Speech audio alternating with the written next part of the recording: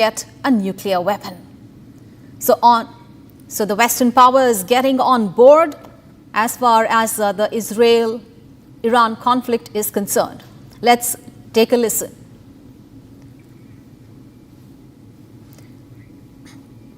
All right, so US and UK are on the same page as far as the Iran-Israel conflict is concerned.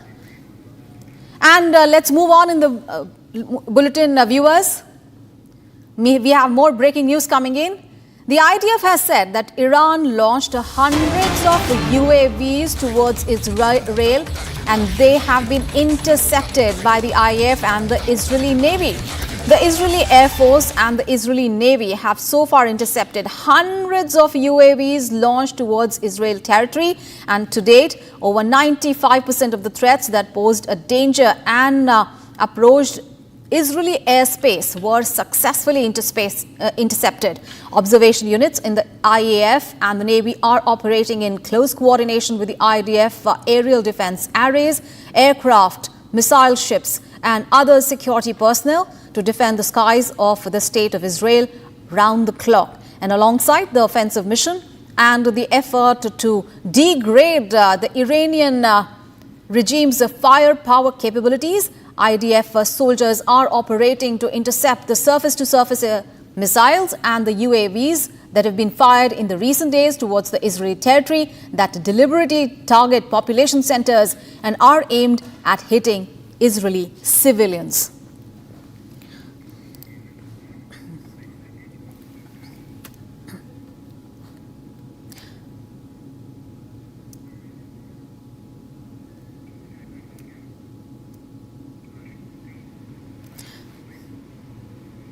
So the conflict between Israel and Iran continues to escalate, with both countries trading a barrage of missiles as well as airstrikes. Now, Israeli Prime Minister Benjamin Netanyahu has vowed to extract a full price from Iran after a missile strike hit a hospital, killing and injuring several people. Here's a report.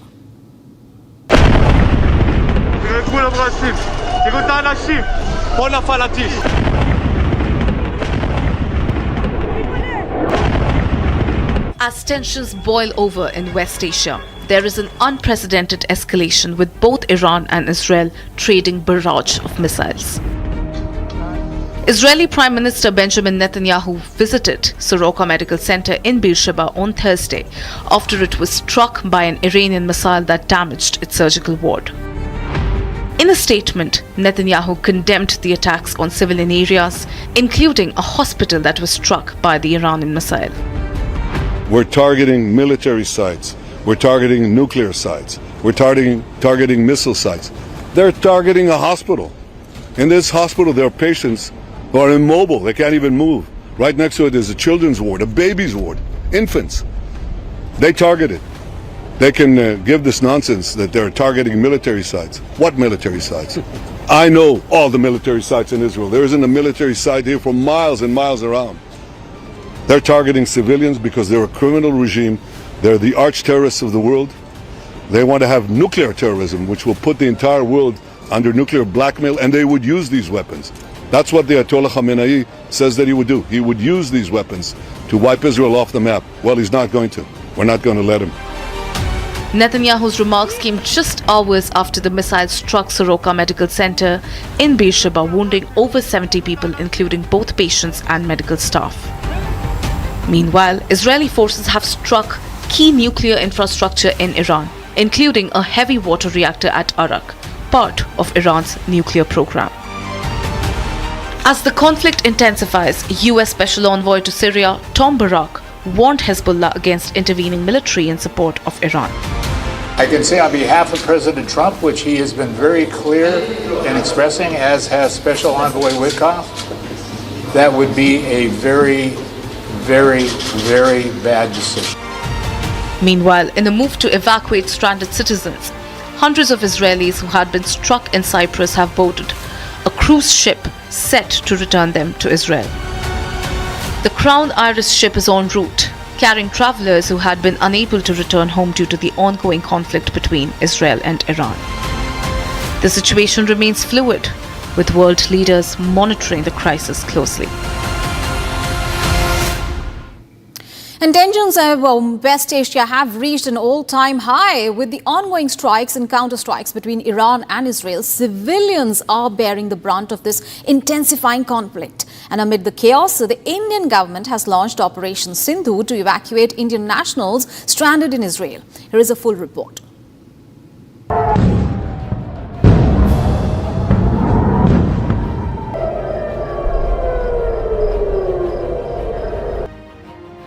Ballistic missiles in the skies.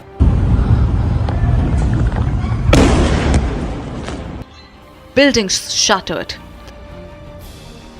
Tensions in West Asia are peaking like never before. Caught in this crossfire are civilians. Among them, thousands of Indian nationals desperate to return home as uncertainty looms.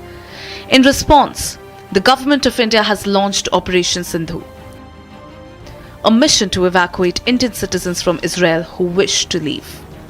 The operation will facilitate their movement via land routes to safe zones, followed by airlifts to India.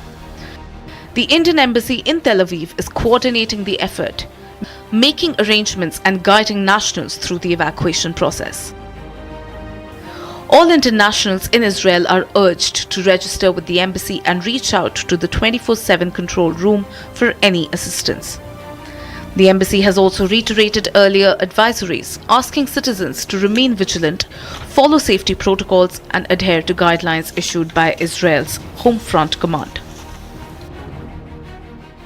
The Government of India has assured that it is working round the clock to assist, to support, and to bring home every Indian who wishes to return.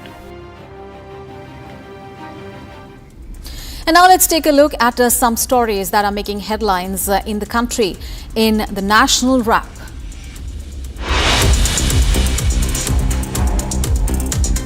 Madhya Pradesh Chief Minister Mohan Yadav on Thursday announced an increase in monthly financial assistance under the Ladli Behna scheme by 250 rupees. Starting this Diwali in October, the amount will be increased from 1,250 to 1,500 per month for eligible women. Addressing a program organized in Talun village of Barwani on World Sickle Cell Day, Chief Minister Yadav said that just like last year, we will provide 250 rupees extra in the month of August on the occasion of Raksha Bandhan, and from October, this monthly assistance will be increased to 1,500 rupees. Currently, the scheme benefits about 12.7 million women in the age of 21 years to 60 years. लाडली बहनाओं के लिए आगामी सावन महीने में 250 रुपये की अलग से किस्त देने के लिए हमने घोषणा की है। दिवाली से प्रति बहन भाई दूज के साथ 1500 रुपये महीना हमारी सरकार के द्वारा हमारी बहनों के खाते में चालू होगा। अर्थात इस तरह से अक्टूबर से 1500 रुपये महीने की इंस्टॉलमेंट दिवाली के अवसर पर बहनों को प्रारंभ होगी। Telangana Chief Minister Revant Reddy met Union Minister ML Khattar at the latter's residence in Delhi on Thursday and briefed him about the importance of the Hyderabad Metro Rail Phase 2 project, which is being taken up over 76.4 kilometers to meet the growing requirement of public transportation in the fast-developing city. Chief Minister Revant Reddy also informed the Union Minister that the state government was ready to undertake 24,269 crore rupees project as a joint venture with the centre.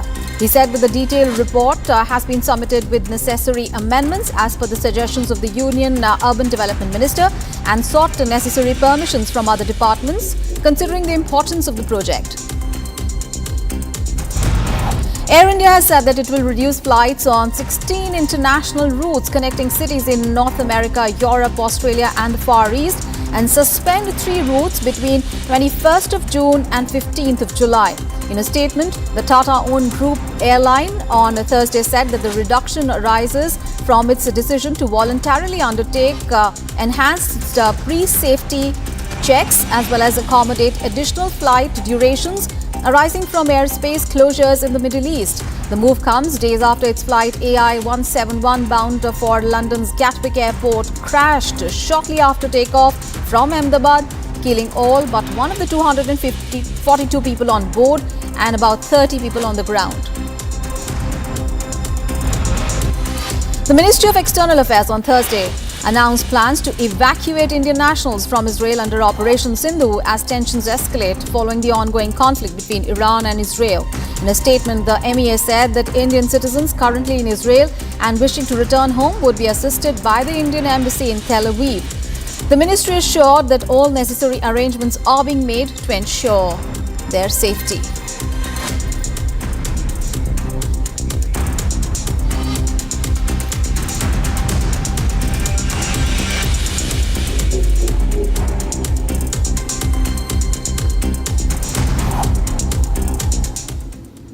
And on to the other big story. Massive security and infrastructure updates are underway in Kashmir's Pahalgam ahead of the Amarnath Yatra. From fortified bunkers to expanded base camp facilities, authorities are tightening vigil and improving pilgrim support as well. Here is a ground report. For the first time, open security camps have come up along the Matta-Pahalgam route in South Kashmir. Sandbag bunkers, army presence and high alert deployment mark the route. Pahalgam and Baltal have been declared no-fly zones. Checkpoints, mobile bunkers and tight patrolling ensure the blanket security. Here at the Nunwan base camp, which is one of the traditional routes to Amarnath Yatra, because the cave is just 48 kilometers from this traditional camp where from the Yatra will begin. And my VJ Mubashir will show you the kind of infrastructure that is being created, that is being constructed for the upcoming Yatris. Although this time this is the additional infrastructure that is being constructed here at this Nunwan base camp that tells you about the number of the Yatris that will be taking the Yatra this time. Apart from the accommodation, the drinking facility, the sanitary and other things which are required like the warm clothes and the other stalls have also been set up. Even the medical facilities are being set up at this very place. And this one of the camps, the traditional camps, the Nunwan base camp, is also geared with multiple layer security. Thousands of personnel will escort Yatris along the stretch. At Nunwa base camp, major infrastructure upgrades are underway. Accommodation capacity has also been expanded for the first time. Drinking water, banking facilities and telecom setups are being installed. We are seeing the administration of Jammu and Kashmir along with the joint security forces like Jammu and Kashmir Police, Army, ITBP, CRPF.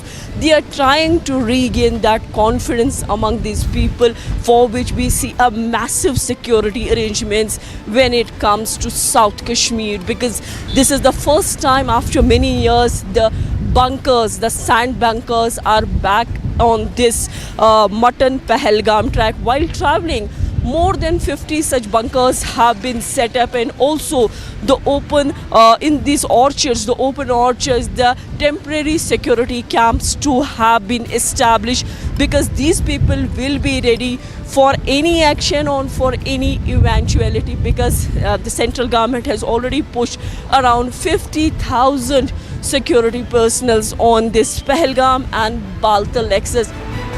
From security to stay, the focus is on a smooth and safe yatra. Srinagar Jammu highway, there also the bunkers, the CCTV cameras, even the locations where you have the empty buildings, there you have the snipers that have been deployed, and also a kind of radar is there that you cannot avoid hawk's eye.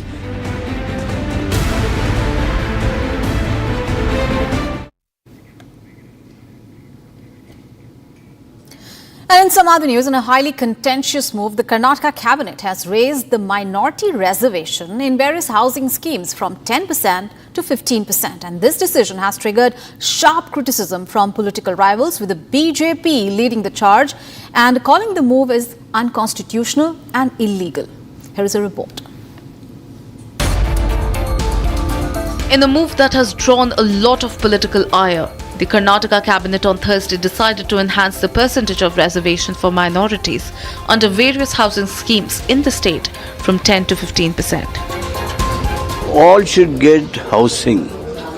Housing for all is to be implemented. And right now we see that houseless are more in various downtrodden and minorities. We have increased the housing reservation from 10 to 15, looking at the ground realities. The BJP has slammed the move and said that there can be no reservation on the basis of religion. Union Minister Prahlad Joshi also hit out at the state government. Listen in. ये जो धर्माधारित reservation है वो job में हो, contract में हो या housing scheme में और हाउसिंग स्कीम में हो, ये तो पूरा एंटी कॉन्स्टिट्यूशनल है, गैर संवैधानिक है। तो सुप्रीम कोर्ट ने भी इसके बारे में धर्म आधारित आरक्षण को खारिज किया है। तो ये अपीजमेंट करते करते ये लोग पहले कॉन्ट्रैक्ट में 4% दिया। देश में कहीं भी नहीं है कॉन्ट्रैक्ट में 4% रिजर्वेशन, मुसलमानों को कहीं भी नहीं है, लेकिन इधर किया, वो दुस्साहस किया। अभी तो इसमें करने का निर्णय लिया है। Meanwhile, Deputy Chief Minister D.K. Shivkumar defended the decision, claiming that its primary objective is to help poorer sections of the society. See, there is a Sachar committee report which tells that 15% of the reservation should be given on welfare schemes to minorities. Earlier in the central government had appointed a committee and it is there. Now we have in various schemes we had given 10% of houses reservation to them. But what has happened in the rural parts of Karnataka, there are no minorities. All the minorities has been in the urban section. Some reaching 25%, somewhere 30%, somewhere 12%. So in the lapse, there were a lot of lapses of 10%. We did not have 10% of the requirements. BJP MLC C.T. Ravi also weighed in, invoking the constitution. Ambedkar ji ने क्या कहा, religious based reservation दे नहीं सकता, ऐसा उन्होंने कहा।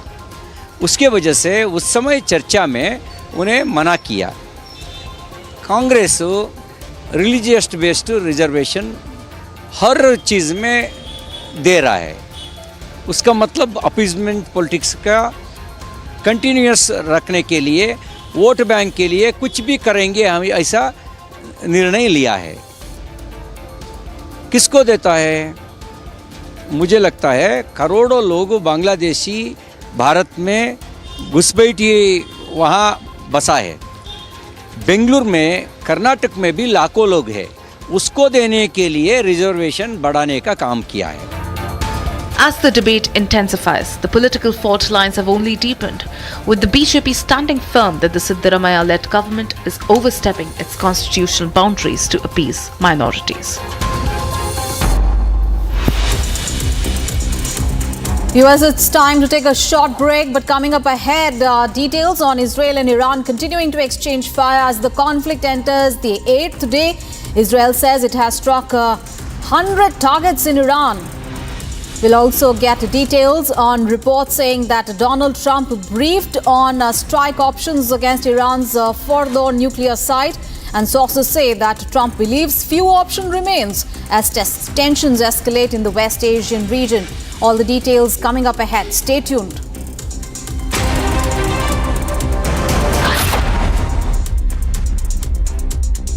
MDH की हल्दी मिर्ची धनिया करे कमाल, ये रंग दे, ये खुशबू दे, ये तीखा, ये कम पड़े, क्या निराला MDH masala.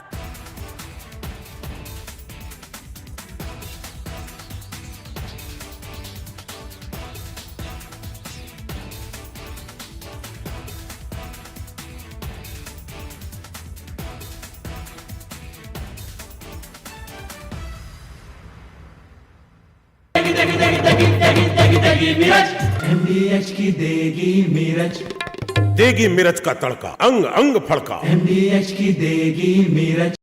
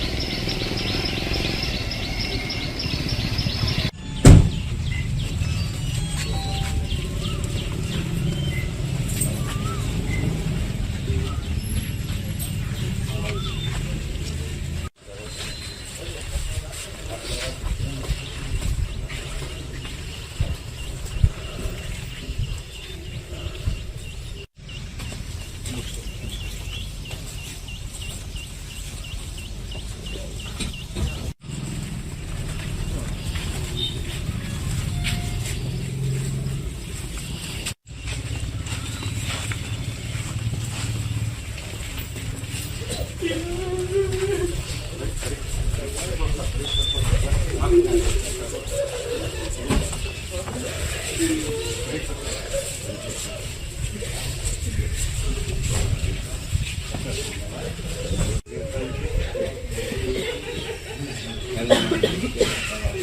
do you want to be done?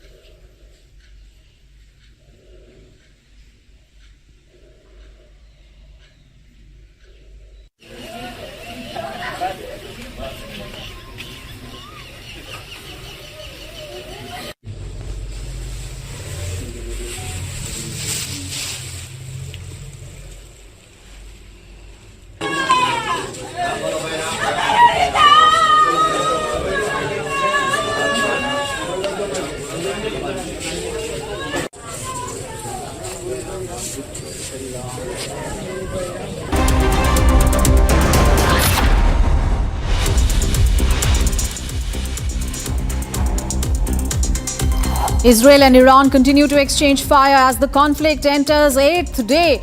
Israel says it struck 100 targets in Iran. Israeli Foreign Minister to meet his European counterparts today. Israeli Defense Minister links Iranian Supreme Leader Ayatollah Khamenei to a modern-day Hitler. Reports say Trump briefed on strike options against Iran's Fordow nuclear site. Sources say Trump believes few options remain as tensions escalate in West Asia. With the conflict between Iran and Israel escalating, India is set to expand its Operation Sindhu and evacuate its citizens living in Israel. Prime Minister Modi will visit Bihar and Odisha today, during which he will inaugurate and lay the foundation stone for a host of major development projects. Shubhanshu Shukla-led historic Axiom 4 mission has been delayed yet again. 22nd of June launch date stands deferred.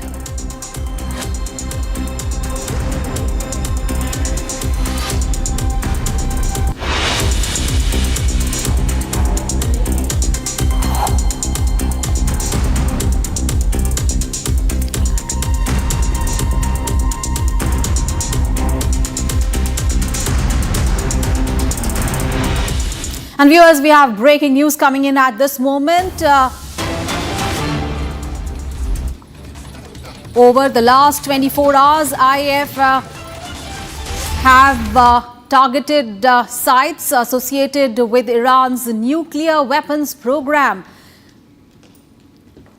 Israel struck the nuclear reactor in the Arc region, a facility that is not currently operational, but holds the potential to produce enriched plutonium used to develop the core of the nuclear weapon.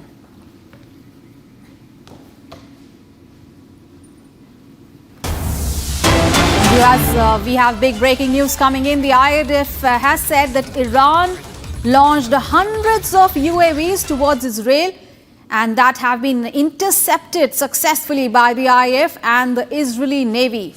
The Israeli Air Force and the Israeli Navy have so far intercepted hundreds of UAVs launched towards Israeli territory, and to date, over 95% of the threats that posed a danger and approached Israeli airspace were successfully intercepted. Observation units in the IAF and the Navy are operating in close coordination with IDF aerial defense arrays, the aircraft, as well as missile ships and other security personnel to defend the skies of the state of Israel round the clock. And alongside the offensive mission and the effort to degrade the Iranian regime's firepower capabilities, the IDF soldiers are operating to intercept the surface-to-surface missiles and UAVs fired in the recent days towards Israeli territory that deliberately target population centers and are aimed at hitting Israeli civilians.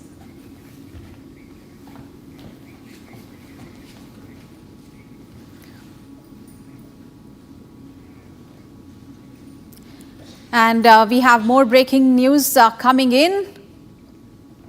Now, Shubhanshu Shukla's historic Axiom mission has been postponed yet again. Earlier scheduled for 22nd of June, now the mission has been delayed. In a statement, NASA has said that it is still reviewing and the 22nd of June stands deferred. Meanwhile, no new date has been announced. So Shubhanshu Shukla's space mission has been delayed yet again. There have been a number of times that it has been delayed, and now the last date that was earlier given by NASA was 22nd of June, but that has been also deferred. And NASA says it is still reviewing the situation, but at this moment in time, 22nd of June date has been deferred, and the Axiom 4 mission is not going to take off on 22nd of June. However, the next date for the mission has so far not been given by NASA. So there have been technical snags that have been hit earlier, and this time again, the mission has been delayed.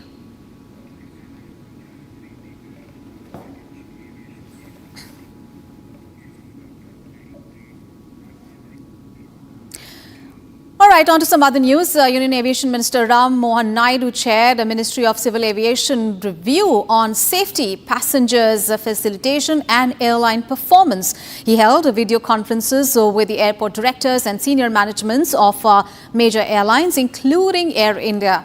He laid out several ground rules for Air India to follow in the light of a recent deadly crash that shook the entire world. Here's the full story. Union Minister Ram Mohan Naidu chaired a Ministry of Civil Aviation review meeting on safety, passengers facilitation and airline performance. This is in light of the recent Air India plane crash that was bound to London's Gatwick Airport from Ahmedabad that claimed over 200 lives with only one lone survivor. Post the deadly crash that shook the nation, there have been many flight cancellations due to multiple reasons like post-accident checks, technical snags, weather changes, closing of certain airspaces due to geopolitical tensions. The minister, in a detailed video conference with all airport directors across the country, reviewed ground-level preparedness and passenger support mechanism. Several liaisons with airlines were emphasized to ensure passenger issues are addressed swiftly and on the spot. Airport directors were also asked to reinforce wildlife hazard management, including the deterrence of birds and stray animals. The Minister of Civil Aviation also held a high-level meeting with the chairman and managing director of Air India. The discussions focused on three critical aspects: maintaining operational continuity, supporting transparent and accountable communication with the public, and passengers' safety and convenience. Air India was urged to strengthen their ground-level coordination at airports, improve communication with passengers regarding cancellations or delays, and ensure that customer service teams are sensitized and equipped to handle increased passenger concerns with empathy and clarity. Air India CEO Campbell Wilson has also issued a statement stating important facts about flight AI-171 to provide clarity. He said that the plane that crashed fatally was well maintained, with both the aircraft and engines being regularly monitored, showing no issues before the flight. Meetings were also held with the senior management of SpiceJet, Indigo and Akasa on 18th and 19th of June, with the Union Minister reviewing fleet performance, safety oversight, passenger experience and convenience, and the airline communication strategy. Moving on, viewers, we have some big breaking news coming in. Air India flight AI-456 Ahmedabad to Delhi, which was scheduled to depart at 1:10 a.m. on 20th June with all the passengers on board, was cancelled due to a technical snag. Faulty yaw was reported during takeoff on the inbound Air India flight. Faulty yaw refers to an unexpected or unintended side-to-side movement of the aircraft's nose without any input from the pilot. It was midnight panic at the Ahmedabad airport, viewers, as Air India flight AI-456 to Delhi was cancelled moments before takeoff. All passengers were on board when the airline pulled the plug, citing a serious technical fault. It said a faulty yaw was detected during the inbound flight's takeoff, and the aircraft's nose reportedly veered side to side without pilot input, raising grave concerns over flight control systems. And the sources say that the issue could stem from a rudder malfunction, engine imbalance, or deeper software glitches. The checks and investigations followed after the flight was cancelled, but in the end, it was the passengers who were stranded at the Ahmedabad airport as the Delhi-bound flight, Air India flight AI-456, was cancelled following the detection of a yaw.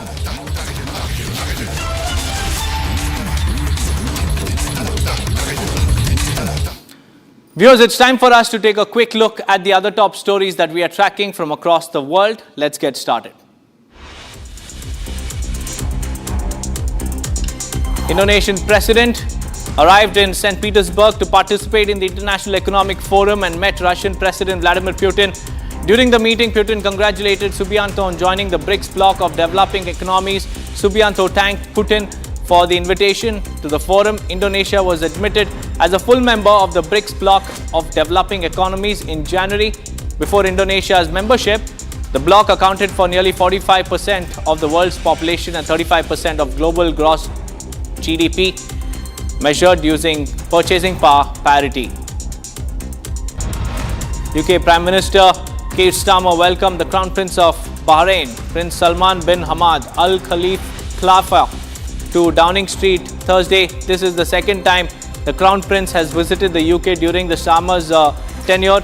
In 10 Downing Street, Starmer praised the closeness of the relationship between the two nations and marked UK's accession to the Comprehensive Security Integration and Prosperity Agreement between US and Bahrain.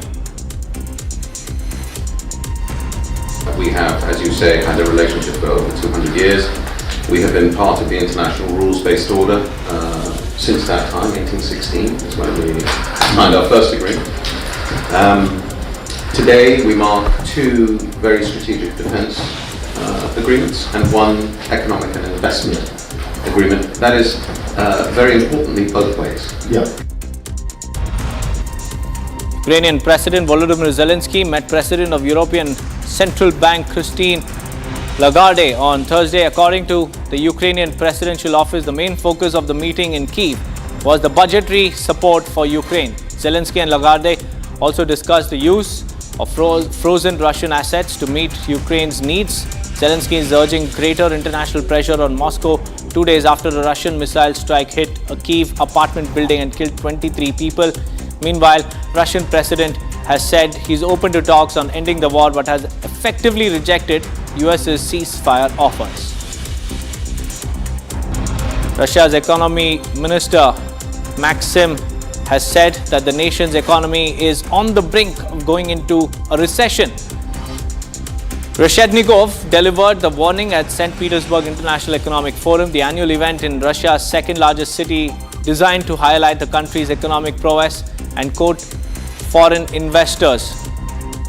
Reshetnikov said that the numbers indicate cooling, but all numbers are like a rear-view mirror. Russian economy has been hit with slew of sanctions after Kremlin sent troops into Ukraine in February 2022. It has so far outperformed predictions. High defense spending has propelled growth and kept unemployment low despite fueling inflation. Security has been beefed up in The Hague ahead of a summit of NATO leaders next week. Authorities are locking down parts of the city, closing off roads and shutting down airspace, About 27,000 police officers will be on duty around the summit, along with more than 10,000 defense personnel. The NATO forces are already patrolling the area, armed and alert, from military helicopters overhead and from naval ships offshore.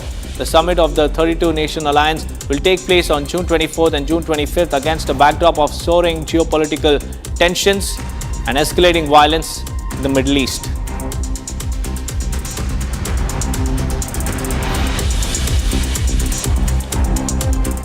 Moving on, viewers, thousands of protesters gathered in support of former President Cristina Fernandez, who is currently serving a 6-year corruption sentence under house arrest. And they were seen holding signs asking to free the former president and chanting slogans. The former president, on the other hand, has also announced that she is seeking permission from the court so that she can go to her balcony and greet her supporters. Thousands of members of the Argentine opposition gathered in support of former President Cristina Fernandez, who is serving a 6-year corruption sentence under house arrest. The protest gathers sympathizers of the Peronist Party, trade unionists, and members of the social organizations. Estamos todos acá por la libertad de Cristina. Si la condicionan más vamos a salir. La única manera es ganar la calle y con la esperanza del candidato que Cristina asigne, ¿no? As the protest gained momentum, the former president, in a social media post on X, had asked the court that convicted her in 2022 whether she could go to her balcony to greet supporters. Protesters were seen waving Argentinian flags, holding up signs saying "Free Cristina," chanting slogans saying "We will return." Notably, Cristina Fernandez will not be able to run as a provincial deputy candidate in the September elections in the province of Buenos Aires. No importa que esté presa, digo, Cristina está viva, está con nosotros, digo, ¿no? A eso me refiero. Por más que la metan presa, que le pongan rejas, qué sé yo, Cristina está. The sentence also includes perpetual disqualification from holding public office. Cristina Fernandez maintains that her conviction is unfounded and schemed by the conservative sectors to remove her from the political scene. Fernandez was found guilty of fraudulent administration due to irregularities in 51 bidding proceeds for the construction of roadworks with public funds in the province of Santa Cruz between 2003 and 2015. Por eso estamos acá, porque queremos estar en la lucha apoyándola. Sabemos que todo esto que armaron es una farsa completa. Por eso queremos seguir apoyándola y vamos a estar siempre. The court that had convicted Fernandez ruled on Tuesday that the 72-year-old politician must serve a sentence at home in an apartment in the south of Buenos Aires. Hundreds of supporters have gathered in recent days at the doors of the building to express their support for the former president.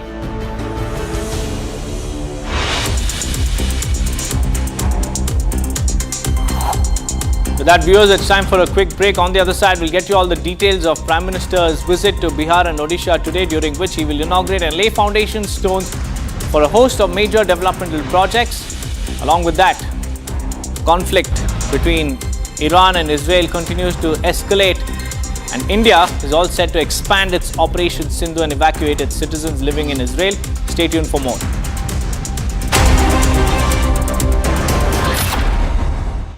आपकी favourite Hyundai cars पर मिल रही है amazing deals.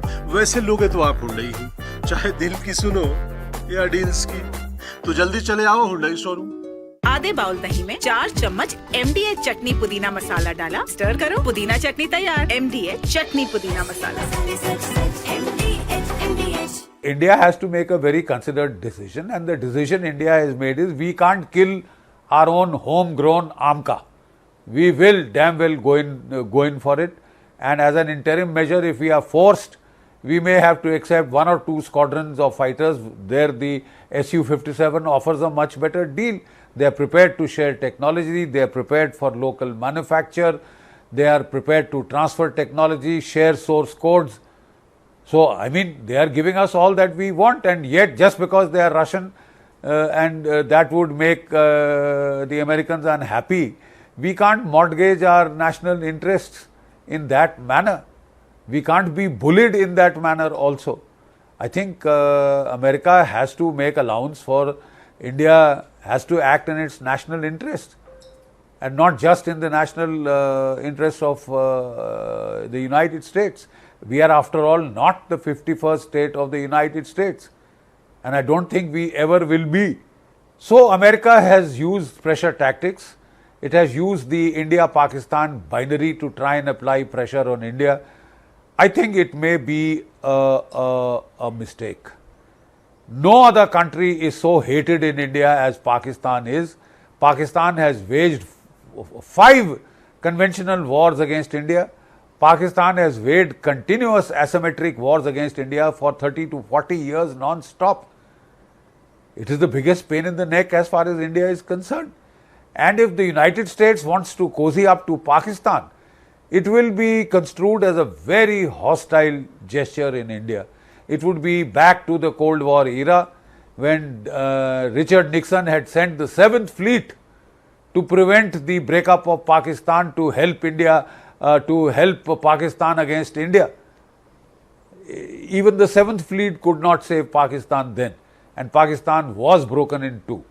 For all its hubris, for all its one-upmanship, Pakistan had to suffer that humiliation, and the United States was not able to save it.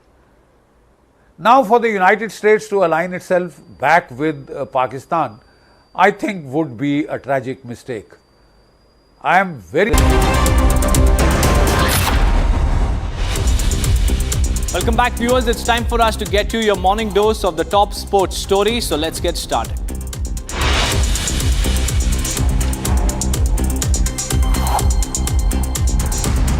Ben Stokes, England skipper, believes that India's absence of Virat Kohli, Rohit Sharma and R. Ashwin won't really diminish their strength thanks to their vast pool of talented players. India, currently in a state of transition, will face off against England's aggressive baseball approach in a 5-match test series for the Anderson Tendulkar Trophy, starting with the first test. This series marks a new chapter for Shubman Gill's team following the test retirements of Kohli, Rohit and Ashwin. Sachin Tendulkar believes Shubman Gill should be given sufficient time and support to thrive as India's leader during this challenging transition. Tendulkar has advised Gill to focus on his own strategy and not be swayed by external opinions. At just 25, Shubman Gill will captain India in a 5-match test series against England in the new World Test Championship cycle following the retirements of Virat Kohli, Rohit Sharma and Ravichandran Ashwin. England and Wales Cricket Board, or the ECB, and the Board of Control for Cricket in India, BCCI, have unveiled the new Anderson Tendulkar Trophy ahead of the upcoming 5-match test series between the two teams starting June 20th at Edgbaston. The series was previously played for the Pataudi Trophy in England and the Anthony De Mello Trophy in India. Following reports that the trophy would be named after James Anderson and Sachin Tendulkar, the Pataudi family intervened, reaching out to ECB, BCCI and even Tendulkar to request that the Pataudi name be retained in recognition of his contributions to both Indian and English cricket. Neeraj Chopra, the 2-time Olympic medalist, is set to compete against familiar opponents in the prestigious Paris Diamond League, aiming for a top finish in a highly competitive field. Chopra will face off against 8 athletes, including Germany's Julian Weber and Grenada's 2-time world champion Anderson Peters. In the men's javelin throw event, notably 5 of the competitors have already achieved the 90-meter mark, having previously breached it.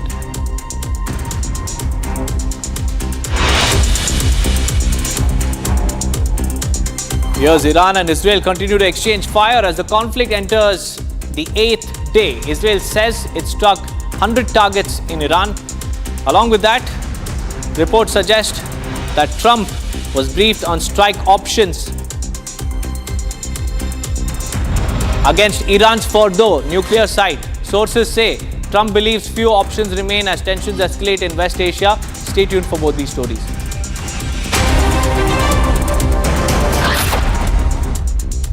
विमल में गुलिस्तां के ये कुछ लजीज फरिश्ते जब साथ घुलें तो जी लग जाए और दिल कहे कि स्वाद की जुबान में खुद को ऐसे डुबाऊं कि निकल ना पाऊं। विमल की जुबान कुछ है ही ऐसी, मानते हैं? विमल, बोलो जुबान कैसी? MDH की हल्दी मिर्ची धनिया करे कमाल, ये रंग दे, ये खुशबू दे, ये तीखा, ये कम पड़े, क्या निराला MDH masala.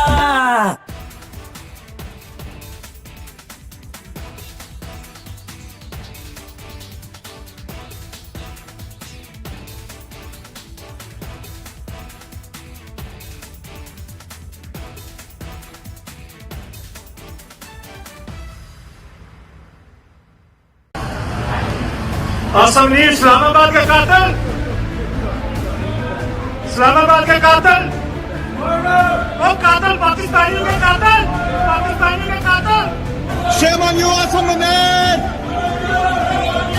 Shame on you, Assam Munir! Shame on you! Civilian supremacy in Pakistan! Shame on you, Assam Munir! Gidar, Gidar, Gidar! Shame on you, Assam Munir! Shame on you, Assam Munir!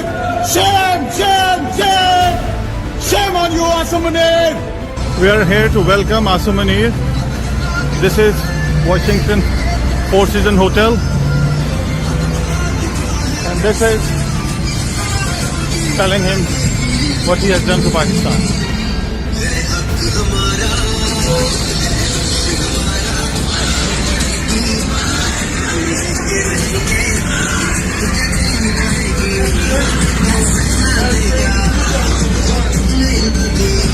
Pakistan will rise, inshallah. Assam Munir, you can hide. You're in the second basement, down underneath, and people are here to hunt you. Civilian supremacy in Pakistan! Shame on you! Shame on you! Shame on you, bastard! Shame on you! Shame on you! Shame on you! Dictator! Shame on you, dictator! Shame on you!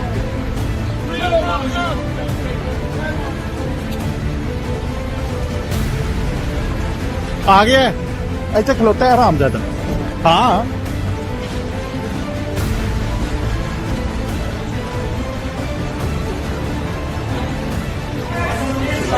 I have freedom.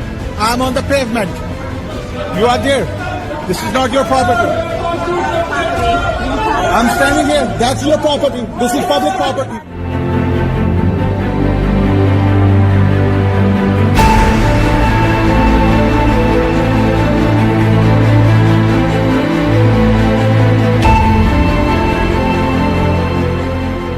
राष्ट्रपति Trump के आग्रह पर आज दोनों leaders की phone पर बात हुई। प्रधानमंत्री मोदी ने राष्ट्रपति ट्रंप को स्पष्ट रूप से कहा कि 22 अप्रैल के बाद भारत ने आतंकवाद के खिलाफ कार्रवाई करने का अपना दृढ़ संकल्प पूरी दुनिया को बता दिया था। भारत ने यह On Prime Time, we're not just reading the news, we are leading it with responsibility. Every night, we're asking tough questions, breaking the biggest stories, and setting the national agenda. At Republic School of Journalism, you will learn how to front the news with confidence, clarity, and conviction. RSJ Diploma begins June 30th. Your Prime Time starts here.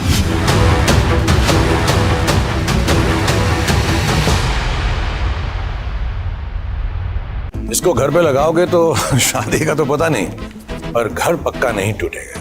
Rungta नहीं तो घर strong नहीं। Rungta steel TMT बार एकदम solid. पहाड़ों में एक hiking ship भी बन सकती है।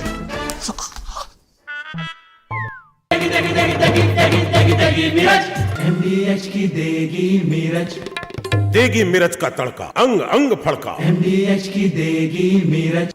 Reports have been received recently that Donald Trump has invited Field Marshal Asif Munir to the White House for lunch, and maybe he will also be attending the military parade in Washington.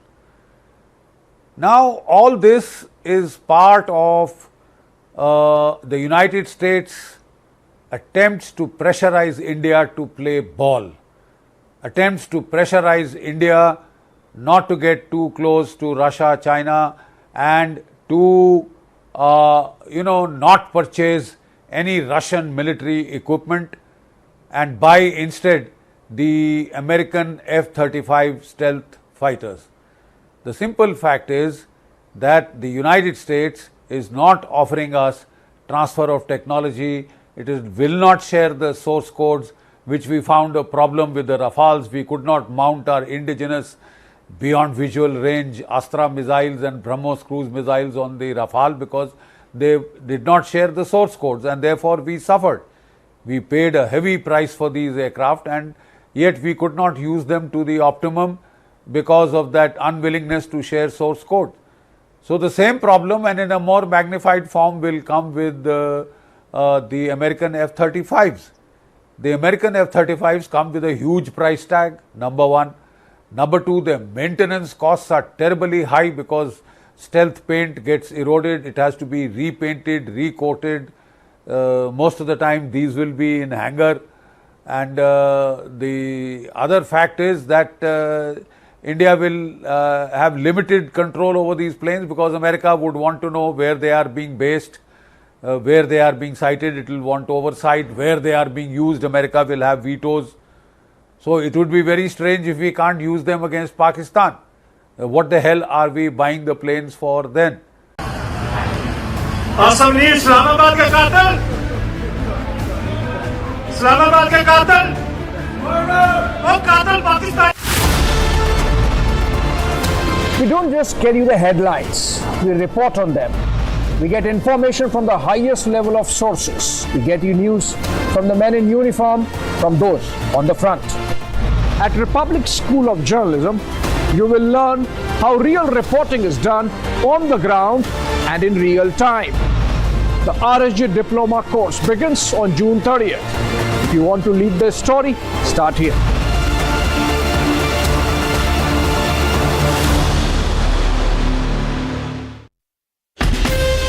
From Asia's largest news headquarters, setting the agenda for Bharat.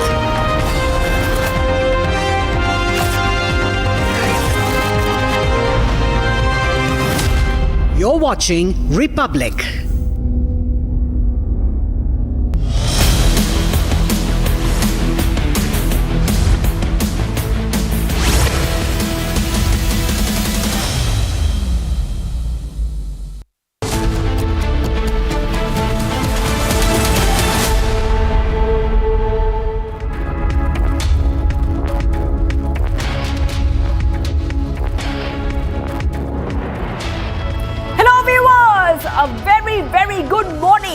I'm breaking up. Shivangi Shukla getting you the latest coming in. The West Asia conflict is getting more intense by the day. Iran launching missiles towards southern Israel. And Trump says he will decide in 2 weeks whether he will join the Israel-Iran conflict. All this and much more coming right up. But as usual, the headlines first. Let's get started.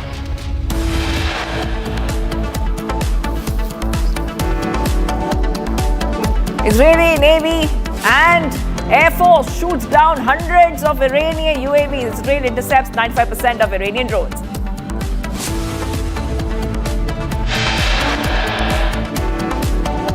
White House issues statement on Trump's statement and says Trump set for 2-week timeline for decision on Iran. Iranian foreign minister to meet his European counterparts today. Israeli defense minister links the Iranian supreme leader Ayatollah Ali Khamenei to a modern-day Hitler.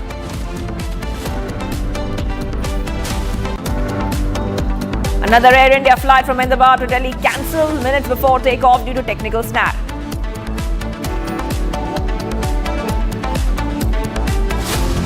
PM Modi will visit Bihar and Odisha today, during which he will inaugurate and lay the foundation stone for a host of major development projects.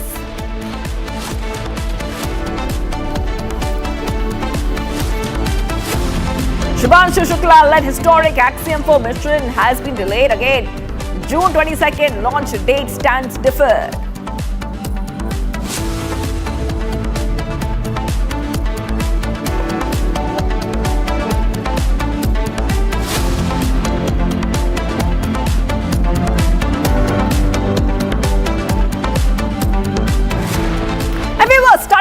Some breaking news coming in. That is right. Air India flight, Air India 456 Ahmedabad to Delhi, scheduled to depart at 1:10 on 28th June with all guests on board, was cancelled due to a technical snag. Faulty issues were reported during takeoff on the inbound Air India flight. Faulty parts refers to an unexpected or unintended side-to-side movement of the aircraft's nose, left or right. without pilot input. Okay, so this is a big update coming in right now, viewers. On Republic, you can clearly see, you can clearly understand what really is happening. One more case of a technical snag on an Air India flight. Delhi-bound Air India flight was cancelled after technical issues were flagged. And this is once again a scare coming in for the passengers. Thankfully, this flight has now been cancelled. Remember that the center has formed multiple probes to find out why there are so many operational issues when it comes to Air India flights. Okay, let's move ahead. We have to move ahead right now because we're getting some more updates coming in. We have to move ahead to the Iran-Israel conflict. That is right. Breaking news coming in. As per reports, U.S. military aircraft no longer visible at the base in Qatar. Dozens of U.S. military aircrafts are no longer on the tarmac at a major U.S. base in Qatar. Satellite images show possible move to shield them from eventual Iranian airstrikes. Washington weighs whether to intervene in Tehran's conflict with Israel. Okay, so we can see those pictures coming in. Now, what you see on your screens, viewers, is that the US, I repeat, the US fighter jets cannot be seen and they are not visible in Qatar. Now, we can also tell you, viewers, that Donald Trump said he will decide on the Iran-Israel conflict whether to join in or not in 2 weeks' time. US has quietly pulled their jets out. Dozens of US military aircrafts are no longer on the tarmac. This could be a possible move to shield them from eventual Iranian airstrikes, as Washington is right now weighing whether to intervene in the conflict. Nearly all the aircraft visible at this air base are no longer anywhere in plain sight, according to this image that you see there on your screen. Now, these were almost 40 military aircraft, including transport planes like the Hercules C-130. Reconnaissance aircraft were parked on the tarmac on June 5th. This is the image that has been taken, and in that image you can see that most of these aircraft are not visible. Okay, we have to move ahead right now, viewers.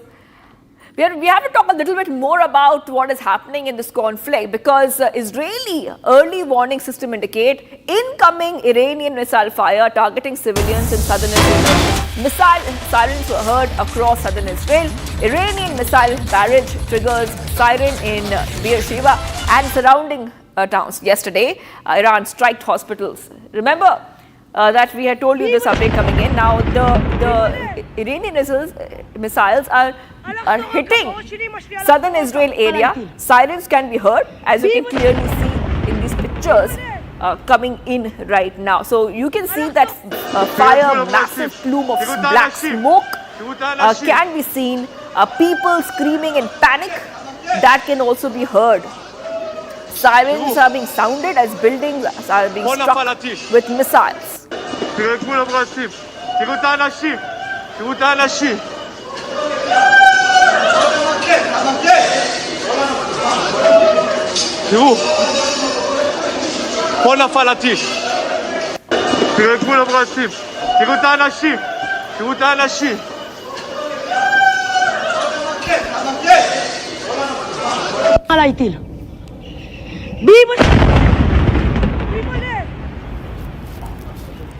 הלך סורוקה, בראש שלי אמא שלי הלך סורוקה. עליי טיל.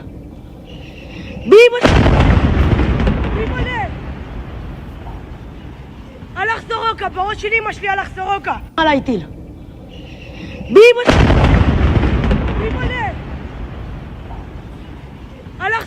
And viewers, let's move ahead. The conflict between Israel and Iran continues to escalate, with both countries trading missiles and airstrikes. Israeli PM Netanyahu has vowed to exact a full price from Iran after a missile strike hit a hospital, killing and injuring many people. Here's a full report, viewers. Take a look.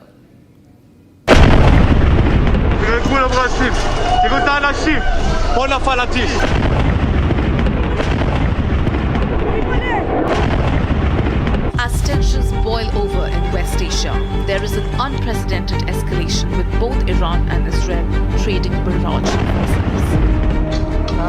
Israel Israeli Prime Minister Benjamin Netanyahu visited Soroka Medical Center in Beersheba on Thursday after he was struck by an Iranian missile that damaged its surgical ward. In a statement, Netanyahu condemned the attacks on civilian areas, including a hospital that was struck by the Iranian missile. We're targeting military sites. We're targeting nuclear sites. We're targeting missile sites. They're targeting a hospital. In this hospital, there are patients who are immobile. They can't even move. Right next to it is a children's ward, a baby's ward, infants. They target it. They can give this nonsense that they're targeting military sites. What military sites? I know all the military sites in Israel. There isn't a military site here for miles and miles around. They're targeting civilians because they're a criminal regime. They're the arch terrorists of the world. They want to have nuclear terrorism, which will put the entire world under nuclear blackmail, and they would use these weapons.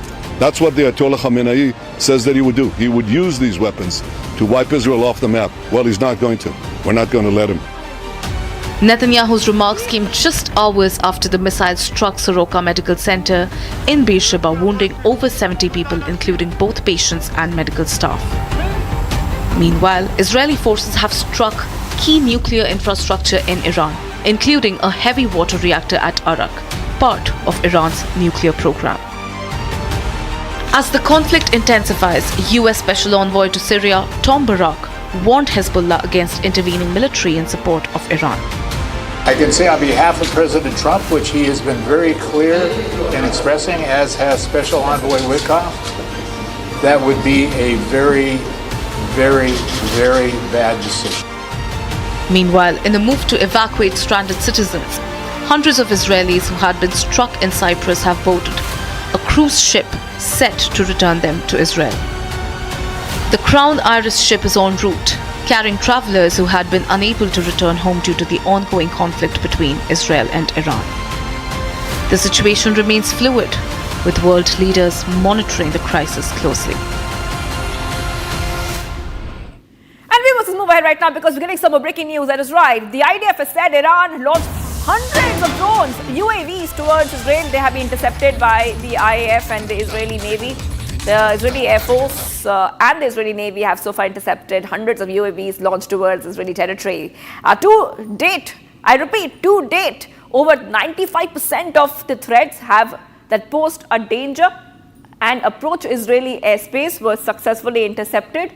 And the observation units of the IAF and the Navy are operating in close coordination with IDF aerial defense arrays, aircraft, missile ships, and other security personnel to defend the skies of the state of Israel around the clock. Alongside the offensive mission and the effort to degrade the Iranian regime's firepower capabilities, IDF soldiers are operating to intercept the surface-to-surface missile and the UAVs fired in recent days towards Israeli territory that target population centers and are aimed at hitting Israeli civilians. All right, I think we have with us Mr. Deepak Vora, who's joining us, former ambassador, joining us here on Republic TV. Thank you for joining us, Mr. Vora, and I'm glad to have you back here because the war looks very intense. We see Iran targeting South Israel, even civilian areas. Then we see Trump thinking about whether he wants to join in the conflict. He said it's 2 weeks. He said I have 2 weeks right now. In 2 weeks he will decide. Things look very fragile. If you just could take our viewers through, how do you read this evolving situation? Well, thank you very much, ma'am. Always a pleasure early in the morning to be with you. I've just heard the brilliant way in which you put across the actual issues. Have no doubt about it. Our world is on fire. And the one conflagration that is hogging the international headlines is the conflict between Israel and Iran, countries separated by a distance of 1,500 to 2,000 kilometers. Lesson number one, distance doesn't mean anything when there is conflict. Lesson number two, the first rule of war is that there are no rules of war. The Iranians have bombed a hospital in Israel. I recall that when the Israeli Defense Forces mistakenly bombed a hospital in Gaza, all hell broke loose. Every one of the Islamic world, every fellow in the Islamic world screamed And the wokes, as we call them in the Western world, said, oh, the Israelis are terrible fellows, war criminals, this, that, and the other. Netanyahu was indicted. He was hauled.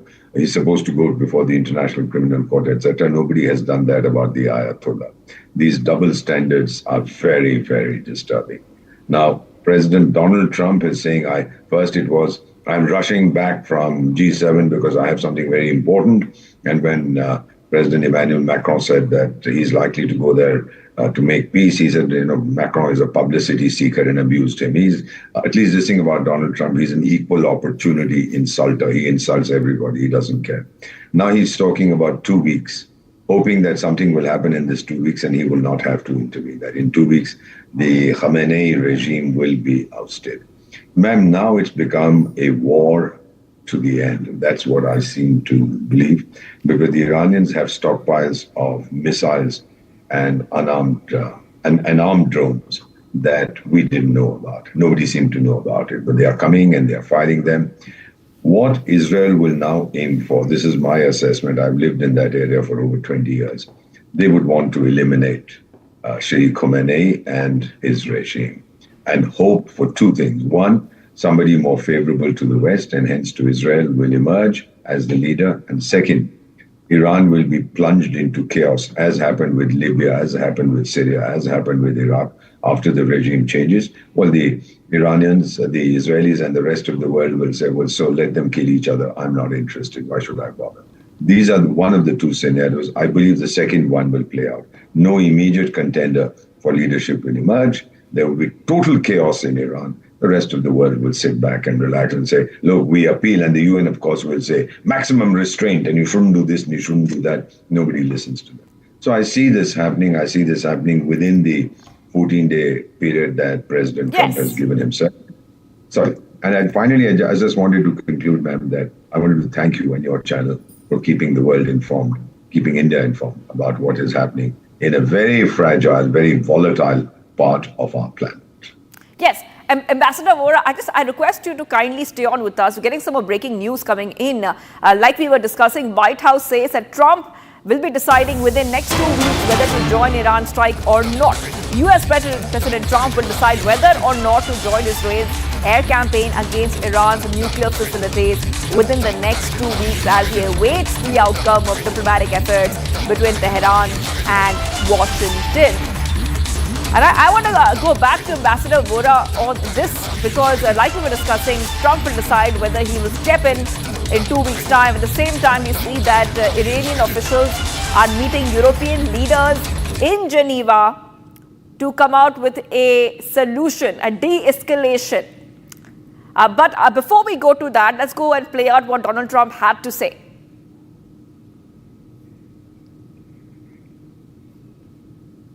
Situation in Iran. I know there has been a lot of speculation amongst all of you in the media regarding the president's decision-making and whether or not the United States will be directly involved. In light of that news, I have a message directly from the president, and I quote, "Based on the fact that there's a substantial chance of negotiations that may or may not take place with Iran in the near future, I will make my decision whether or not to go within the next 2 weeks." That's a quote directly from the president for all of you today. All right, let's go back to Ambassador Deepak Vora joining us once again. I think we were touching upon what Trump has said. Trump is giving himself 2 weeks whether he wants to intervene or not. Then on the other hand, we have Iranian officials who are meeting European leaders in Geneva, trying to come out with a negotiation and a so-called de-escalation strategy. We see the story moving in so many directions. If you could just give a perspective on the diplomatic solutions, so-called diplomatic solutions, and Trump's intervention that he is thinking about. Well, my first question, 2 weeks. Why 2 weeks? Why not 2.5? Why not 3? Why not 4? Why not 1? Why not 4 days? This is off the top of his head. He says things and then he changes it 10 minutes later when his advisors come and say, what on earth are you talking about, Mr. President, etc. Now, going and talking to Germany and France and whoever in Geneva, they are not involved in the conflict. What are they going to do? You think Donald Trump is going to listen to them? If he has made up his mind to bomb the hell out of Iran, he doesn't care. He walked out of the G7. He humiliated all those fellows. He said, look, whatever you discuss is great, but I have more important things to attend to. That's the message he gave them. And so the Iranian going there shows to me a certain amount of desperation. That, look, we can't talk to the Americans because they cordially detest us and we detest them. They used to call America the great Satan, Israel the little Satan. We're not going to talk to them. So you guys, if you have any kind of influence over President Donald Trump, and the influence of Europe over Donald Trump is less than zero, we are going to please help us, and we are getting thrashed, etc. I see that President Donald Trump is hoping, waiting, that Iran will be so terribly weakened by incessant Israeli strikes that they will say, all right, hands up, we want to now negotiate directly with Israel. The United States can be a dishonest broker. There's no way that it will be an honest broker. There are three parties involved. The United States, which backs Israel, which fights Iran. Nobody backs Iran. I mean, they'll make statements, but statements don't win wars. It's actually the munitions that you have, the ferocity of your attack, the soldiers that you have that will actually win the war. And I see at this point of time, as we speak this morning, the 20th of June 2025, my own assessment is Israel is weakening. Iran is weakening, Israel is suffering, and the world is sitting back watching what happens next. All right. Thank you for joining us there, Ambassador Deepak Vora, trying to help our viewers understand the evolving situation between Israel and Iran. We have to move ahead right now, viewers, to some of the other stories that we're tracking. Karnataka BJP is witnessing an internal turmoil with anger against Vijayendra continuing to intensify. This comes on a day when Home Minister Shah is in Bengaluru. Here's a report. Take a look. Internal tremors continue to shake the Karnataka BJP. Discontent is rising over state party President B.Y. Vijayendra's leadership, with the BJP High Command likely to take a call soon. A powerful faction of senior leaders held a hush-hush meeting with Union Minister V. Somanna, signalling serious cracks within the state BJP unit. Those present in that meeting include MLA Ramesh Jarkiholi, former Minister Kumar Bangarappa, ex-Union Minister G.M. Siddeshwar, MLA B.P. Harish and N.R. Santosh, all pressing for a leadership change. While senior leaders are trying to douse the fire, the internal pushback against Vijayendra refuses to die down. These rumblings come on a politically sensitive day.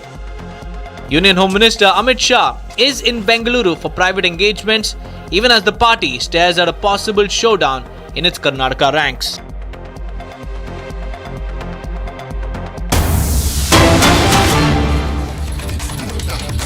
All right, getting some of it's coming in. Trouble mounts in Pakistan as TTP intensifies operations against Pakistan forces.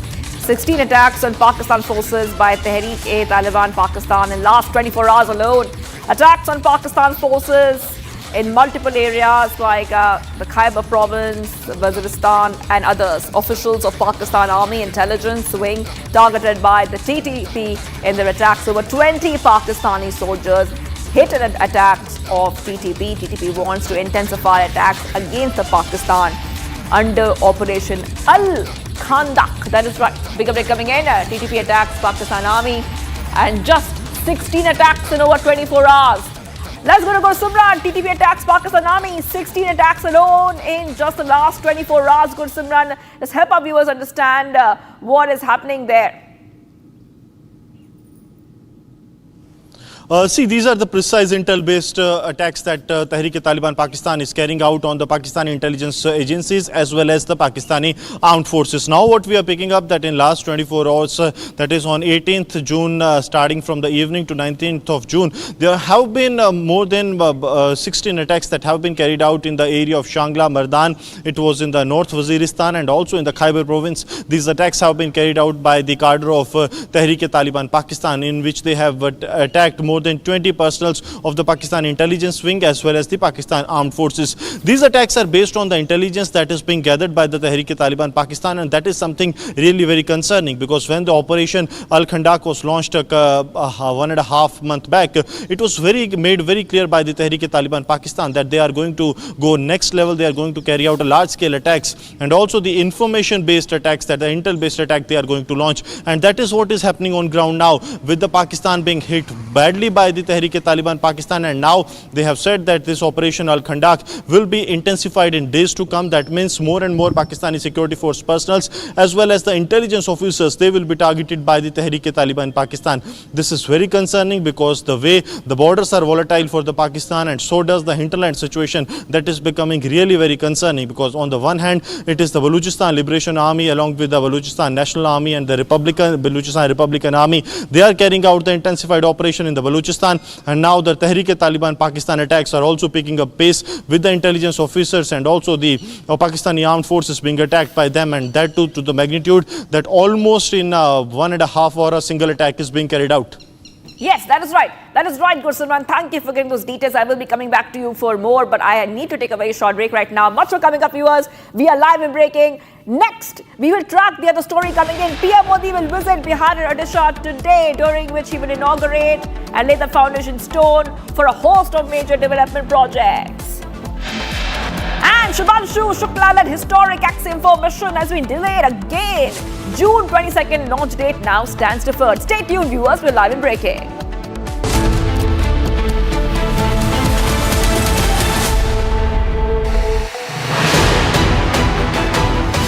On Prime Time, we're not just reading the news, we are leading it with responsibility.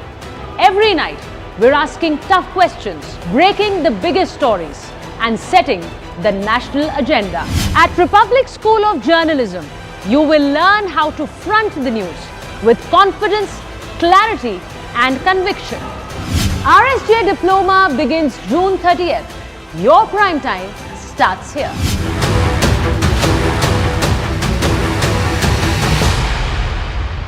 Powered by Century Ply Club Prime. रहो बेफिक्र। पैसा लगाना है तो century ply club prime पे लगाओ। डूबेगा नहीं, जलेगा भी नहीं, कोई खा नहीं जाएगा, धोखा नहीं देगा, ऊपर नीचे भी नहीं होगा, सेफ रहेगा, सिक्योर्ड भी, मिनिमम 30 साल का रिटर्न देगा। अब इससे बेटर इन्वेस्टमेंट है तो बताओ। सेंचुरी प्लाई क्लब प्राइम, रहो बेफिक्र। ये है सीक्रेट रेसिपी MDH का जीरा सिप जल जीरा मसाला। सिप सिप जीरा सिप MDH का जल जीरा सिप MDH का जल जीरा सिप।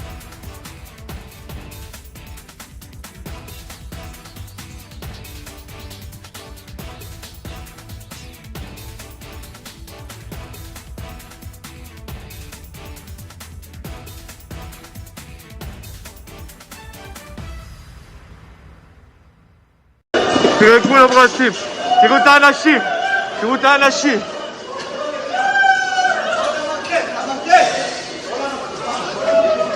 תראו,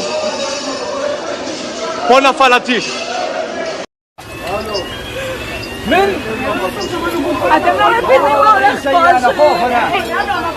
البنانين طاحن البنانين قبل.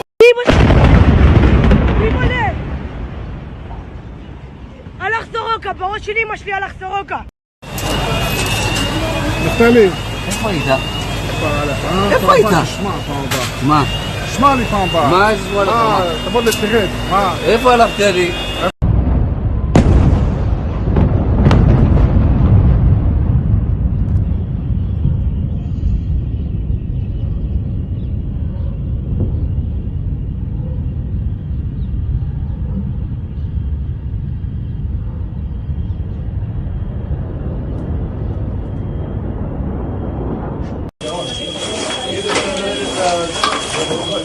מה זה?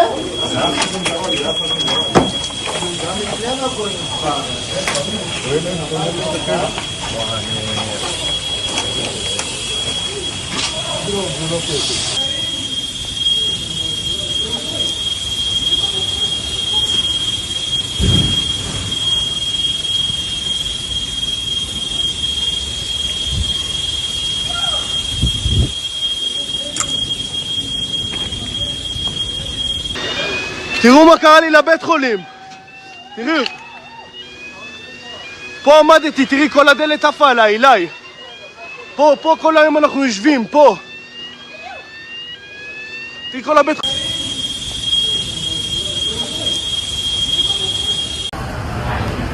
आसम नीर इस्लामाबाद का कातिल, इस्लामाबाद का कातिल, वो कातिल पाकिस्तानी का कातिल, पाकिस्तानी का कातिल। Shame on you, Assam-Munir! Shame on you, Assam-Munir! Shame on you! Civilian supremacy in Pakistan! Shame on you, Assam-Munir! Gidar, Gidar, Gidar! Shame on you, Assam-Munir! Shame on you, Assam-Munir! Shame, shame, shame! Shame on you, Assam-Munir! We are here to welcome Assam-Munir. This is Washington Four Seasons Hotel. And this is telling him what he has done to Pakistan.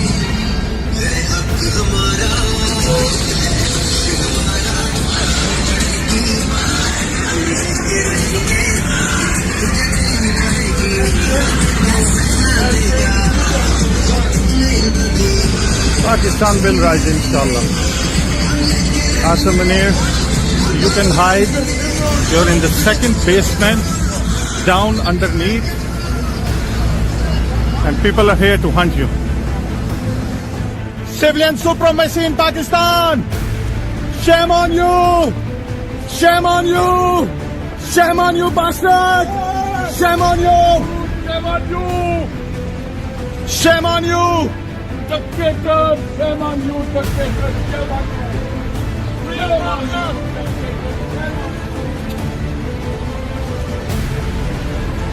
आ गया ऐसे खलोता है हरामजादा हाँ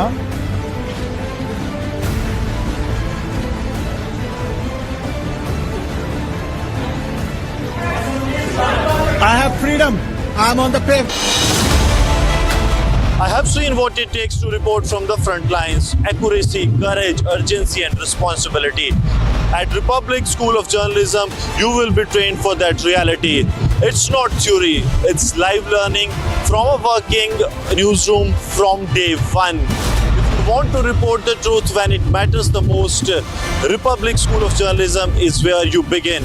Courses begin on 30th June. Apply now.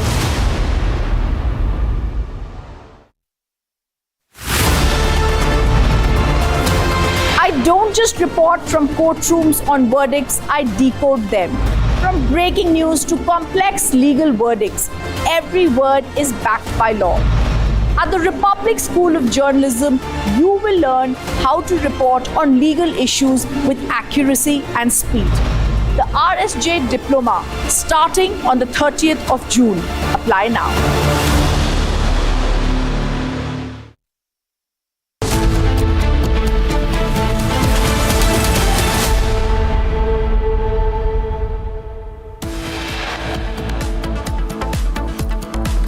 Israeli Navy and Air Force shoots down hundreds of Iranian UAVs. Israel intercepts 95% of Iranian drones. White House issues a statement on Donald Trump's statement, says that Trump sets a 2-week timeline for decision on Iran.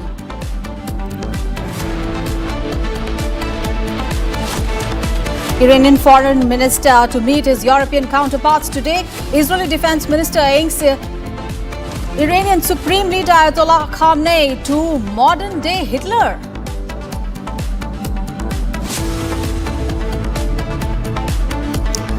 Another Air India flight from Ahmedabad to Delhi cancelled minutes after takeoff due to technical snag. Prime Minister Modi will visit Bihar and Odisha today, during which he will inaugurate and lay the foundation stone for a host of major development projects. And Shubhanshu Shukla-led historic Axiom 4 mission has been delayed again. 22nd of June launched date stands deferred.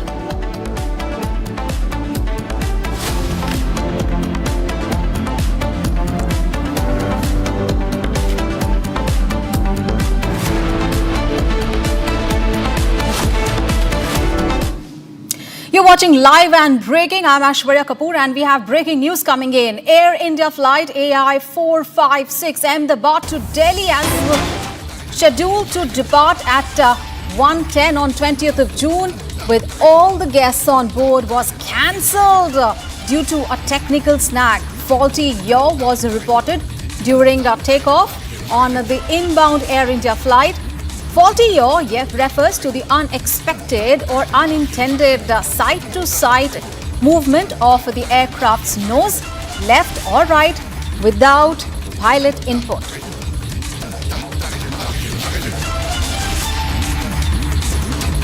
All right. So faulty yaw is said to be the reason why this Air India flight that was cancelled. The flight AI-456 Ahmedabad to Delhi. It was scheduled to depart at 1:10 on 20th of June with all the people on board, and was cancelled due to a technical snag. And this is the Ahmedabad-Delhi Air India flight, and it has been cancelled due to technical snags. So Air India flights continue to face technical snags.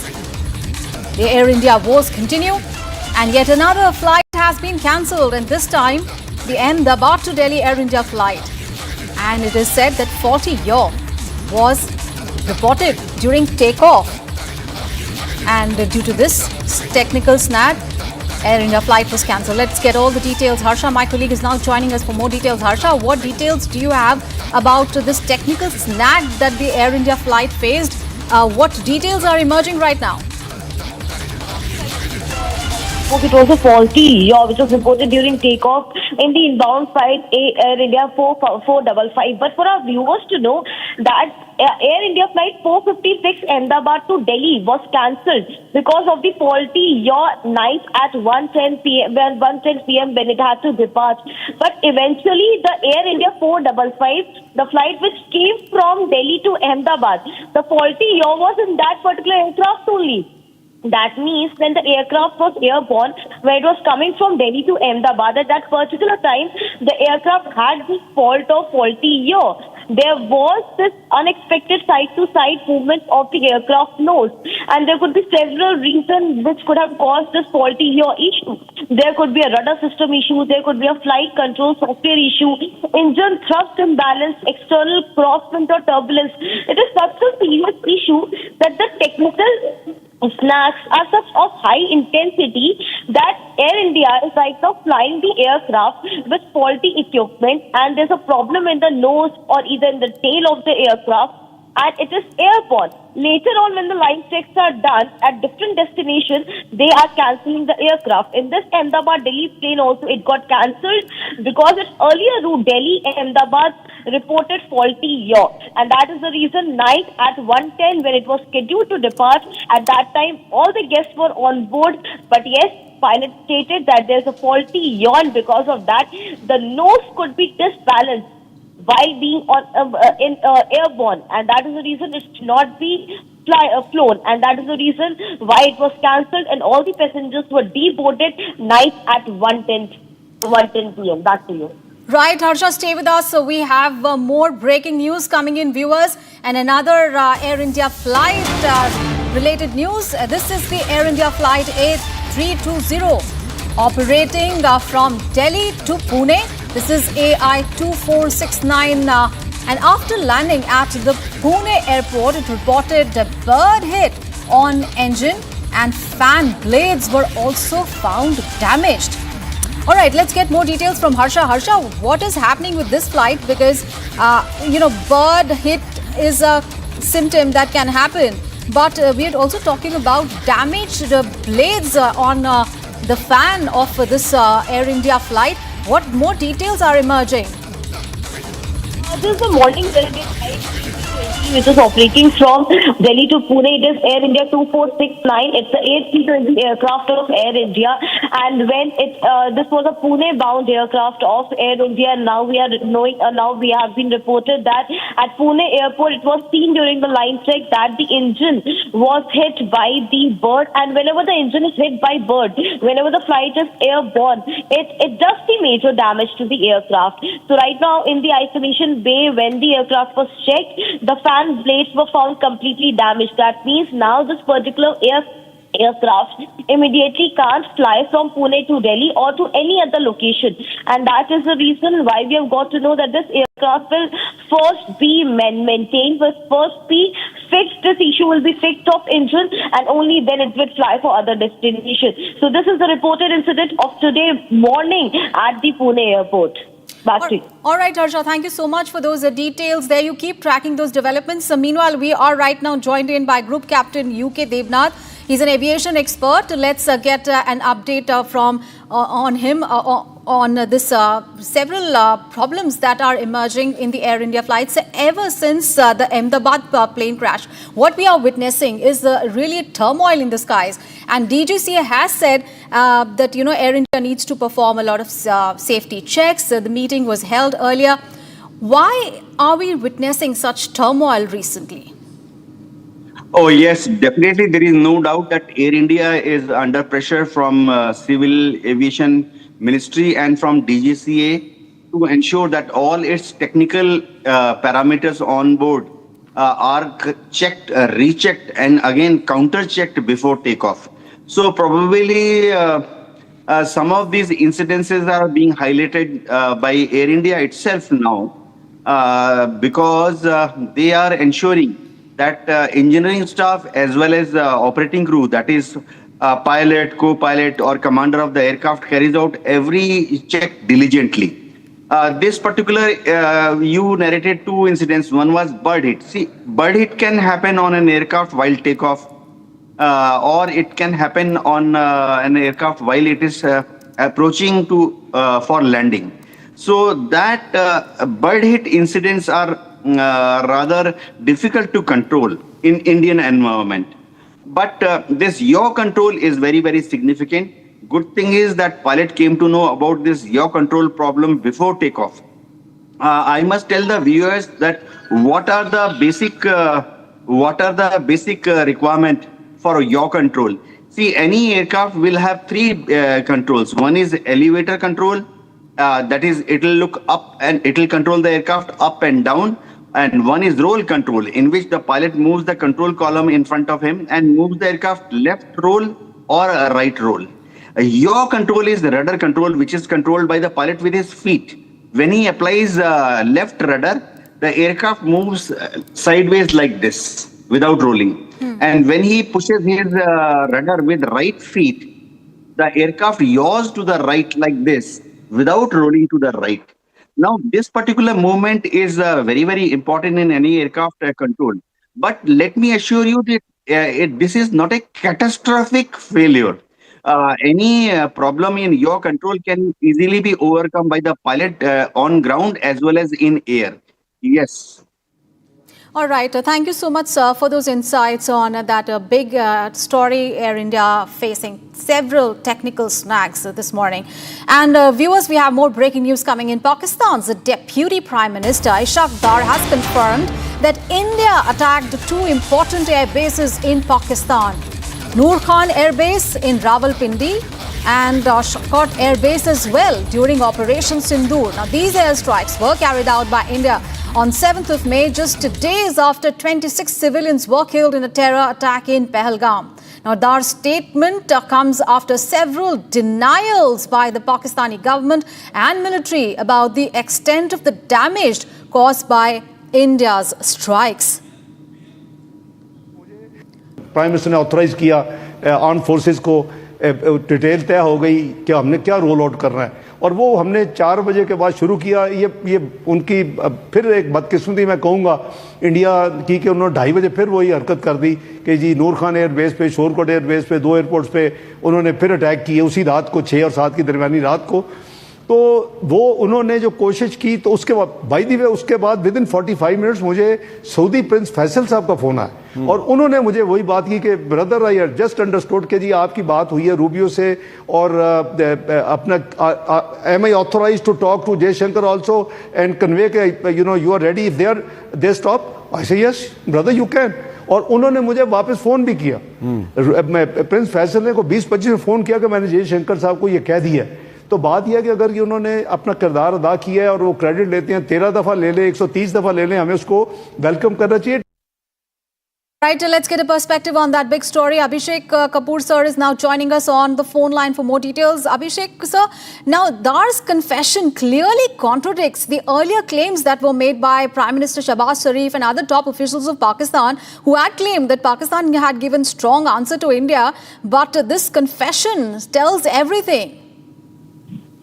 Well, yes, and not the first time. Even Shehbaz Sharif, for that matter, has mentioned about BrahMos missiles hitting their Noor Khan base and other places. There is an element of cognitive dissonance also, because Dar is talking about the intervening night of May 6th and 7th, and during that, Operation Sindoor was absolutely limited to targeting those terror factories or the headquarters of Jaish-e-Mohammed, Lashkar-e-Taiba at Bahawalpur, Murid and Muzaffarabad. All those 9 specific targeted limited strikes that India carried out. The other air bases were hit in response to Pakistan escalating, and that was in the intervening night of May 9 and 10. That's one. Second, not the first time, as I mentioned, that the Pakistanis are admitting that their bases were hit and immobilized. And also, another takeaway from this brief conversation that Ishaq Dar is having with Hamid Mir is that they were continuously working the phones, the Pakistanis, to buy peace, to be it Prince Faisal of Saudi Arabia or Marco Rubio. All those communications that Dar is mentioning is evidence, if any more was needed, that Pakistan was actually wanting to buy for peace at any cost and to pull back from the brink. So I think this really falls in neatly with India's position that we carried out Operation Sindoor airstrikes to take down the terror infrastructure, and subsequently whatever we did was a measured response to Pakistani escalation. Right. Thank you so much, sir, for joining us and giving a perspective on that story. And viewers, we have more breaking news coming in. Multiple encounters across Uttar Pradesh are being reported. Now, the encounter took place in Hapur, in Baghpat, in Ghaziabad, Noida and Bareilly. So, multiple encounters in Hapur, and an encounter took place during a checking by police station. And in a retaliatory action, a criminal wanted in cow slaughter case was arrested in an injured condition. A joint team of police arrested the accused with a bounty of 25,000 rupees after a police encounter in Baghpat. In the other joint operation, the team of police in Ghaziabad arrested 3 accused, while in Noida, there was an encounter between Noida police and mobile snatcher criminals. So multiple encounters are being reported in Uttar Pradesh, in Hapur, Ghaziabad, Noida and Bareilly. And in all of these encounters, multiple encounters, several criminals have been arrested.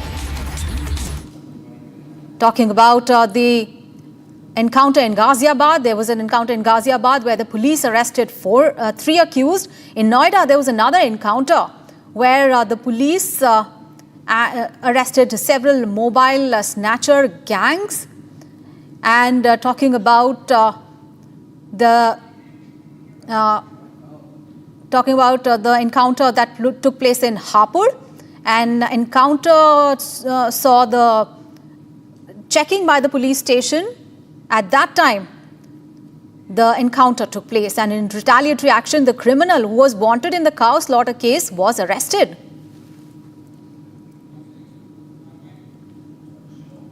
थाना 39 की police से 2 शातिर बदमाशों से मुठभेड़ हुई, जिसमें दोनों बदमाशों के पैर में गोली लगी। पूछताछ करने पर स्पष्ट हुआ कि इनके नाम सोनू मुटवा पुत्र अनिल कश्यप और विनय पुत्र सुशील जाटव है, जो मूलतः दोनों बदमाश बागपत के रहने वाले हैं और यहाँ पर गाजियाबाद में किराए पर रहते हैं। इन दोनों का एक काफी लंबा चौड़ा आपराधिक इतिहास भी है। इनके कब्जे से 6 मोबाइल फोन, तमंचा, कारतूस, खोखा कारतूस बरामद हुआ है। अभी हाल में कुछ दिनों पूर्व इन्होंने थाना 39 में भी मोबाइल स्नैच किया था, मोबाइल बरामद हुआ है। इनके पास से जो मोबाइल बरामद हुए उसमें 4 आईफोन और 2 वन प्लस के मोबाइल हैं। घायलों को अस्पताल भेजा जा रहा है, अन्य विधिक कार्रवाई की जाएगी। पुलिस टीम के द्वारा आत्मरक्षा की गई फायरिंग में एक बदमाश जिसका नाम शहबाज अली उर्फ अली खान है के पैर में गोली लगी है। इस मुठभेड़ में एक पुलिसकर्मी भी घायल हुआ है। घायल बदमाश को उसके 2 साथियों सिकंदर व अमन अंसारी के साथ 2 315 बोर तमंचे, 2 खोखा कारतूस, 2 जिंदा कारतूस, 1 चाकू, कुछ रुपए व लूट के 1 मोबाइल के साथ गिरफ्तार किया गया है। घायल बदमाश व घायल पुलिसकर्मी को अस्पताल के इलाज के लिए अस्पताल भेजा गया है। साथ ही साथ प्राथमिक पूछताछ में बदमाशों के द्वारा थाना बिथरी चैनपुर में लूट की घटना को किया जाना स्वीकार किया गया है। शेष अग्रिम विधिक कार्यवाही की जा रही है।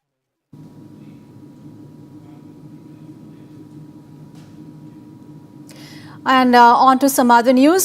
Karnataka BJP is witnessing an internal turmoil because the anger against Vijayendra is continuing to intensify, and this comes as Home Minister Amit Shah is in Bengaluru. Take a look at this report. Internal tremors continue to shake the Karnataka BJP. Discontent is rising over state party president B.Y. Vijayendra's leadership, with the BJP High Command likely to take a call soon. A powerful faction of senior leaders held a hush-hush meeting with Union Minister V. Somanna, signalling serious cracks within the state BJP unit. Those present in that meeting include MLA Ramesh Jarkiholi, former Minister Kumar Bangarappa, ex-Union Minister G.M. Siddeshwar, MLA B.P. Harish and N.R. Santosh, all pressing for a leadership change. While senior leaders are trying to douse the fire, the internal pushback against Vijayendra refuses to die down. These rumblings come on a politically sensitive day. Union Home Minister Amit Shah is in Bengaluru for private engagements, even as the party stares at a possible showdown in its Karnataka ranks. Time to take a break. Coming up ahead, Prime Minister Modi will visit Bihar and Odisha today, during which he will inaugurate and lay the foundation stones for host of major development projects. Also coming up ahead, Shubhanshu Shukla-led historic Axiom 4 mission has been delayed yet again. 22nd of June launch date stands deferred right now. All the details on those big stories and much more coming up ahead.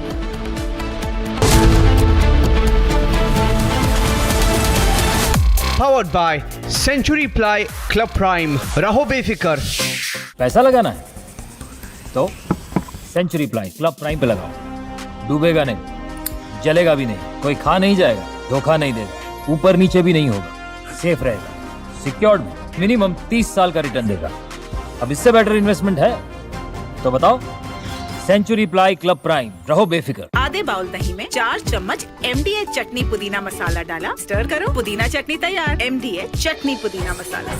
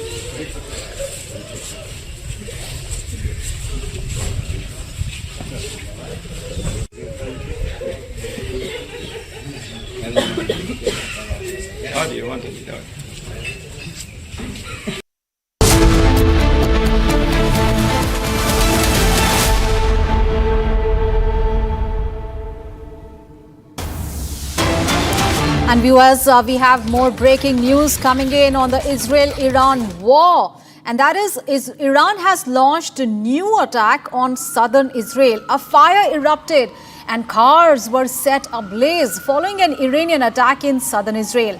Earlier on Friday, the Israeli army said that sirens were sounded in several areas across Israel following the identification of missiles launched from Iran.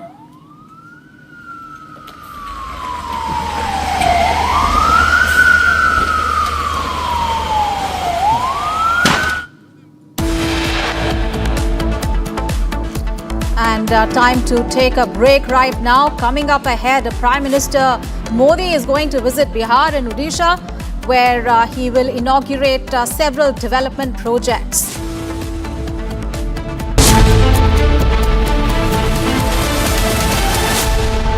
Powered by Century Ply Club Prime. Raho बेफिकर. MDH की हल्दी मिर्ची धनिया करे कमाल, ये रंग दे, ये खुशबू दे, ये तीखा, ये कम पड़े, क्या निराला MDH masala.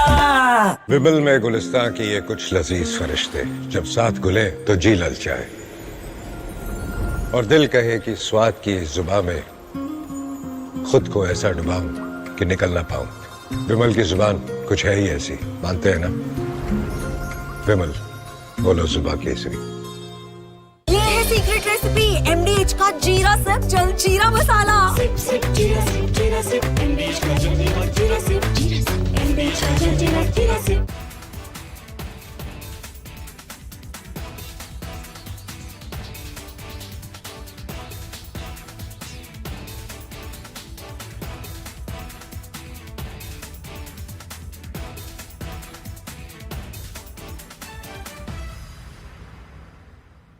India has to make a very considered decision, and the decision India has made is we can't kill our own homegrown AMCA. We will damn well go in for it, and as an interim measure, if we are forced, we may have to accept 1 or 2 squadrons of fighters. There the Su-57 offers a much better deal.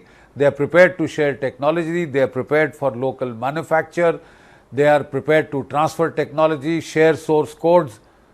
So, I mean, they are giving us all that we want, and yet just because they are Russian and that would make the Americans unhappy, we can't mortgage our national interests in that manner. We can't be bullied in that manner also.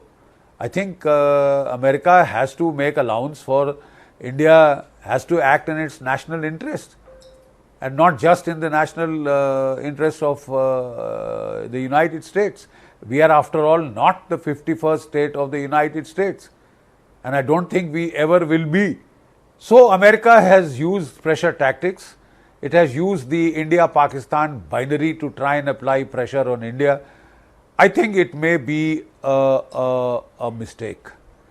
No other country is so hated in India as Pakistan is.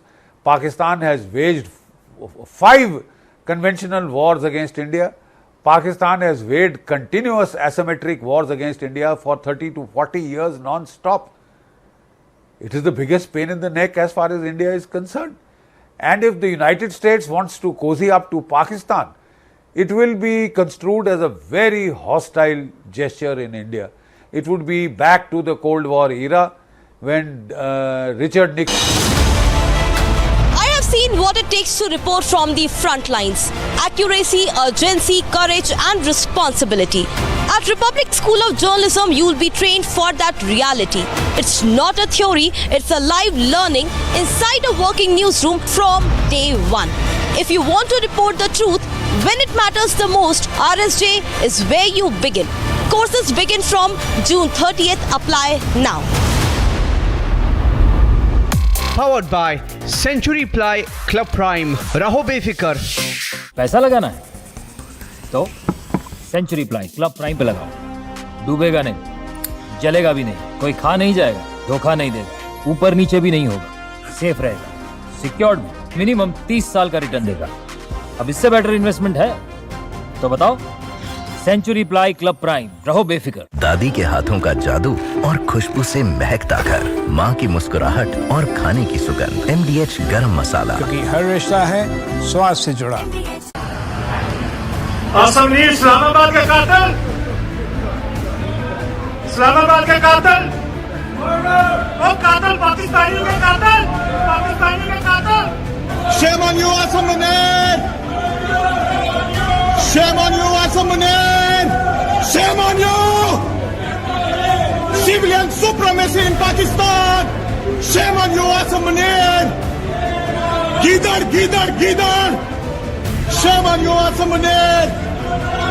Shame on you, Assammanir! Shame, shame, shame! Shame on you, Assammanir!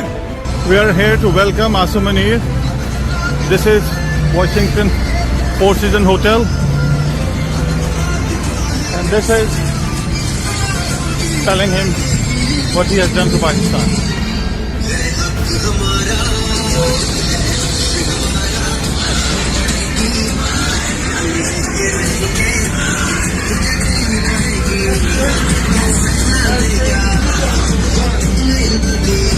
Pakistan will rise, inshallah.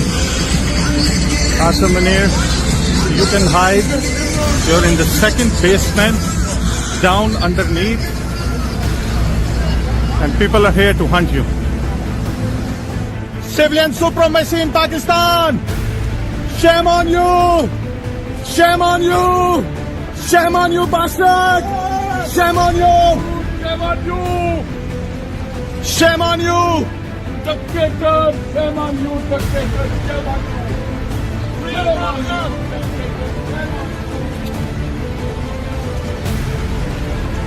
आ गया है, ऐसे खलोता है हरामजादा।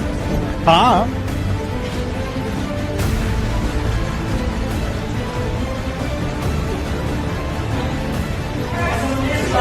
I have freedom. I am on the pavement. You are there. This is not your property. I'm standing here. That's your property. This is public property.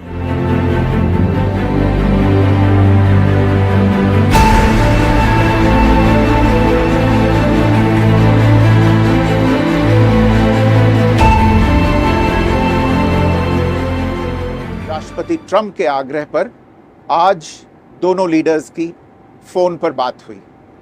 प्रधानमंत्री मोदी ने राष्ट्रपति Trump को स्पष्ट रूप से कहा कि 22 अप्रैल के बाद भारत ने आतंकवाद के खिलाफ कार्रवाई करने का अपना दृढ़ संकल्प पूरी दुनिया को बता दिया था।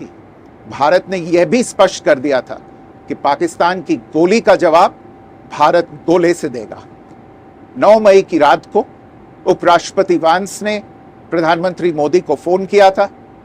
उपराष्ट्रपति वांस ने कहा था कि पाकिस्तान भारत पर बड़ा हमला कर सकता है। प्रधानमंत्री मोदी ने उन्हें साफ शब्दों में बताया था। From Asia's largest news headquarters, setting the agenda for Bharat.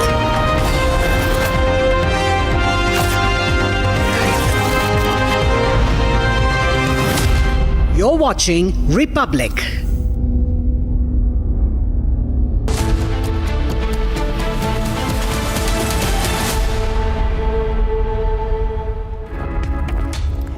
Bharat 2050 is back bigger, bolder and more visionary than ever. In its second edition, Mega Structures, Republic takes you to the very heart of India's infrastructure revolution. From seaports to skyways, energy corridors to digital highways, we decode the monumental builds transforming New India. This is not just development, it's a national awakening in steel, concrete and unshakable ambition. It's time now for the headlines.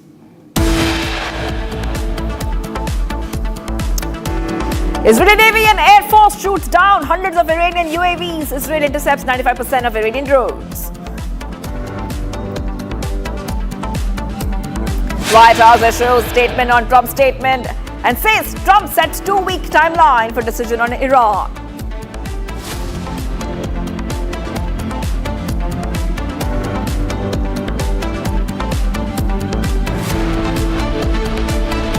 Pakistan's big admission. Pakistan Deputy Prime Minister confirms India hit 2 key air bases Noor Khan and Shortcoat Air Base during Operation Sindhu.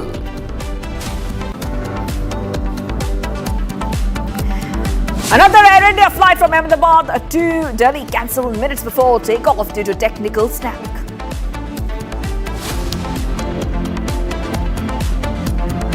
PM Modi will visit Bihar and Odisha today, during which he will inaugurate and lay the foundation stone for a host of major development projects.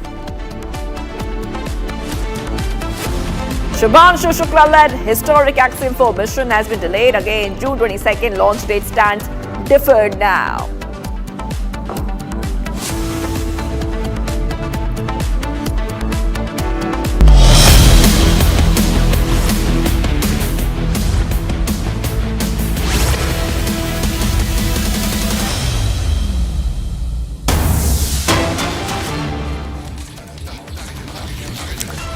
Breaking news coming in.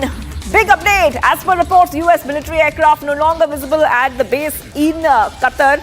And we'll put those pictures out for you in a short while from now, where you can see that dozens of US military aircraft are no longer on the tarmac at a major US base in Qatar. Satellite images show a possible move to shield them from eventual Iranian airstrikes. That is right. A big update coming in right now, viewers, on Republic TV. And we're also learning that this is coming at the same time as Washington and Trump is weighing whether to intervene in Tehran's conflict with Israel. Back to what's coming in right now, viewers on Republic TV.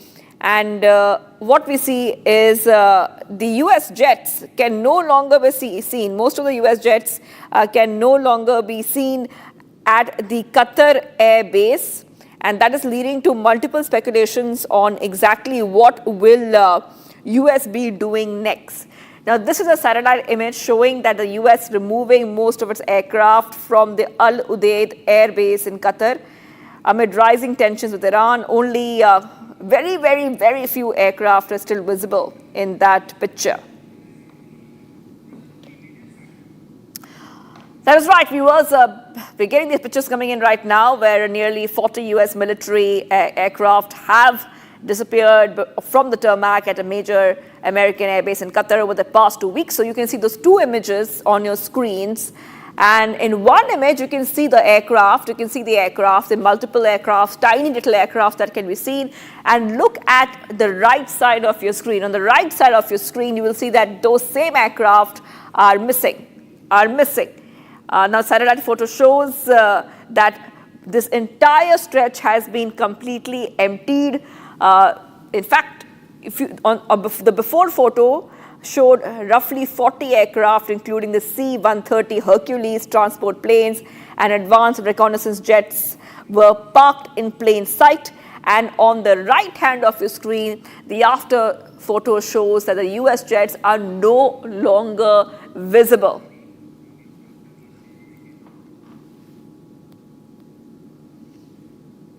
Yes, that is right, viewers. Back to where it's coming in right now on Republic TV. And we have with us Mr. Eric, a senior journalist based in Georgia, United States, joining us here on Republic TV. Thank you for joining us, Mr. Eric, once again from the United States.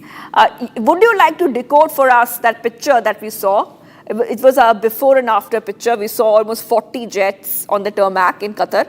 And then on the other side, we saw that most of these jets are no longer visible. Now, there's a lot of speculation that the US has removed these jets because they might be keeping themselves ready for a further escalation.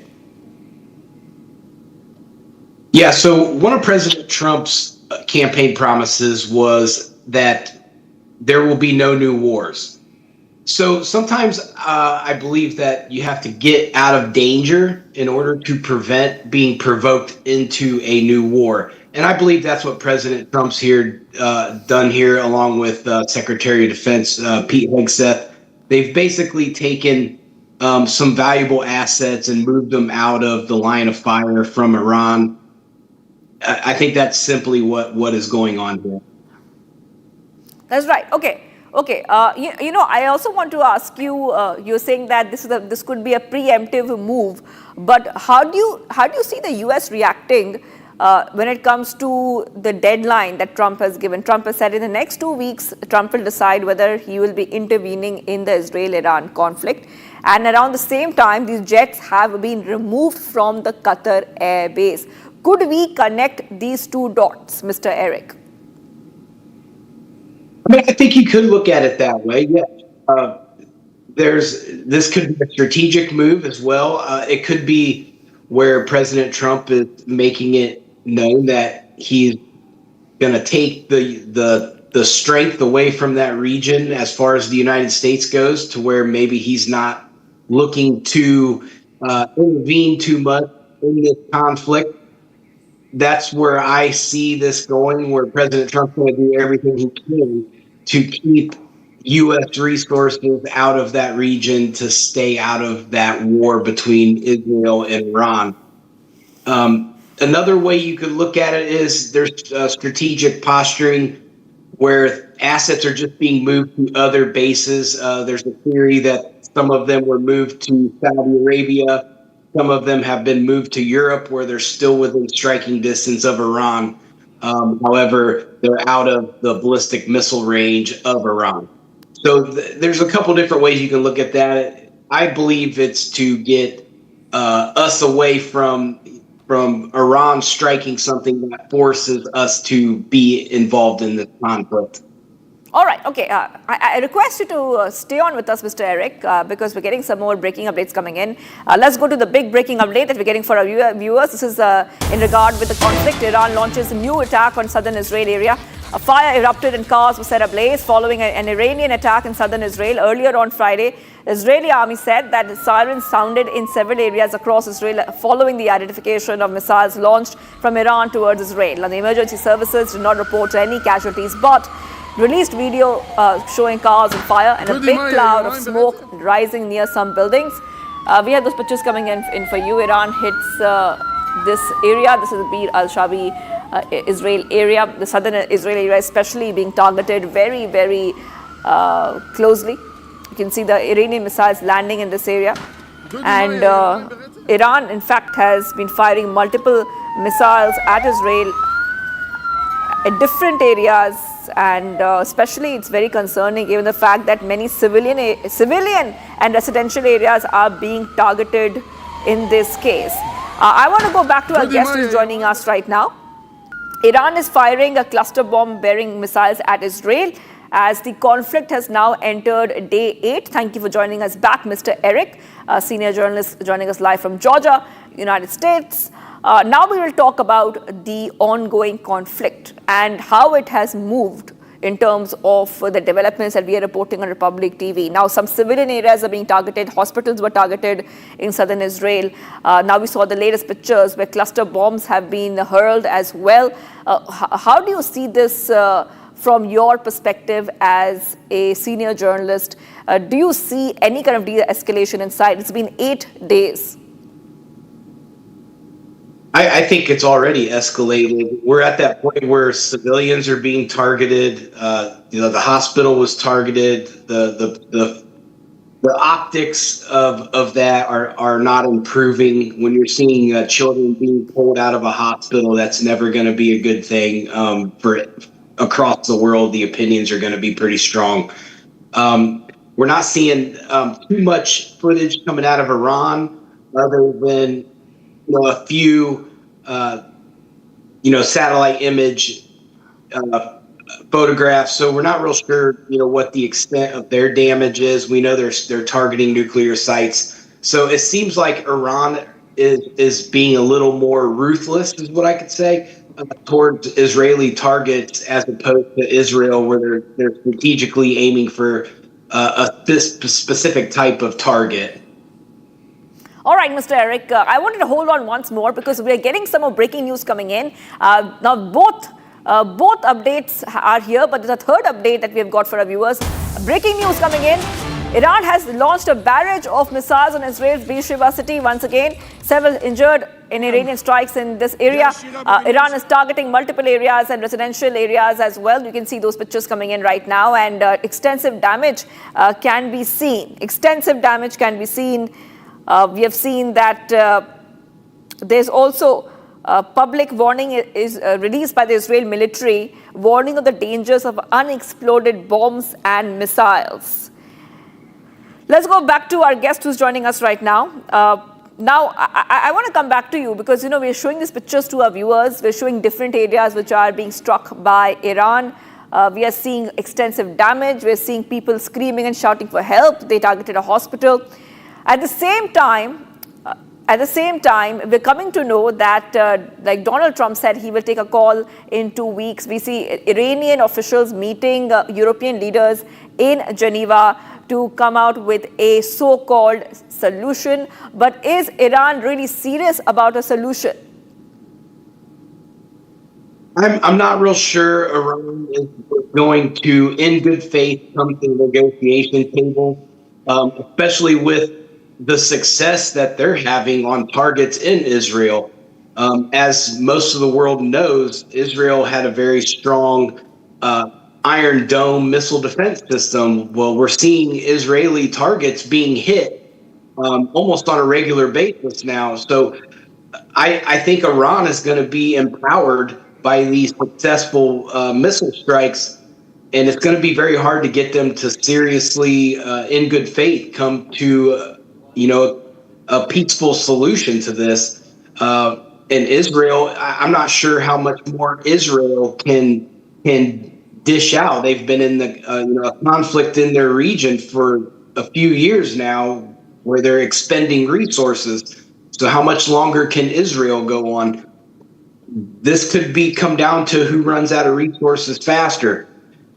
With the United States standing by, 2 weeks is a long time at the rate that the missiles are being fired. We're seeing missile strikes almost all day, every day.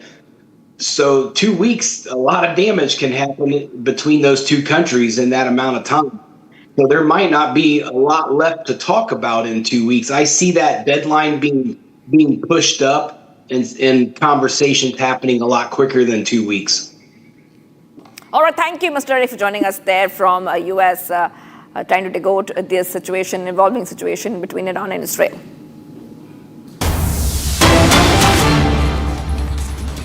रहता है कर्नाटक में development के लिए और सामाजिक न्याय के लिए।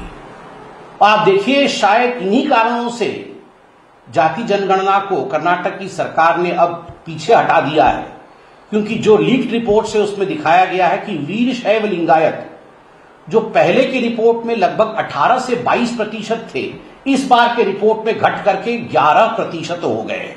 9 पूर्व चीफ मिनिस्टर रहे हैं लिंगायत समाज के। 9 former chief ministers belong to the Lingayat community. That is the importance of this community. They were previously 18 to 22%, and the leak report shows that the present percentage approximately has come down to 11%. Similarly, as far as the Vukkalinga community is concerned, पुराने census के अनुसार Mysuru reason इत्यादि को मिलाकर के लगभग 16% उनकी जनसंख्या थी। अब के रिपोर्ट में जो लीक रिपोर्ट है उसमें उसे घटा करके 10.29% कर दिया गया है, 10.29%। 7 पूर्व सीएम, 7 फॉर्मर सीएम रहे हैं वो कलिंगा कम्युनिटी से।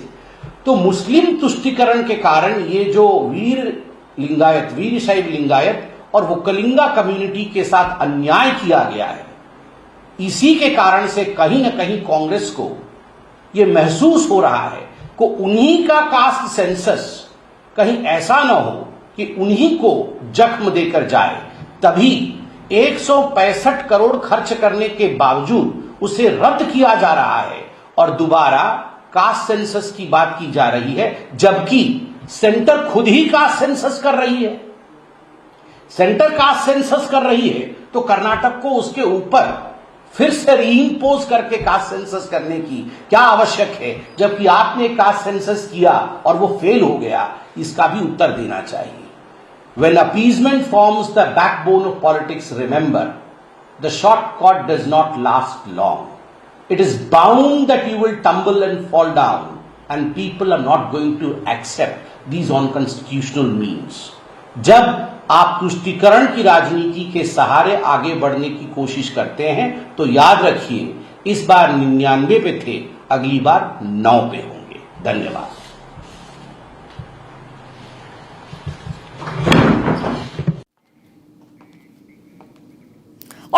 viewers, we just saw Samit Patra speak there, and he was talking about and accusing the Karnataka government of the Muslim reservation in the housing scheme. After the Karnataka government has increased housing quota for Muslims, BJP has slammed the move, calling it appeasement politics. Okay, viewers, we have to take a short break right now. But before we go to that, we have other news tracking that we're tracking right now. Karnataka High Court has issued notices to the Governor's office and Lokayukta over delays in sanctioning prosecution against the former CM B.S. Yedurapa. Now the case has been stalled since 2022. Here's a quick report, viewers. Take a look. The Karnataka High Court has pulled up constitutional authorities over a prolonged delay in sanctioning prosecution against former Karnataka Chief Minister B.S. Yedurapa. Justice Sunil Dutt Yadav issued notice to the Karnataka Governor's Office and the Lokayukta in response to a petition filed by T. Narasimhamurthy. The case pertains to alleged corruption under the Prevention of Corruption Act, with prosecution pending due to lack of sanctions under Section 17A. The matter has remained in limbo before the Special Court for MPs and MLAs since October 2022. Taking serious note of the delay, the court has now sought responses from the concerned authorities and posted the matter. And if the Karnataka Governor sanctions prosecution order against former Chief Minister, then B.S. Yedurappa could land in serious trouble. And viewers, much more coming up in Live and Breaking. PM Modi will visit Bihar and Odisha today, during which he will inaugurate and lay the foundation stone for a host of major development projects. Himanshu Shukla-led historic Axiom-4 mission has been delayed again. June 22nd launch date stands deferred. Stay tuned. We are Live and Breaking.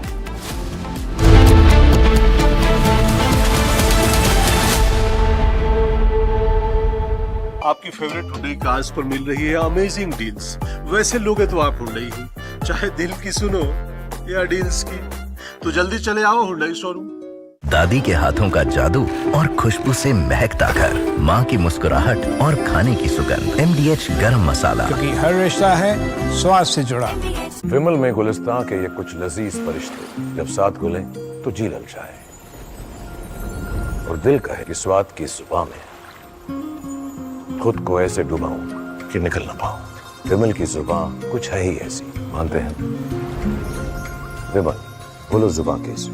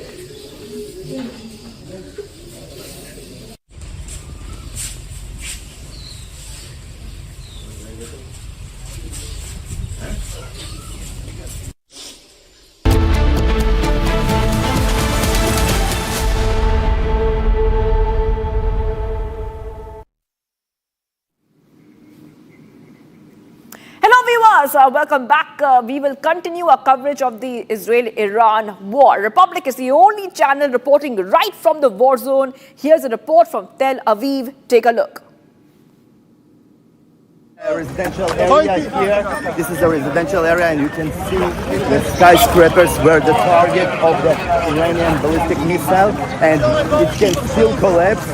And see here also behind me, this is one of the residential buildings where people also living, and it's completely destroyed. See how much the damage is just from one rocket. All the skyscrapers around, all of them almost completely destroyed. And there is now some danger that it can collapse, and that's why we can't stay here. But just see how big that damage. Behind me you can see the targets of the Iranian missiles. You can see that those are skyscrapers where people are working, people are living, and tens of thousands of people should come here today in the morning. But fortunately, just before the day started, the work day, the rocket hit the ground, and that's why there are so many casualties as it could be if the rocket would hit just a bit after that. Israel just yesterday released the restrictions, and cafes, restaurants, offices, workplaces could be open if there is a bomb shelter that they can reach in time after the alert. There are several minutes to reach the bomb shelter. And here the security forces ask us all the time to leave the area because it's not safe. Those skyscrapers can collapse, and it's not stable here, and also there's underground metro stations, and that's why the ground also can maybe collapse. How extensive is the damage just from one ballistic rocket of Iran. And you can see that Iran targets civilian residential areas, business areas, but there are no military targets here, no military bases, no strategic targets here. It's a residential area, and that's where Iranians are sending their missiles for almost a week. Here behind me you can see how extensive is the damage just from one rocket, and we need to go downstairs because it is really dangerous, and the soldiers tell us that we need to go more down. But see the damage to the skyscrapers here are around thousands of people supposed to go to a work. People are living here, people still in shock, and they are rescued. The army and the security forces try to understand how many people still could be survived, but now we need to go. Yeah, you see the police tell us that we need to go, and we are going together because it's dangerous here. And you can see that the police are nice. They just tell us for our life it's better to move because it's really dangerous to be there. You can see how extensive is here the damage just from one rocket. And viewers, much more coming up. PM Modi will visit Bihar and Odisha today, during which he will inaugurate and lay the foundation stone for a host of major development projects. And Shubhanshu Shukla-led historic Axiom 4 mission has been delayed again. June 22nd launch date stands deferred. Stay tuned, viewers.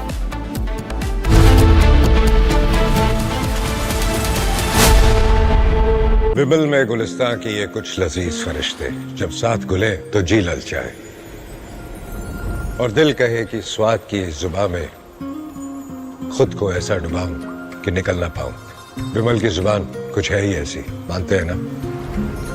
विमल, बोलो जुबान केसरी। आधे bowl दही में 4 चम्मच MDH चटनी पुदीना मसाला डाला, stir करो, पुदीना चटनी तैयार। MDH चटनी पुदीना मसाला। תרגעו אנשים, תראו את האנשים, תראו את האנשים.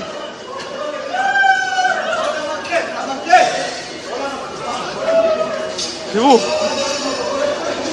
פה נפל הטיל. אתם לא מבינים מה הולך פה.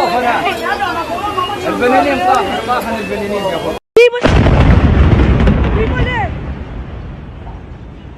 הלך סורוקה, בראש שלי אמא שלי הלך סורוקה. נפתלי. איפה היית? איפה היית? מה? שמע לי פעם הבאה. מה שמע לך? תבוא לתרד. מה? איפה הלכת לי?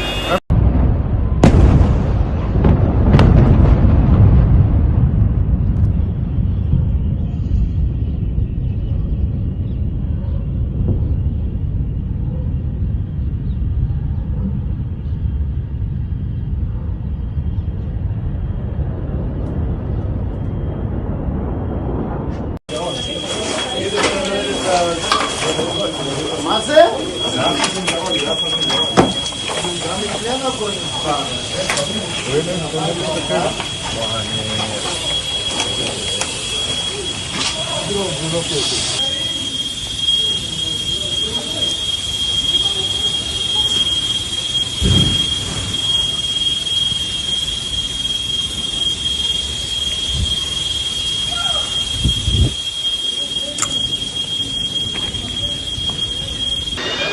תראו מה קרה לי לבית חולים. תראו. פה עמדתי, תראי כל הדלת עפה עליי, אליי. פה כל היום אנחנו יושבים, פה. תראי כל הבית חולים.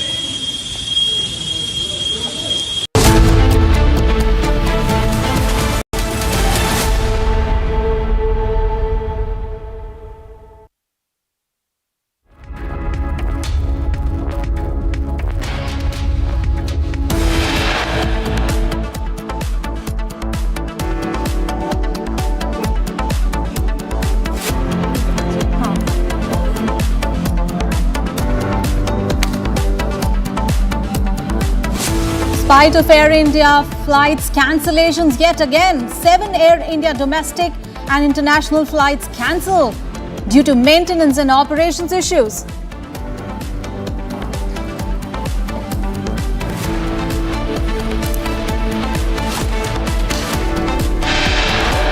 Israeli-Iran conflict enters the second week. Tit for tat strikes continue. Massive damage in southern Israel. Prime minister ने ऑथराइज किया आर्म फोर्सेस को, डिटेल तय हो गई कि हमने क्या रोल आउट करना है, और वो हमने 4 बजे के बाद शुरू किया। ये उनकी फिर एक बदकिस्मती मैं कहूँगा इंडिया की कि उन्होंने 2:30 बजे फिर वही हरकत कर दी कि जी नूर खान एयरबेस पे, शोरकोट एयरबेस पे, 2 एयरपोर्ट्स पे उन्होंने फिर अटैक किए उसी रात को, 6 और 7 की दरमियानी रात को। Pakistan Deputy Prime Minister makes big admission, confirms India hit 2 key air bases during Operation Sindhu. Second leg of Operation Langra continues in Uttar Pradesh. Criminals are shot in encounters in 10 cities. And Shubhanshu Shukla-led historic Axiom 4 mission has been delayed again. 22nd of June launch date stands deferred.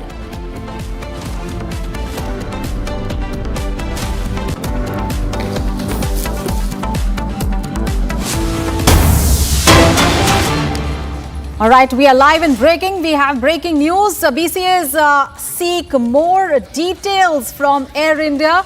Records of CCTV, maintenance log sheets, engineer ground team as well as cargo unit and fuel refueling teams.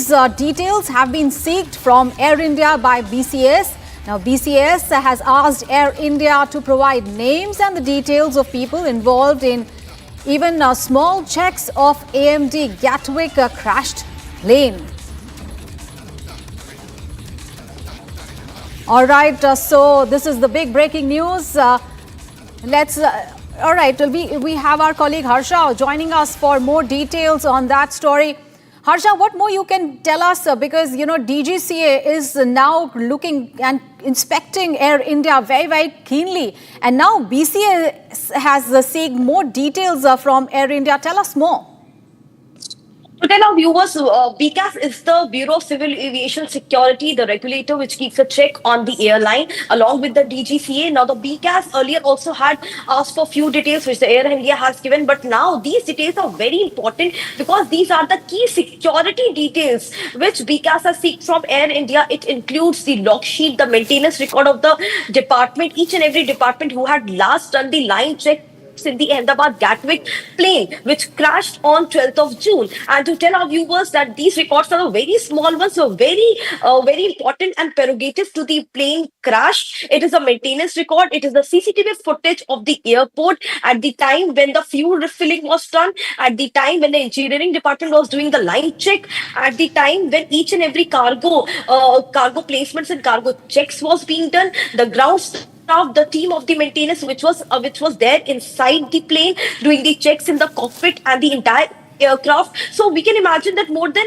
almost 30 to 50 people are involved in these line checks and the security detailing of a particular aircraft. So the log sheet of all these people involved in the security check of the crashed aircraft, this detail is seeked by BCAS from Air India, and what we have got to know is that Air India in a day one or in coming 1 or 2 days will be providing all the details of the BCAS, because with these details BCAS will get to know how many people were involved, who were the people who had checked the aircraft last.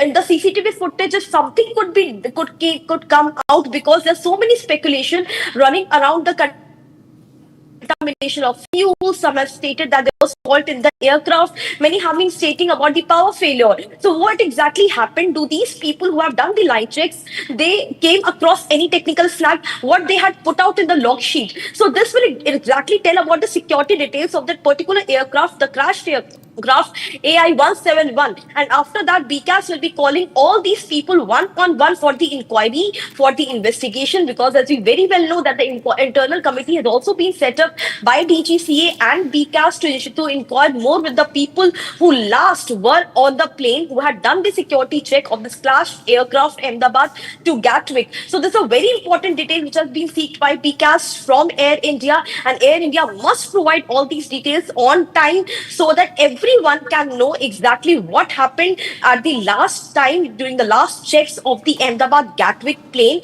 As right now what we are witnessing is that every day there's Air India several aircraft where the technical snags are being reported. So in this particular aircraft, what went wrong, what was the problem, the inquiry will also be done with the people who were involved in the security check. Back to you. Right, Harsha. Also, for the viewers, just tell us how this data is going to be, working in cohesion with the data that we will be getting from the decoding of the black boxes as well, and how these two information that now the BCAs have sought from Air India and the information from the black boxes are going to work together in cohesion so that we get to know the details of how that crash happened. BCAS is working right now on decoding two different important details. One is the black box, which the AIAB officials, which is the Bureau of Investigation of the airline, which is responsible for the black box decoding. They are working separately because black box, the CVR and the DFDR, both the voice recorder and the digital recorder are very important to understand what happened in the last minute inside the aircraft. The digital data will tell exactly what was the communication between the pilot and between the ATC, and the CFR will also tell exactly what were the last moments inside the aircraft. Was there any blast? Was there any power failure? What was the noise which the lone survivor was also talking about? So the decoding of the black box is being done primarily by the AAIB. But if we talk about BCAS, it is investigating on the manual checks. It is investigating on the what went wrong with the aircraft, because both the things are working simultaneously. Something major would have went wrong with the aircraft AI-171 Ahmedabad Gatwick, because if there was not any fault, then how could the aircraft crash? What went wrong inside the aircraft? Was there a problem with the engine, the landing gear, any flap, or there was a issue of power failure? So the people who did the line check last in this particular aircraft, they will only tell exactly what they witnessed, what they noticed, what sort of line check they did. Because if the line check was proper, if in the log sheet and maintenance record it was stated that the line check was completely proper, this flight is good to go, it is fit to fly, then how come after 32 seconds the plane crashed? So all these details, the particular people of the engineering department in the CCTV, how the fuel refilling was done, was it the extra amount of gallon of fuel, or was it the apt? What is only where it was only 70 ton or more than 70 ton? Was something else contaminated in the fuel? So all these details will come out from the people who were involved in the last security check, which the details BCAS has sought from Air India. This detail will primarily tell exactly what went wrong inside the aircraft, which none of us exactly know right now. So we can say at least 30 to 40 people will be grilled, will be questioned by BCAS, who did the last check of this aircraft AI-171. Back to you. All right, Harsha, stay with us. We'll just come back to you. And viewers, we have more breaking news coming in. Air India has now issued a statement stating that multiple international flights have been cancelled. Air India's international flights, AI-906 from Dubai to Chennai, AI-308 from Delhi to Melbourne, AI-309 from Melbourne to Delhi, AI-2204 from Dubai to Hyderabad, and domestic flights, AI-874 from Pune to Delhi, AI-456 from Ahmedabad to Delhi, AI-2872 from Hyderabad to Mumbai. All these flights have been cancelled, and Air India has issued a statement. Let's get more details. Shivangi, our colleague, is now joining us from the newsroom. Harsha is also with us. Let's get back first to Shivangi. Shivangi, what more details can you provide us? What is the Air India statement saying? Of course, it has mentioned a number of flights that have been cancelled. What else is the Air India saying? That is right. This is a huge news coming in, and just reminding our viewers, remember Air India had said yesterday they are going to cut international flights by around 15%. So yes, this news is coming in just after that story that we broke yesterday, and now we see the flights are out. The flights which are cancelled because of maintenance or operational reasons are out. You have read them out. I'll just read them out once more. Dubai to Chennai, Delhi to Melbourne, Melbourne to Delhi, Dubai to Hyderabad, Pune to Delhi, Ahmedabad to Delhi, Hyderabad to Mumbai, Chennai to Mumbai, and some of the international flights have also been included there. Now, I also want to get in for our viewers, Harsha, who's been tracking the story very closely from the ground. Harsha, I'm coming across to you. Now, we know that Air India is facing the pressure from the DGCA. The Civil Aviation Minister has set up a high-level probe. They are trying to understand the operational systems, the SOPs that Air India is following, and they are putting a lot of pressure, so much pressure. Air India is also making sure that it is not caught red-handed. They're cancelling flights. We see emergency landings happening. What does this really say about Air India? Shwangi, there's one relief at least for passengers, we can say. Earlier, the Air India used to hide all these technical snags. They used to fly unfit aircraft. The Delhi-Vietnam flight, which went yesterday for its destination, it turned back because it was unfit. Earlier, they used to fly all these faulty aircraft with faulty equipment. But now that Air India is under immense scrutiny, that now each and every snag, even the small snag, if there's a snag about some door flip, or if there's a snag about anything wrong with the engine, or even if there's a bird hit, each and every snag is being reported, and Air India is reporting these snag right now because Air India very well know that now they can't hide all these snags. We continuously used to ask them on mail that why have you not reported it in the media? Why is there no media statement? But now they are themselves reporting each and every snag. 15% is the cut which has happened in the international aircraft, and several domestic flight also every day is experiencing some or the other technical snag. We ourselves reported the night flight at 1:10, which was the Ahmedabad-Delhi, it got cancelled. The morning flight has gotten cancelled. There's an issue with the Pune-Delhi flight as well. So there's so many domestic and international flight which has been cancelled because of the technical snag. That clearly states that there are a lot of concern not only with the 787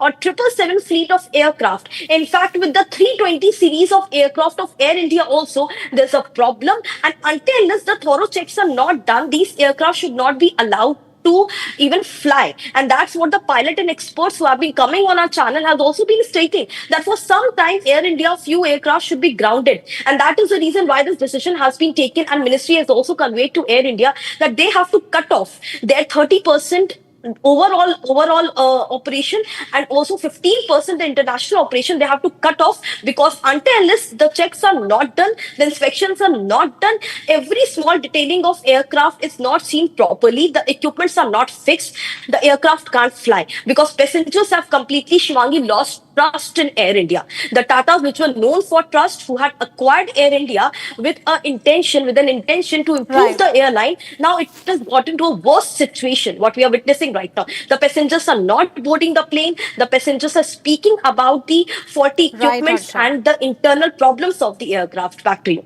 Absolutely. You stay with us, Harsha. Viewers will come back, but we have right now another breaking news related to Air India. Now, this time flight A320 operating from Delhi to Pune, AI-2469, after landing at Pune, reported bird hit on the engine, and fan blades were also found damaged.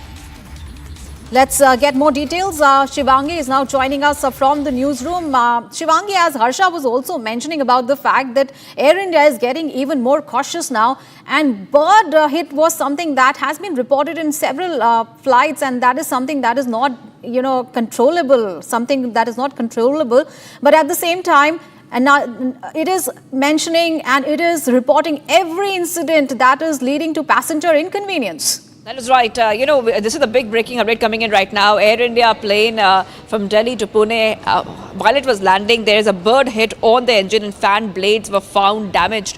Thankfully, it was found on time and when the landing happened. So there was a major disaster which could have been avoided. Now, bird hits are very dangerous, Ashwarya. We have to tell our viewers that many times we have seen how bird hits have been attributed to either technical snags or any kind of accident, though it doesn't happen every time. Sometimes bird hits are minor, but they can cause significant damage. They can cause emergency landing, and even in some rare cases, Ashwarya, they might even lead to a crash. Hopefully and thankfully this happened, and this was caught just after that plane landed. The blades were damaged. Thankfully there was no other damage which is serious in terms of passenger safety being compromised. But one more case, Ashwarya, of an Air India flight, Delhi to Pune flight, again being at the forefront, or again being in the news for a bird hit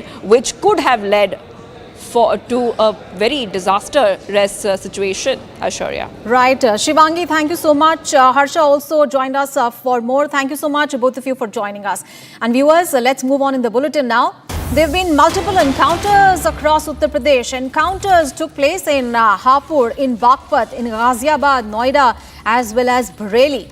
In Hapur, an encounter took place during checking by police station Simboli. In retaliatory action, a criminal wanted in cow slaughter case was arrested in injured condition. A joint team of police arrested the accused with a bounty of 25,000 rupees after a police encounter in Baghpat. And another joint team of police in Ghaziabad arrested 3 accused. While in Noida, talking about the encounter in Noida, there was an encounter between the Noida police and mobile snatcher criminals who were later arrested. So multiple encounters in Uttar Pradesh. Operation Langra continues. Several encounters are taking place in almost 10 districts, including Hapur, Baghpat, Ghaziabad, Noida and Bareilly. So major successes there for the Uttar Pradesh police there. Let's listen in to the reaction by the Uttar Pradesh police. थाना 39 की police से 2 शातिर बदमाशों से मुठभेड़ हुई, जिसमें दोनों बदमाशों के पैर में गोली लगी। पूछताछ करने पर स्पष्ट हुआ कि इनके नाम सोनू पुत्र अनिल कश्यप और विनय पुत्र सुशील जाटव है, जो मूलतः दोनों बदमाश बागपत के रहने वाले हैं और यहाँ पर गाजियाबाद में किराए पर रहते हैं। इन दोनों का एक काफी लंबा चौड़ा आपराधिक इतिहास भी है। इनके कब्जे से 6 मोबाइल फोन, तमंचा, कारतूस, खोखा कारतूस बरामद हुआ है। अभी हाल में कुछ दिनों पूर्व इन्होंने थाना 39 में भी मोबाइल स्नैच किया था, मोबाइल बरामद हुआ है। इनके पास से जो मोबाइल बरामद हुए उसमें 4 आईफोन और 2 OnePlus के मोबाइल हैं। घायलों को अस्पताल भेजा जा रहा है, अन्य विधिक कार्रवाई की जा रही है। पुलिस टीम के द्वारा आत्मरक्षा की गई फायरिंग में एक बदमाश जिसका नाम शहबाज अली उर्फ अली खान है के पैर में गोली लगी है। इस मुठभेड़ में एक पुलिसकर्मी भी घायल हुआ है। घायल बदमाश को उसके 2 साथियों सिकंदर व अमन अंसारी के साथ 2 315 बोर तमंचे, 2 खोखा कारतूस, 2 जिंदा कारतूस, 1 चाकू, कुछ रुपए व लूट के 1 मोबाइल के साथ गिरफ्तार किया गया है। घायल बदमाश व घायल पुलिसकर्मी को अस्पताल के इलाज के लिए अस्पताल भेजा गया है। साथ ही साथ प्राथमिक पूछताछ में बदमाशों के द्वारा थाना बिथरी चैनपुर में लूट की घटना को किया जाना स्वीकार किया गया है। शेष अग्रिम विधिक कार्यवाही की जा रही है। All right, let's get more details. Our colleague Ajay Dubey is now joining us live from Lucknow. Ajay, now there have been multiple encounters in Uttar Pradesh as Operation Langra continues. We understand that there has been major success for the Uttar Pradesh police, including in Lucknow as well. See, definitely today, yesterday, day before yesterday, we have seen various encounters happening in Uttar Pradesh. Chief Minister Yogi Adityanath made it very clear that there will be a zero tolerance about law and order in Uttar Pradesh. Today, only various parts of Western UP, including an half encounter in Lucknow and in Eastern UP also, where the culprits and the people who were behind the crime of various kind of crimes have been arrested. Apart from arrest, there are cases where they have started firing on police. So in reaction, police also did a counter fire, and in result we have seen in half encounter various cases we can see today in Uttar Pradesh. All right, thank you so much for those details there. And viewers, we need to move on right now. The Karnataka High Court has issued notices to the Governor's Office and the Lokayukt over delays in sanctioning prosecution against former Chief Minister B.S. Yedurapa. Now, the case has been stalled since 2022. Here is a quick report.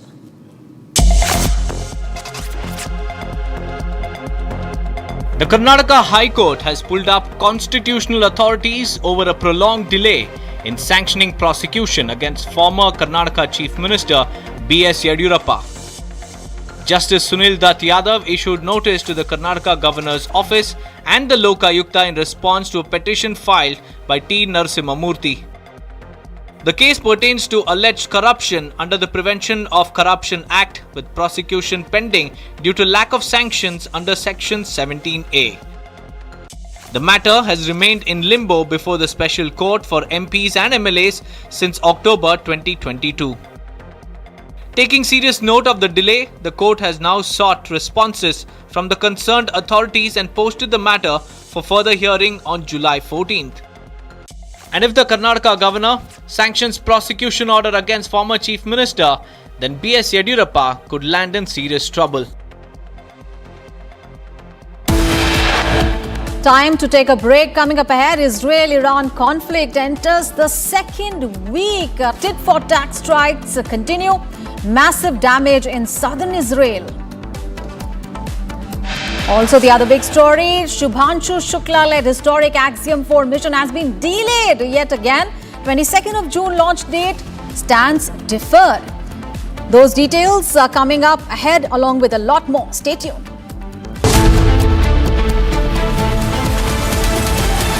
आपकी favourite today cars पर मिल रही है amazing deals. वैसे लोगे तो आप Hyundai ही, चाहे दिल की सुनो या डील्स की, तो जल्दी चले आओ हुंडई शोरूम। इसको घर पे लगाओगे तो शादी का तो पता नहीं, पर घर पक्का नहीं टूटेगा। रुंगटा नहीं तो घर स्ट्रॉन्ग नहीं। रुंगटा स्टील TMT बार एकदम सॉलिड। पहाड़ों में एक हाइकिंग शिप भी बन सकती है। ये है सीक्रेट रेसिपी MDH का जीरा सिप जल जीरा मसाला। सिप सिप जीरा सिप MDH का जल जीरा सिप MDH का जल जीरा SIP.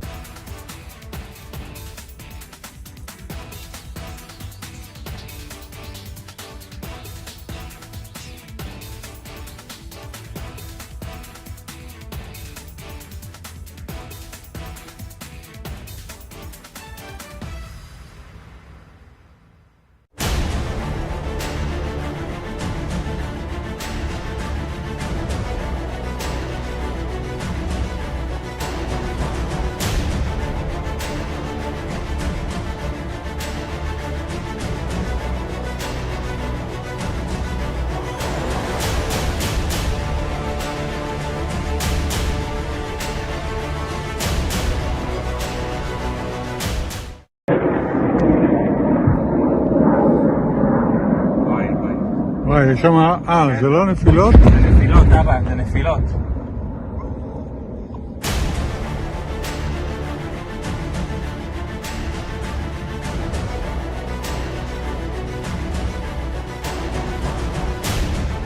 Russia, Ukraine is so stupid. Would have never happened if I was president. You guys agree with that, right? Would have never happened if I was president. Putin would have never done it. And I spoke to him yesterday, and I said, you know, he actually offered to help mediate. I said, do me a favor. Mediate your own. Let's mediate Russia first, okay? I said, Vladimir, let's mediate Russia first. You can worry about this later. But I think that's going to work out too, but it's so many people have been killed.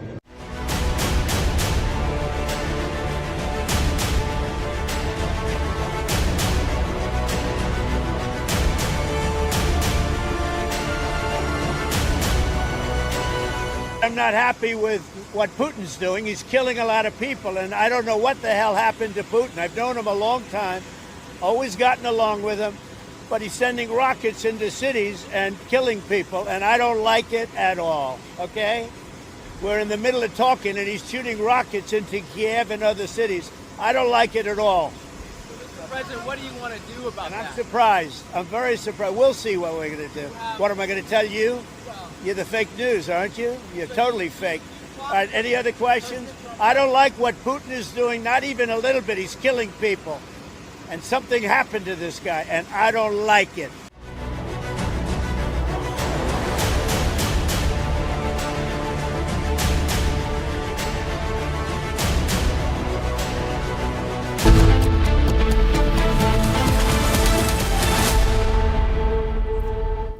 Welcome back after the break. Now, Karnataka BJP is witnessing an internal turmoil with the anger against Vijayendra continuing to intensify. Now, this comes on a day when Home Minister Amit Shah is in Bengaluru. Take a look at this quick report. Internal tremors continue to shake the Karnataka BJP. Discontent is rising over state party president B.Y. Vijayendra's leadership, with the BJP High Command likely to take a call soon. A powerful faction of senior leaders held a hush-hush meeting with Union Minister V. Somanna, signalling serious cracks within the state BJP unit. Those present in that meeting include MLA Ramesh Jarkiholi, former Minister Kumar Bangarappa, ex-Union Minister G.M. Siddeshwar, MLA BP Harish and NR Santosh, all pressing for a leadership change.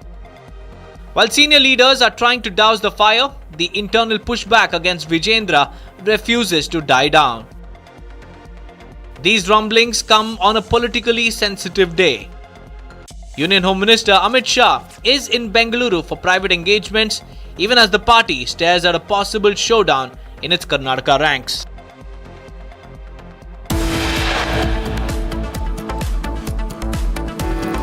Time to take a break. Coming up ahead, Prime Minister Modi to visit Bihar and Odisha today, during which he will inaugurate and lay the foundation stone for a host of major developmental projects. Also coming up ahead, Shubhanshu Shukla led historic Axiom 4 mission delayed again. 22nd of June date stands deferred. Details coming up ahead. Stay tuned.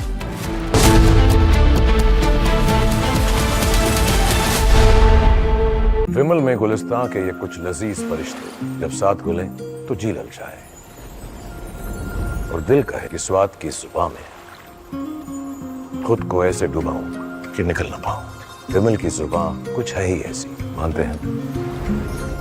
विमल, बोलो जुबान कैसी? अब छोलिया हो या लोबिया, सफेद चने या काले चने, सब कुछ मजेदार बने।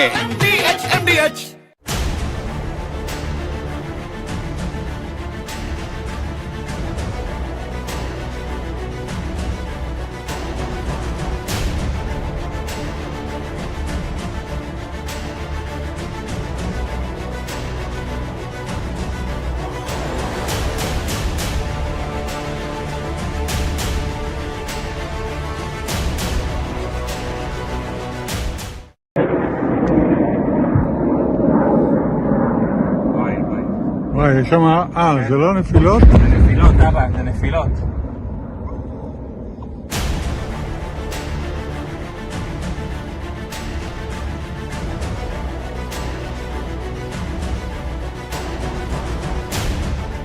Russia, Ukraine is so stupid. Would have never happened if I was president. You guys agree with that, right? Would have never happened if I was president.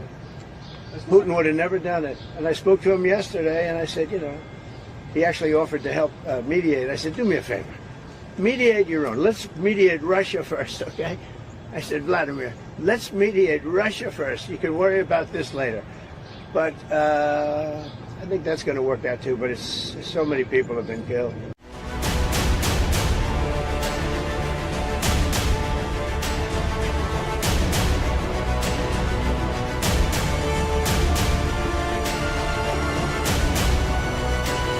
I'm not happy with what Putin's doing. He's killing a lot of people, and I don't know what the hell happened to Putin. I've known him a long time, always gotten along with him, but he's sending rockets into cities and killing people, and I don't like it at all, okay?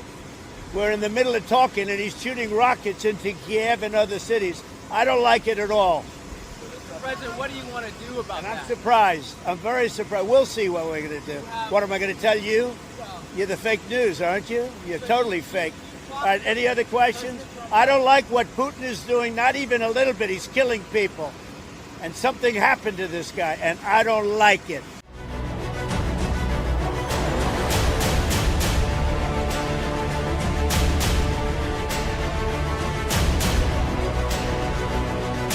Most importantly, you have millions of people dead. Millions of people dead because of three people. I would say three people. Let's say Putin number one, but let's say... I don't just report from courtrooms on verdicts, I decode them. From breaking news to complex legal verdicts, every word is backed by law. At the Republic School of Journalism, you will learn how to report on legal issues with accuracy and speed. The RSJ Diploma, starting on the 30th of June. Apply now.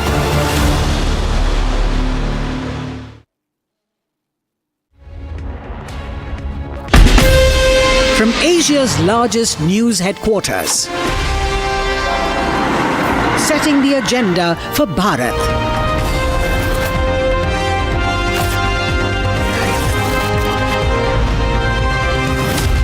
You're watching Republic.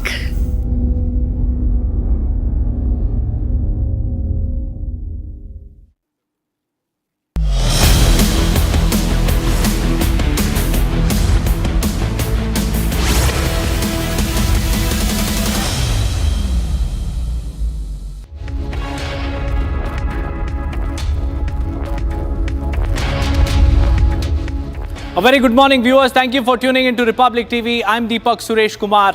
Bharat 2050 is back, bigger, bolder and more visionary than ever.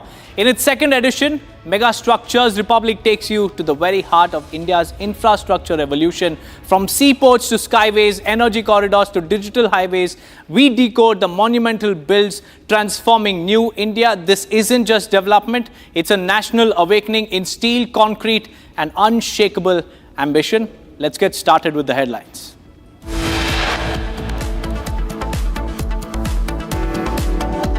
Spate of Air India flight cancellations yet again. 7 Air India domestic and international flights cancelled due to maintenance and operational issues.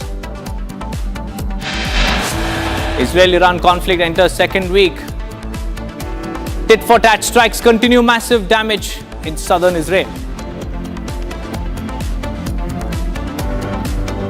Prime minister ने authorise किया arm forces को, detail तय हो गई कि हमने क्या roll out करना है और वो हमने 4 बजे के बाद शुरू किया। ये उनकी फिर एक बदकिस्मती मैं कहूँगा इंडिया की कि उन्होंने 2:30 बजे फिर वही हरकत कर दी कि जी नूर खान एयरबेस पे, शोरकोट एयरबेस पे, 2 एयरपोर्ट्स पे उन्होंने फिर अटैक किए उसी रात को, 6 और 7 की दरमियानी रात को। Pakistan Deputy Prime Minister makes a big admission, confirms India hit 2 key air bases during Operation Sindhu. Second leg of Operation Langra continues in Uttar Pradesh. Criminals shot in encounters across Uttar Pradesh. Shivanshu Shukla-led historic Axiom 4 mission has been delayed yet again. June 22nd launch date stands deferred.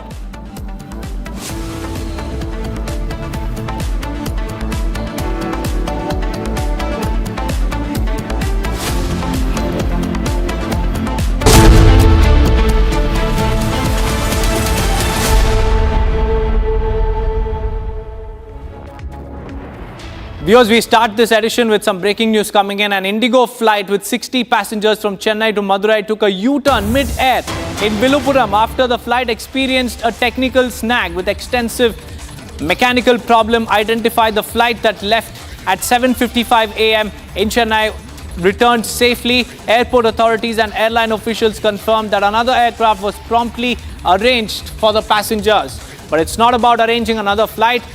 The big question is, why weren't checks carried out before the takeoff? Why did Indigo force a U-turn?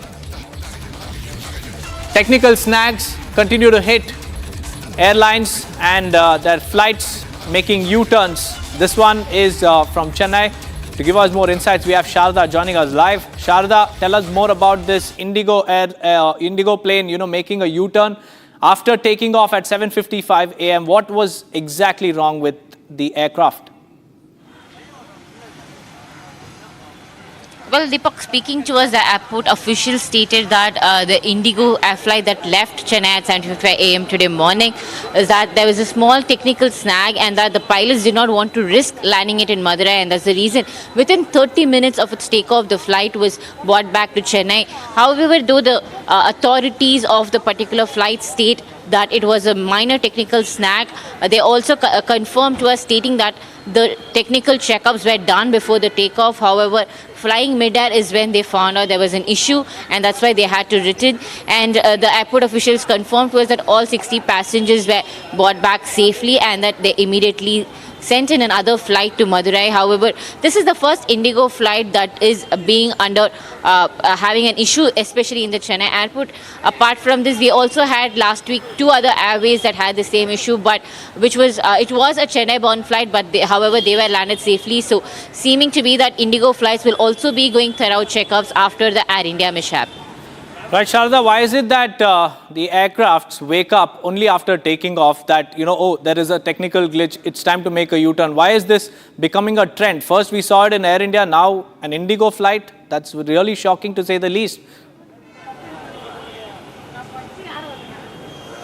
Well, apparently the pilot did notice the minor technical snag only when was flying, because the airport authority speaking to me stated that it was not a technical issue when the flight was taking off, and there was no issues when it had left the Chennai airport. However, the issue came up only when the flight was in mid-air, and that's why within 30 minutes of it being in the air, the flight returned back to the Chennai airport, and also added the pilot took a safer option instead of flying forward.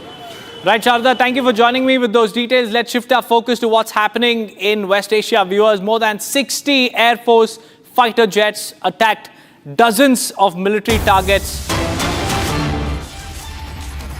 And this is a stunning show of air power. More than 60 fighter jets have struck the heart of Iran's capital last night. Over 120 precision munitions rained down, obliterating critical military targets from missile factories to cutting-edge weapons R&D hubs.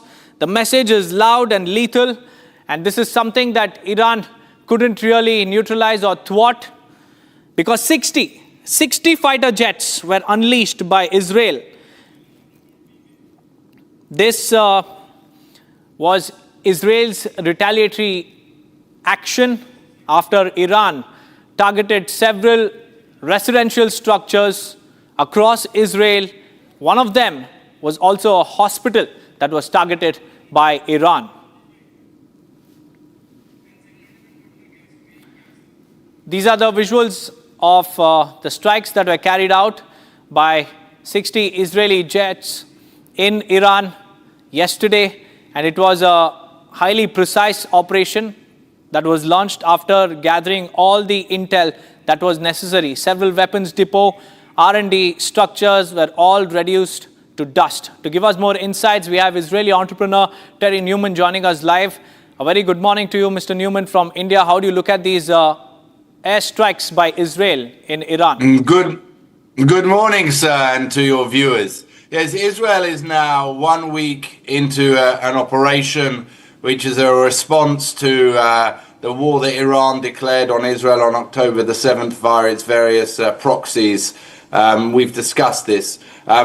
The attacks over the last week, this preemptive strike which Israel has led, has been a success of historic proportions. We have taken out large elements of their nuclear program, large elements of their missile program, and also, no less important, the knowledge, the scientists, the people who would be able to put it back on its feet. However, we are still waiting to see how this will impact on negotiations between the Americans and the Iranians and the Europeans and the Americans. You're probably aware that today there will be meetings between the European foreign ministers and the Iranian foreign minister. And Israel has always made its position clear. We have no problem with the Iranian people. They are, in the main, peace-loving people. We have a problem with a genocidal, suicidal regime that has a clock in the middle of Tehran with a countdown to our destruction that is trying to get its hands on the weapons of mass destruction. That is what we are doing. And if they can be removed and this threat removed without having to go further, then marvelous. Well, Mr. Newman, stay on with us because Iran has retaliated by launching strikes in southern Israel. That's the next breaking news that we are tracking. This is Iran's fresh barrage of attacks. A fire erupted and cars were set ablaze following an Iranian attack in southern Israel. These are the pictures of the extensive damage that was witnessed after Iran's latest launches. And it was earlier today that the Israeli army said that sirens were sounded across Israel following the identification of missiles launched from Iran towards Israel. The emergency services did not report any casualties, however, but released videos on your screens show cars on fire and a big cloud of smoke rising near residential buildings. We have more breaking news coming in, viewers. Another breaking news. Iran has launched a barrage of missiles on Israel's Beersheba city. Iran missile impacts Beersheba, causing heavy damage. 5 lightly injured. 4 Iranian drones have been downed overnight. And this is Iran's back-to-back strikes across Israel. Southern Israel first, and now we have Beersheba city, which was also impacted by these barrage of missiles launched by Iran.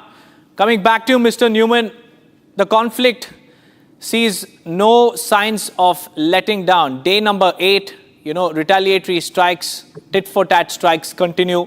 How is Israel managing to sustain this war? So the attacks that you've just showed that happened during the night on Beersheba were very close to the hospital that was, criminally hit yesterday by the Iranian missiles. They appear to be using now cluster bombs, where in effect the first missile comes in, it gets intercepted, and then cluster bombs come out of it. This appears to be their new strategy. We know we're dealing with an evil enemy that is specifically targeting civilian homes, civilian installations, hospitals. They make no difference to whether they're going after Jews, Arabs, Christians. They literally just want to kill Israelis. We have no problem with them as well. As I say, we are 2,000 kilometers apart. We have different economies. We're not in competition with them, so it's very odd. In terms of how this will continue, we have prepared the ground for major decisions to be made, also not only by us, but also by the United States and the Western world and Iran itself. We have set back the Iranian nuclear plan by many months, if not years. But now we have to see whether the Iranians will actually stop their program. And Donald Trump has officially given himself 2 weeks to make a decision. The American army is ready to attack if it so decides, and he is going to see whether the Iranians will now change their old approach of playing for time and rushing to a bomb and will actually give up on their nuclear weapons plan or not. Our hope, obviously, is that they will, and as much innocent life on our side and their side will be spared. In the meantime, Israel will continue to degrade the Iranian nuclear project. At this stage, Mr. Newman, to what extent can you confirm that the nuclear plants in Iran have been degraded? How much of it have been degraded?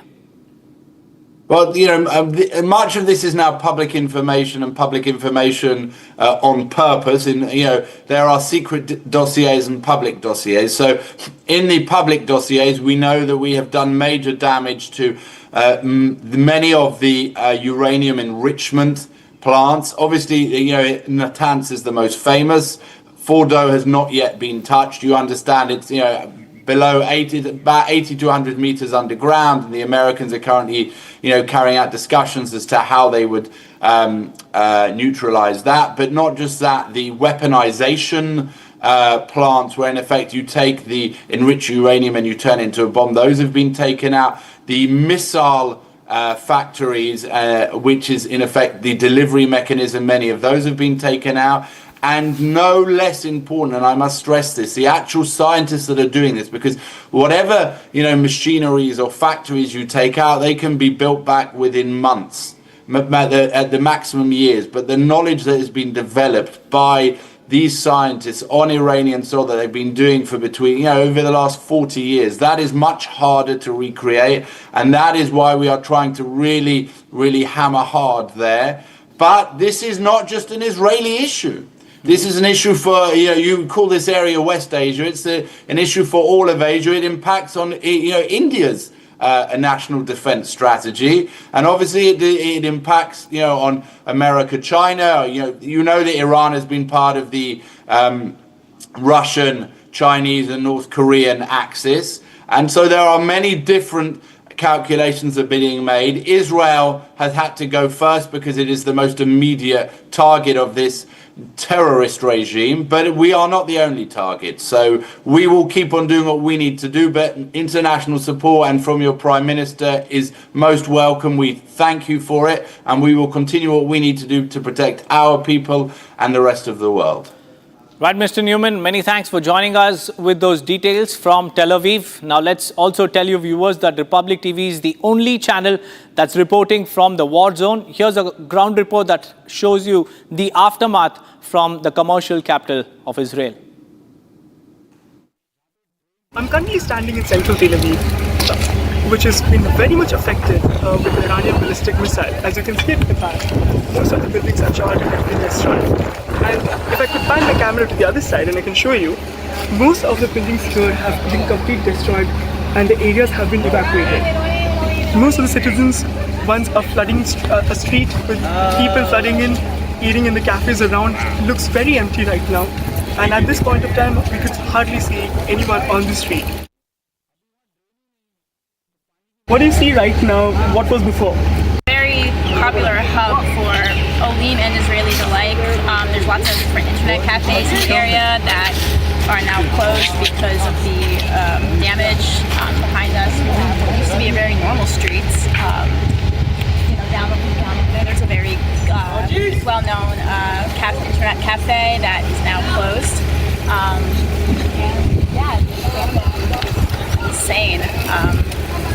I try not to walk here super often since Sunday because of all the glass and all the destruction, but eventually it's just unavoidable. So it's a bit freaky seeing it and just what it used to be. It used to be just a very normal place where you just see everyone, like as you walk down all the cafes, you see everyone you know, and now it's just totally different.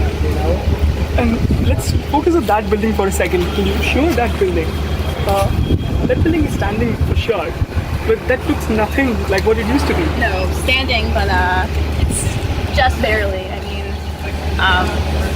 thankfully a lot of the buildings in the area, as long as you're in the shelter, in the miklach or the mamak or the mamad, whatever you go to when there's a siren, you'll be safe. But then you exit and it's just absolute chaos and destruction. So it's just tons of broken windows. It just looks bad.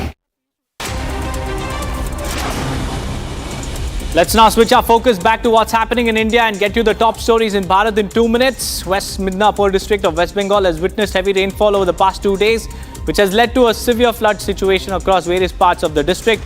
Several villages under the Garbeta Assembly constituency are now submerged. The strong currents have caused the roads and bridges to have been washed away, completely disrupting communication in the affected areas. A control room has also been set up to coordinate relief and rescue operations. Odisha Chief Minister Mohan Charan Machi reviewed the preparations and arrangements ahead of PM Narendra Modi's visit to the state. PM Modi will mark the first anniversary celebration of the BJP government led by Chief Minister Mohan Charan Machi in Odisha today.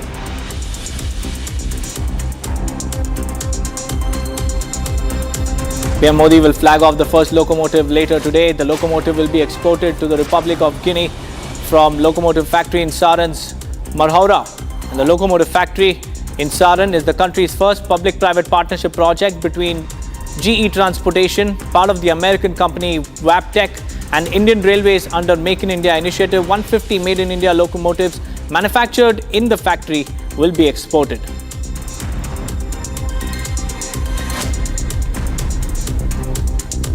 Women were seen participating in the 15-day self-defense camp being organized in Jammu by the Rashtriya Sevika Samiti. The camp is training women in physical combat techniques, karate and traditional stick-based defense methods. Held during summer vacations, the camp offers martial trainings, cultural education and mental strength from weapons training to awareness about Indian culture. The camp provides a holistic environment for the all-round development of the participants.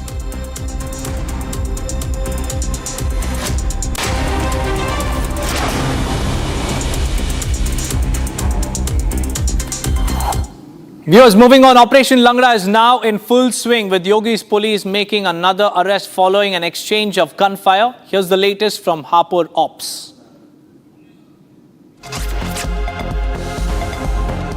Operation Langra is in full swing with Uttar Pradesh police intensifying its crackdown on criminals. In Hapur Simbauli area, an encounter broke out during a routine checking operation. Police retaliated after coming under fire and managed to arrest a wanted criminal in an injured condition. The accused is involved in a cow slaughter case and had been absconding for several weeks. From the site, police recovered illegal arms, live and spent cartridges, and a motorcycle used by the accused. आज रात्रि थाना सिंबावली police द्वारा Buxar regulator मार्ग पर checking की जा रही थी, जहां एक संदिग्ध को रोकने का प्रयास करने पर वह भागने लगा तथा पुलिस पार्टी पर फायर किया। पुलिस पार्टी द्वारा आत्मरक्षा की गई फायरिंग में अभियुक्त जाहिद, जो कि ग्राम हसूपुर थाना गढ़मुक्तेश्वर का रहने वाला है, उसके पैर में गोली लगी है। उसके पास से एक तमंचा, एक खोखा कारतूस तथा एक जिंदा कारतूस तथा एक बाइक बरामद हुई है। वह थाना सिंबावली के गोकशी के मुकदमे में वांछित चल रहा था तथा उस पर लगभग 1 दर्जन मुकदमे पंजीकृत हैं। अभियुक्त को अस्पताल इलाज हेतु भिजवा दिया गया तथा आवश्यक विधिक कार्रवाई कराई जा रही है। The injured man is now under treatment and further legal action is underway. The encounter adds to a growing list of police actions as part of Operation Langra aimed at zero tolerance against repeat offenders. Police team के द्वारा आत्मरक्षा की गई firing में एक बदमाश जिसका नाम शहबाज अली उर्फ अली खान है के पैर में गोली लगी है। इस मुठभेड़ में एक पुलिसकर्मी भी घायल हुआ है। घायल बदमाश को उसके 2 साथियों सिकंदर व अमन अंसारी के साथ 2 315 बोर तमंचे, 2 खोखा कारतूस, 2 जिंदा कारतूस, 1 चाकू, कुछ रुपए व लूट के 1 मोबाइल के साथ गिरफ्तार किया गया है। घायल बदमाश व घायल पुलिसकर्मी को अस्पताल के इलाज के लिए अस्पताल भेजा गया है।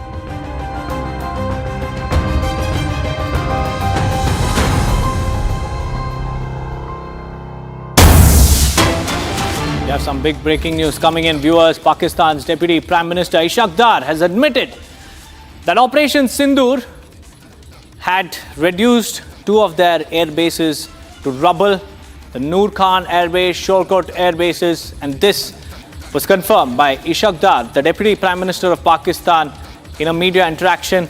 Dar's statement comes after several denials by the Pakistani government and also the military about the extent of Operation Sindhu carried out by India and the extent of the damages caused by the strikes, the highly precise strikes under Operation Sindhu. Listen in.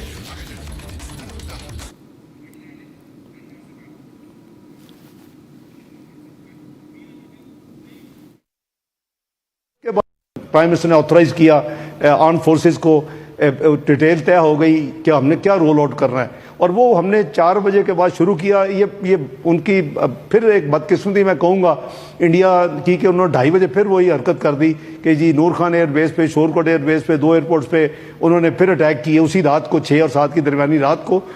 तो वो उन्होंने जो कोशिश की, तो उसके बाद by the way उसके बाद विद इन 45 मिनट्स मुझे सऊदी प्रिंस फैसल साहब का फोन आया और उन्होंने मुझे वही बात की कि ब्रदर आई जस्ट अंडरस्टूड कि जी आपकी बात हुई है रूबियो से और अपना am I authorize to talk to Jaishankar also and convey के you are ready if they stop. I say yes brother you can. और उन्होंने मुझे वापस फोन भी किया, प्रिंस फैसल ने को 20-25 में फोन किया कि मैंने जयशंकर साहब को ये कह दिया। तो बात यह है कि अगर ये उन्होंने अपना किरदार अदा किया है और वो क्रेडिट लेते हैं, 13 दफा ले लें, 130 दफा ले लें, हमें उसको welcome. Well, viewers, in the aftermath of Operation Sindhu, Pakistan Army as well as the government completely denied the extent of damages. It was through the tenders that were issued by Pakistan immediately after Operation Sindhu's Phase 1. We got to know, and Pakistan also admitted that several of their air bases were completely damaged, and that for that they had issued many tenders for repair works, and now an open admission coming in from the Pakistan Deputy Prime Minister. We have Major General KK Sinha also joining us on the phone line. Major General, a very good morning to you. Pakistan once again admitting to the damages that were done by Operation Sindhu. Noor Khan Air Base and Shorkut Air Base confirmation has once again come out in the open. Good afternoon and Jai Hind. See, it is a great acceptance by Pakistan. It's coming in phases. That's good. Today, the Deputy Prime Minister has accepted Isakdar, that Noor Khan and Sialkot, as you brought out, that has got a substantial damage by a mighty strike by our Indian Air Force and, during the actual retribution of Operation Sindhu from 7 to 10.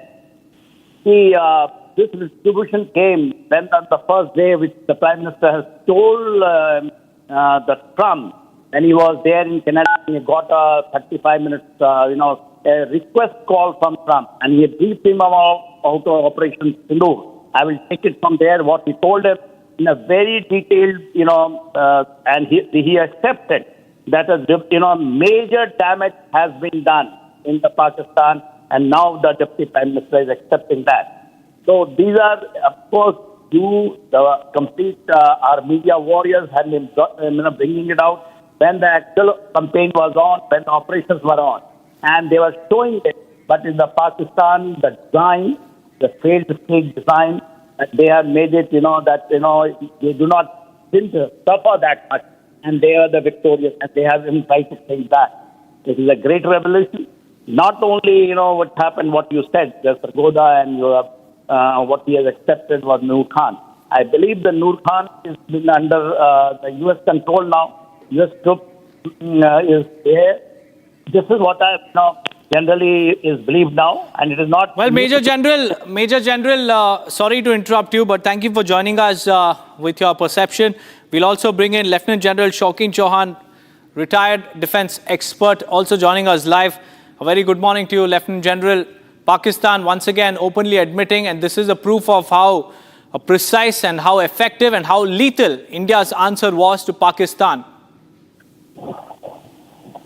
Good morning to you, and Jai Hind. Thank you for calling me. I agree entirely. It's our lethal. It was our lethal BrahMos strike that actually brought Pakistan to its knees. And it's important for us to understand at all stages that we have the capability of lethal strikes. We have the capability for pinpoint accuracy, and we have the ability to hit Pakistan where it matters. And that is Pakistan, and to cover the entire Pakistan hinterland and all important areas. So these are important issues for Pakistan to realize, for Pakistan to accept, and to realize that India will now use these kinetic means to hit them, to ensure that Pakistan does not carry out terrorist attacks in our country. Or if they do, then they're going to be hit by these kinetic means. So these are the issues that I feel that are important to us. We must frame a policy, we must frame a system, that we must frame a reaction that is capable of reacting every time this kind of terrorist incident happens. And we should not allow, to my mind, a 16-day gap before hitting them. While the plan to hit them is based on our requirements, But at the same time, we must not allow Pakistan or China together to get ready to deal with, try and deal with an Indian reaction. Right, Lieutenant General John, thank you for joining us with those details. This is an eye-opener for the Sabud gang in India as well. Viewers, all those who continue to doubt our forces, Operation Sindhu, this is indeed a befitting reply to them and Pakistan. With that, we'll slip into a short break. On the other side, we'll tell you about Prime Minister's visit to Bihar and Odisha today, during which he will inaugurate and lay foundation stones for various developmental projects. Along with that, we'll also tell you about the second leg of Operation Langda, where several criminals across Uttar Pradesh have been shot at and nabbed by Yogi's police. Zero tolerance to criminals and crime. Stay tuned for more on that.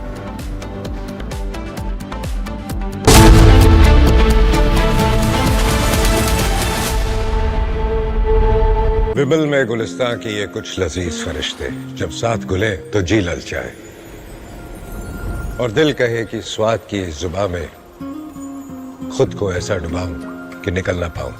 विमल की जुबान कुछ है ही ऐसी, मानते हैं ना? विमल, बोलो जुबां Kesari.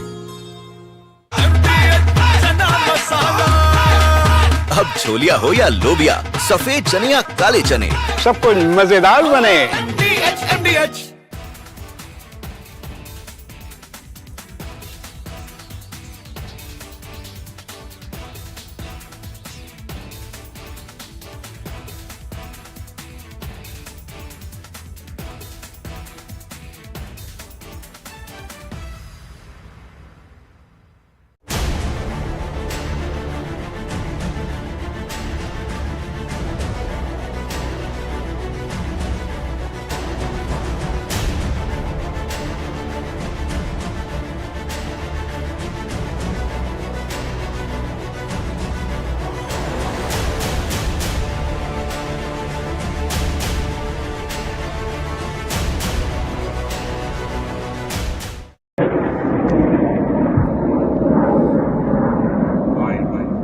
יש שם, זה לא נפילות? זה נפילות, אבא, זה נפילות.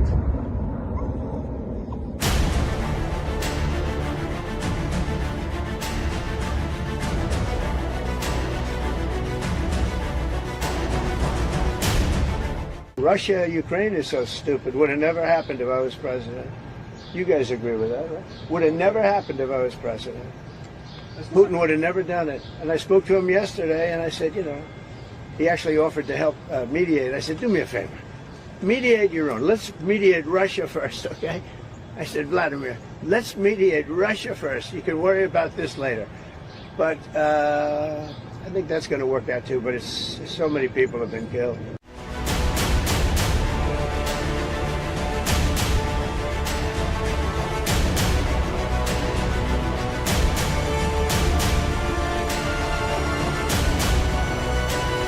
I'm not happy with what Putin's doing. He's killing a lot of people, and I don't know what the hell happened to Putin. I've known him a long time, always gotten along with him, but he's sending rockets into cities and killing people, and I don't like it at all, okay? We're in the middle of talking. I don't just report from courtrooms on verdicts, I decode them. From breaking news to complex legal verdicts, every word is backed by law. At the Republic School of Journalism, you will learn how to report on legal issues with accuracy and speed. The RSJ Diploma, starting on the 30th of June. Apply now.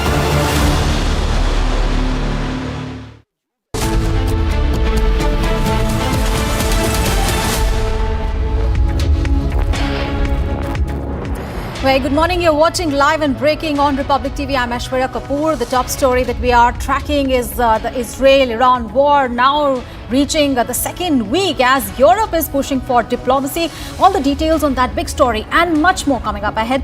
Let's first take a look at the headlines. Spate of Air India flight cancellations yet again. 2 Air India domestic and international flights cancelled due to maintenance and operational issues.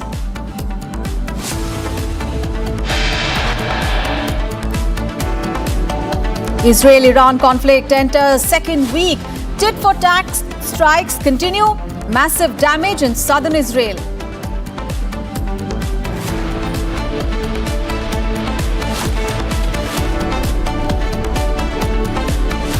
Prime minister ने authorise किया arm forces को, detail तय हो गई कि हमने क्या roll out करना है, और वो हमने 4 बजे के बाद शुरू किया। ये उनकी फिर एक बदकिस्मती मैं कहूँगा इंडिया की कि उन्होंने 2:30 बजे फिर वही हरकत कर दी कि जी नूर खान एयरबेस पे, शोरकोट एयरबेस पे, 2 एयरपोर्ट पे उन्होंने फिर अटैक किए उसी रात को, 6 और 7 की दरमियानी रात को।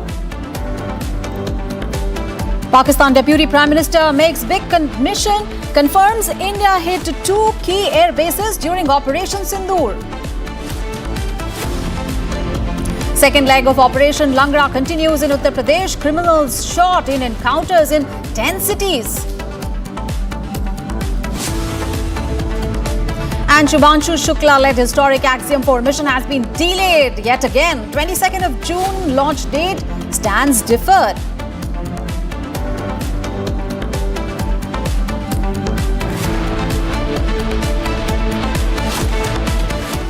And viewers, we have breaking news coming in, big story coming in. That is, Defence Minister Rajnath Singh is going to visit China next week for the SCO Defence Ministers meeting. Now, this meeting coincides with India and China working to normalize relations, marked by the resumption of trade, travel and dialogue. The Defence Minister is likely to hold bilateral meetings with his Chinese counterpart, Admiral Dong Jun. So, big story coming in. India and China defence ministers to meet, and Rajnath Singh will be attending the SCO defence ministers meeting. This meeting is taking place in China, and he will hold bilateral talks with the Chinese defence minister, Admiral Dong, on the sidelines of this conference. All right, our colleague Gursimran is now joining us for more on that story. Gursimran, what we are witnessing is China and India looking to normalize the relationship in various spheres, including trade. And this meeting on the sidelines of the SCO defence ministers is going to be very, very crucial. Yes, this visit indeed of the Raksha Mantri Rajnath Singh to China is going to be very important, because this is going to be the first visit post-Galwan that we have seen that has increased the hostilities between both the countries, and especially both the armies on the line of actual control. But with the diplomatic ways coming into being and the armies of both the sides speaking to each other, there have been way-outs that have been reached upon, and also especially after the 2024 agreement that was reached upon by both the sides, that will not only ensure de-escalation but also the developments, a positive development in relationship between both the countries. Now, Rajnath Singh will be travelling to China for the Shanghai Cooperation Organization's defence minister meeting that will be attended by the counterparts from the China as well as from the Pakistan, Kyrgyzstan, Russia and other countries that are part of the SCO. Important to mention that this visit not only will have the this meeting of all the defence minister, but also the bilaterals between the Chinese counterpart as well as with the Russian counterpart, it is expected. So it also means that the India is on way forward along with the China to normalize the relation and also to move a step ahead after the hostilities that we have seen starting from 2020 to 2024 when the agreement was reached upon. So this is going to be a very important visit that will take place next week, starting from 25th of June to 27th of June in China. Right, Gursimran. Thank you so much for those details. So a very, very important meeting by the defence minister there. And remember, this comes even as the Indian pilgrims that are bound to Kailash Mansarovar will be reaching also at the same time when the meeting of the two defence ministers is going to take place. And we have more breaking news coming in. BCACS is seeking more details now from Air India. This is records of CCTV, maintenance log sheets, as well as engineer ground team, cargo unit, and also fuel refueling teams. Details have been sought from Air India by the BCAS. Now, BCAS has asked Air India to provide names and also details of the people who were involved in even small little checks of the AMD Gatwick crashed plane. Remember, this plane crashed as it was bound out for London's Gatwick airport. It took off from the Ahmedabad airport and crashed within seconds. And now more details have been sought from Air India. The Bureau of Civil Aviation Security has sought more details. Let's get more details from Harsha, who's joining us live for more details. Harsha, Now, the Bureau of Civil Aviation Security has sought more details from Air India regarding the crashed flight there in Ahmedabad. So, what is specifically that the Bureau is looking at?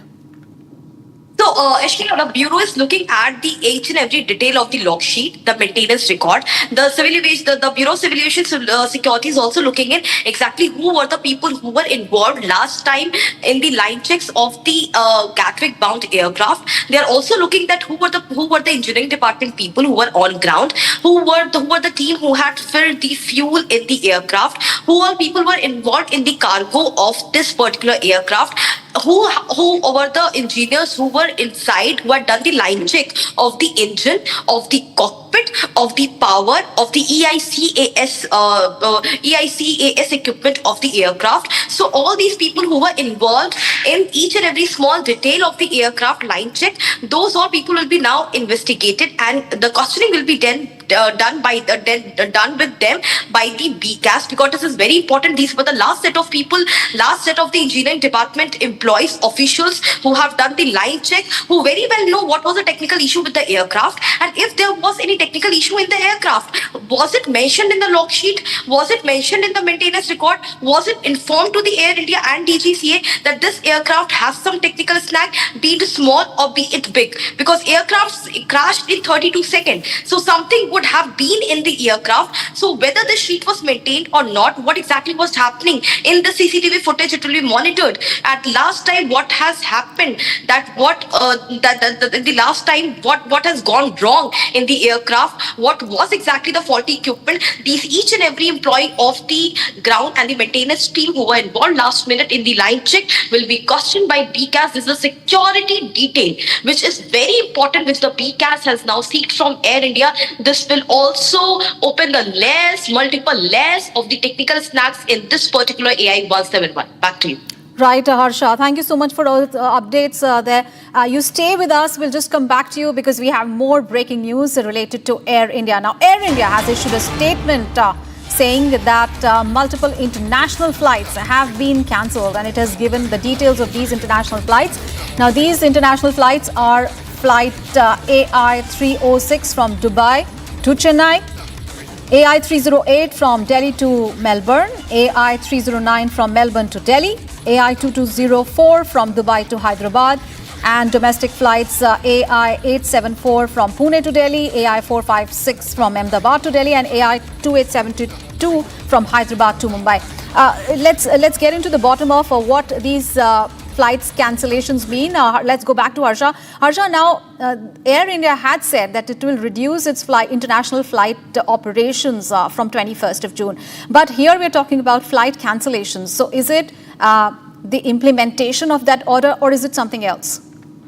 No, it is not the implementation of that order. We can't say that it is a reduction of the international flight by 15%, which is cancelled, because of which the Air India has cancelled. Moreover, Aishwarya, it is because of the technical snag. Moreover, because of Air India is under immense scrutiny from the Secretary Aviation, from MOCA, from the regulatory body DGCA, that Air India is unable to ignore the small and the big technical snags in the aircraft. Earlier, Air India used to hide the technical issues in the aircraft, but right now, as each and every pilot as well, even if this snag is small or big, even if there's a minimum equipment list in the aircraft, the pilots are not shying away by telling the ATC and informing the regulators about the fault and about the technical snag, because now the crew member and the pilot have also understood that the lives of passenger can't be put in danger. Air India is continuously playing with the lives of several passengers by flying faulty aircraft. Now passengers, the crew, the other departments of the aircraft have come out in public. They are reporting each and every small snag to the ATC. Now, since the snag is being reported, the flights are getting cancelled, or either they are being grounded, or they are taken to the isolation bay. That since the time the faults will not be fixed, till the time the faults will be not fixed, the aircraft will not be allowed to fly. fly. So these are the genuine snags which are in each and every aircraft, or most of the aircraft, or we should say most of the aircraft of Air India. These snags are there and it has to be fixed, and therefore the flights are getting cancelled. So Campbell Wilson, who's saying that it is because of the closure of the airspace because of Iran and Israel, that's not complete truth. That there might be a small reason, but not complete truth, because most of the flights which are bound for Dubai, which are bound to Frankfurt, which are bound to different international locations, they have faulty equipments and faulty for the fault have been seen in the aircraft, because of which they have been cancelled. All right. Thank you so much for that update there, Harsha. And viewers, we have more breaking news coming in. Now, an Indigo flight with the 60 passengers on board from Chennai to Madurai took a U-turn mid-air in Villupuram as the flight experienced a technical snag. So it is not Air India. This is an Indigo flight now with extensive mechanical problem identified. The flight that left at 7:55 in the morning from Chennai was returned safely. Airport authorities and airline officials confirmed that another aircraft was promptly arranged for passengers. Sharda, our colleague, is now joining us live from Chennai for more details. Sharda, what more details are emerging? Thankfully, all the passengers are saved as the flight, another flight was arranged for the passengers. But what more can you tell us? What has Indigo, has a statement been issued by them? And what was really the technical snag that caused this incident? Well, we're not very sure about what actually happened, because the pilots figured there was a technical snag. Only after 30 minutes the flight was departed, and mid-air is when they found there was an issue, and it was supposed to be a minor issue. However, to make sure that the safety of the passengers are not put in the pilot decided to bring the flight back to Chennai, following which the air traffic controller made sure the flight landed safely and all 60 passengers deboarded the flight safely, and that they were sent in another flight which was arranged by the Indigo without any deviation, and made sure that all the passengers boarded again and reached Madurai. Also, now the latest update that we are getting from the airport officials is that the flight engineers are now looking into the technical snag and figuring out what the issue is. However, they haven't exactly pointed out what the issue for the flight to be returned. And also speaking to us, the Chennai Airport Authority said that there was a small confusion while this happened, and there was too much of people in the Chennai airport, and there was multiple delays in other flights as well that took off. However, after almost an hour and a half, all the flights took off on time, and that airport officials also stated that Indigo made sure that all the passengers were sent safely through Indigo and Air India flights that were going to Madurai from Chennai. All right. Thank you so much for those details there. We'll keep coming back to you in the subsequent bulletins for more on that story. And viewers, let's move on in the bulletin. The Karnataka BJP is witnessing an internal turmoil with anger against the state unit chief Vijendra continuing to intensify. Now, this comes on the day when Home Minister Amit Shah is in Bengaluru as well. Take a look at this report. Internal tremors continue to shake the Karnataka BJP. Discontent is rising over state party president B.Y. Vijendra's leadership, with the BJP High Command likely to take a call soon. A powerful faction of senior leaders held a hush-hush meeting with Union Minister V. Somanna, signalling serious cracks within the state BJP unit. Those present in that meeting include MLA Ramesh Jarkiholi, former Minister Kumar Bangarappa, ex-Union Minister G.M. Siddeshwar, MLA BP Harish and NR Santosh, all pressing for a leadership change. While senior leaders are trying to douse the fire, the internal pushback against Vijendra refuses to die down. These rumblings come on a politically sensitive day. Union Home Minister Amit Shah is in Bengaluru for private engagements, even as the party stares at a possible showdown in its Karnataka ranks.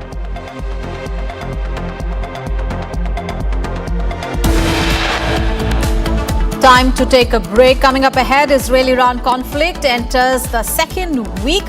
Tit for tat strikes continue. Massive damage in southern Israel. Also, the other big story, Pakistan Deputy Prime Minister makes a big admission confirms that India hit 2 key air bases during Operation Sindhu. Details on those big stories and much more after a short break. Stay tuned.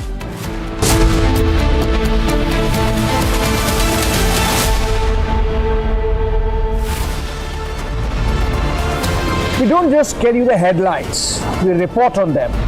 We get information from the highest level of sources. We get you news from the men in uniform, from those on the front. At Republic School of Journalism, you will learn how real reporting is done on the ground and in real time. The RSG Diploma course begins on June 30th. If you want to lead the story, start here.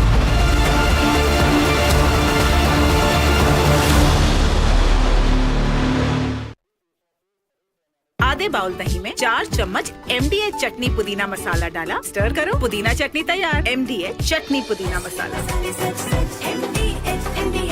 आपकी favourite Hyundai cars पर मिल रही है amazing deals. वैसे लोगे तो आप Hyundai ही, चाहे दिल की सुनो या डील्स की, तो जल्दी चले आओ हुंडई शोरूम। दादी के हाथों का जादू और खुशबू से महकता घर, माँ की मुस्कुराहट और खाने की सुगंध। MDH गरम मसाला, क्योंकि हर रिश्ता है स्वाद से जुड़ा।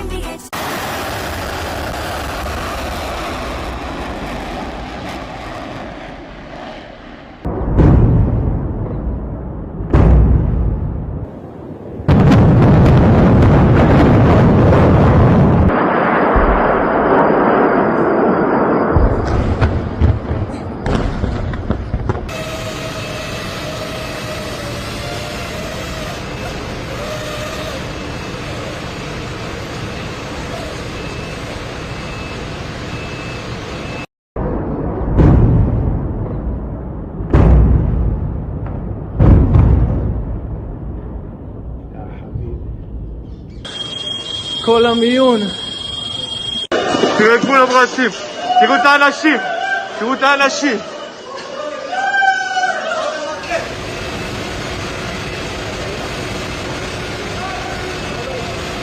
Early this morning, an Iranian ballistic missile directly hit the Soroka hospital in Beersheba. This hospital serves over 1 million Israelis, including Bedouins, Jews, Christians, and Arabs alike. Iran targeting civilian centers with ballistic missiles is no surprise for us. They have been openly declaring their desire to destroy the state of Israel for decades now.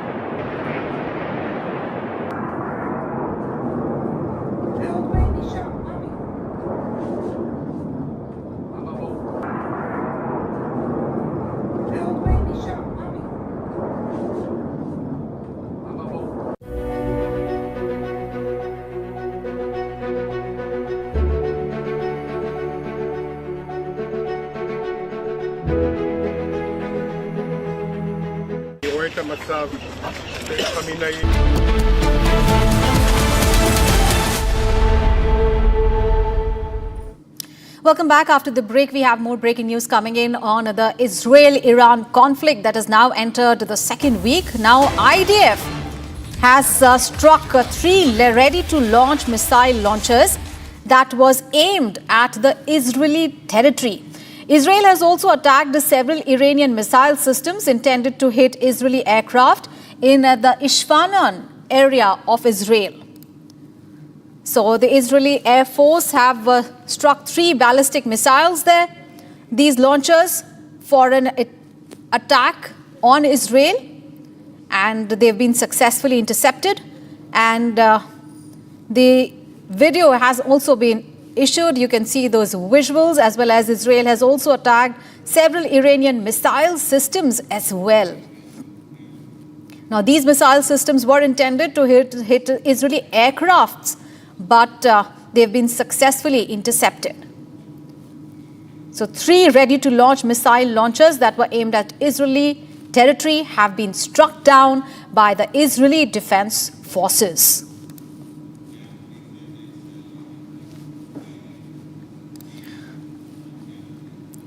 Meanwhile, we have more breaking news coming in related to this story itself. Israeli Defense Minister's big statement has come.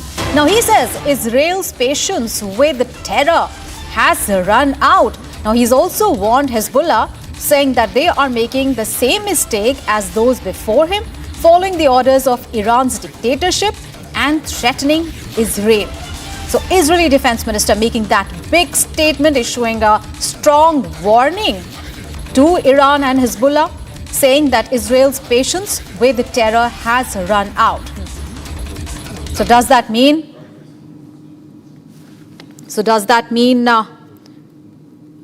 more retaliatory strikes to continue? Israeli Defense Minister, his name, he says is Hezbollah's leader is making the same mistake as those before him, following the orders of Iran's dictatorship. And he said, let me be clear, Israel's patience with terror has run out. If Hezbollah chooses war, it won't survive it.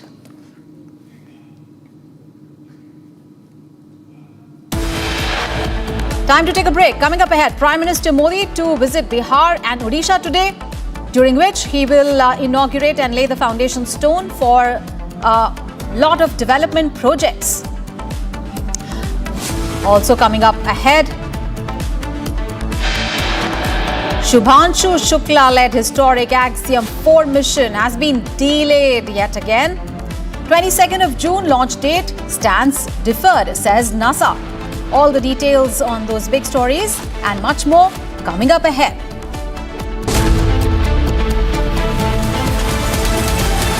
MDH की हल्दी मिर्ची धनिया करे कमाल, ये रंग दे, ये खुशबू दे, ये तीखा, ये कम पड़े, क्या निराला MDH मसाला। विमल में गुलिस्तां के ये कुछ लजीज फरिश्ते जब साथ घुलें तो जी लग जाए, और दिल कहे कि स्वाद की जुबान में खुद को ऐसे डुबाऊं कि निकल ना पाऊं। विमल की जुबान कुछ है ही ऐसी, मानते हैं?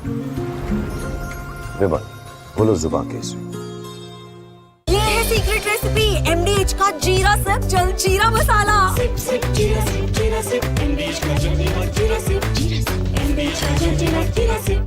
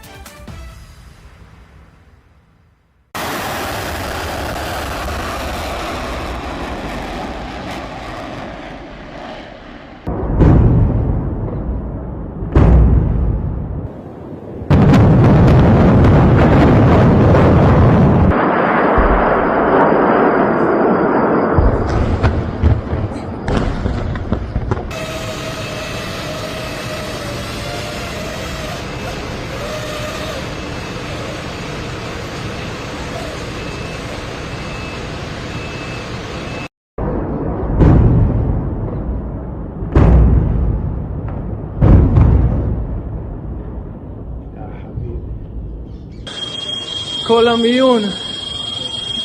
תראו את כולם רצים, תראו את האנשים, תראו את האנשים.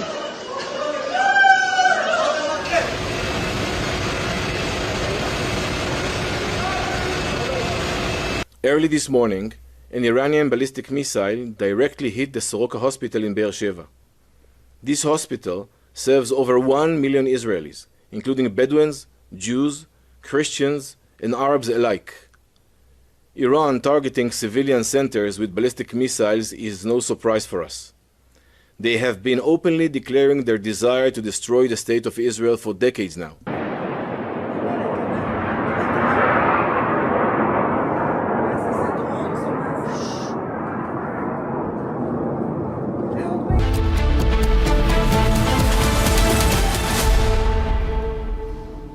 Welcome back after the break. News from Karnataka. The High Court there has issued notices to the Governor's Office and Lokayukt over delays in sanctioning prosecution against former Chief Minister B.S. Yedurapa.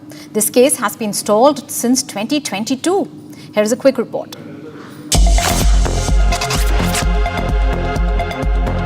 The Karnataka High Court has pulled up constitutional authorities over a prolonged delay in sanctioning prosecution against former Karnataka Chief Minister B.S. Yedurapa.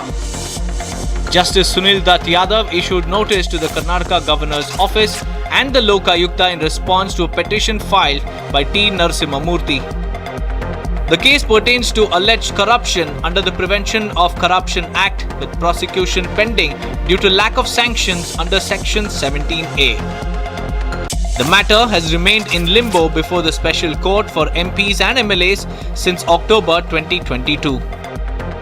Taking serious note of the delay, the court has now sought responses from the concerned authorities and posted the matter for further hearing on July 14th.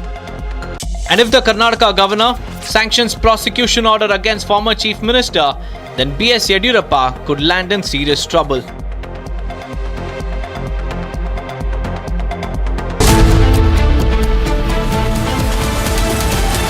विमल में गुलिस्तां की ये कुछ लजीज फरिश्ते जब साथ घुले तो जी ललचाए और दिल कहे कि स्वाद की इस जुबान में खुद को ऐसा डुबाऊं कि निकल ना पाऊं।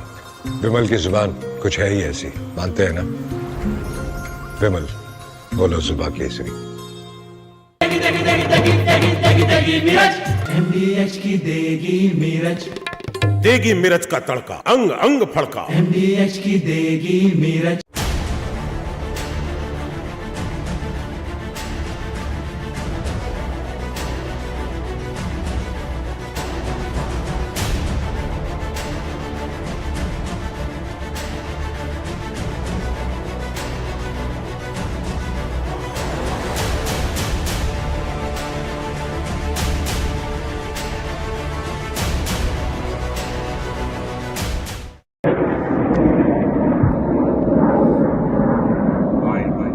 וואי, יש שם...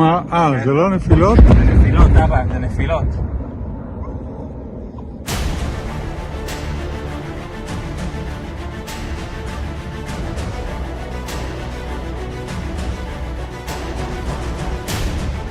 Russia, Ukraine is so stupid. Would have never happened if I was president.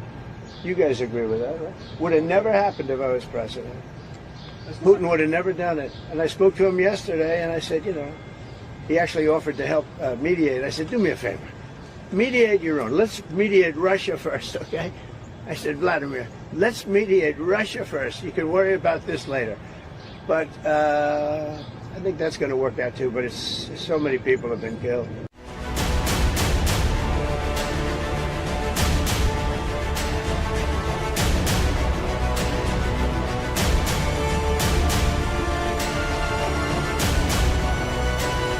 I'm not happy with what Putin's doing. He's killing a lot of people, and I don't know what the hell happened to Putin. I've known him a long time, always gotten along with him, but he's sending rockets into cities and killing people, and I don't like it at all, okay? We're in the middle of talking, and he's shooting rockets into Kiev and other cities. I don't like it at all. Mr. President, what do you want to do about that? I'm surprised. I'm very surprised. We'll see what. From Asia's largest news headquarters, setting the agenda for Bharat.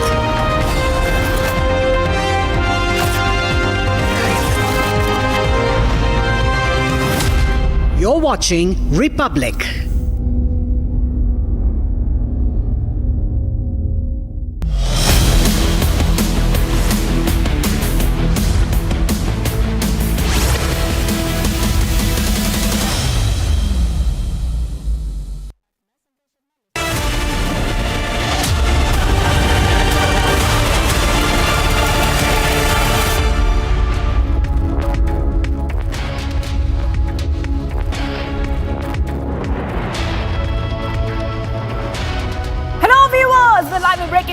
Shukla getting you the latest coming in. The top story, that is right, the West Asia conflict has entered day 8. And we're getting many updates coming in terms of Iran targeting southern Israel, and Trump thinking about intervening in the conflict. He has given himself a deadline of 2 weeks, and then he will decide whether he'll intervene in the West Asia conflict. All this and much more coming right up, but as usual, the headlines first. Let's get started.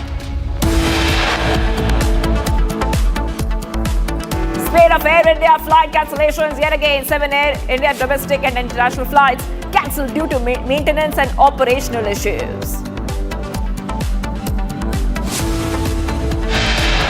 Israel-Iran conflict enters second week. Tit-for-tat strikes continue. Massive damage in southern Israel region.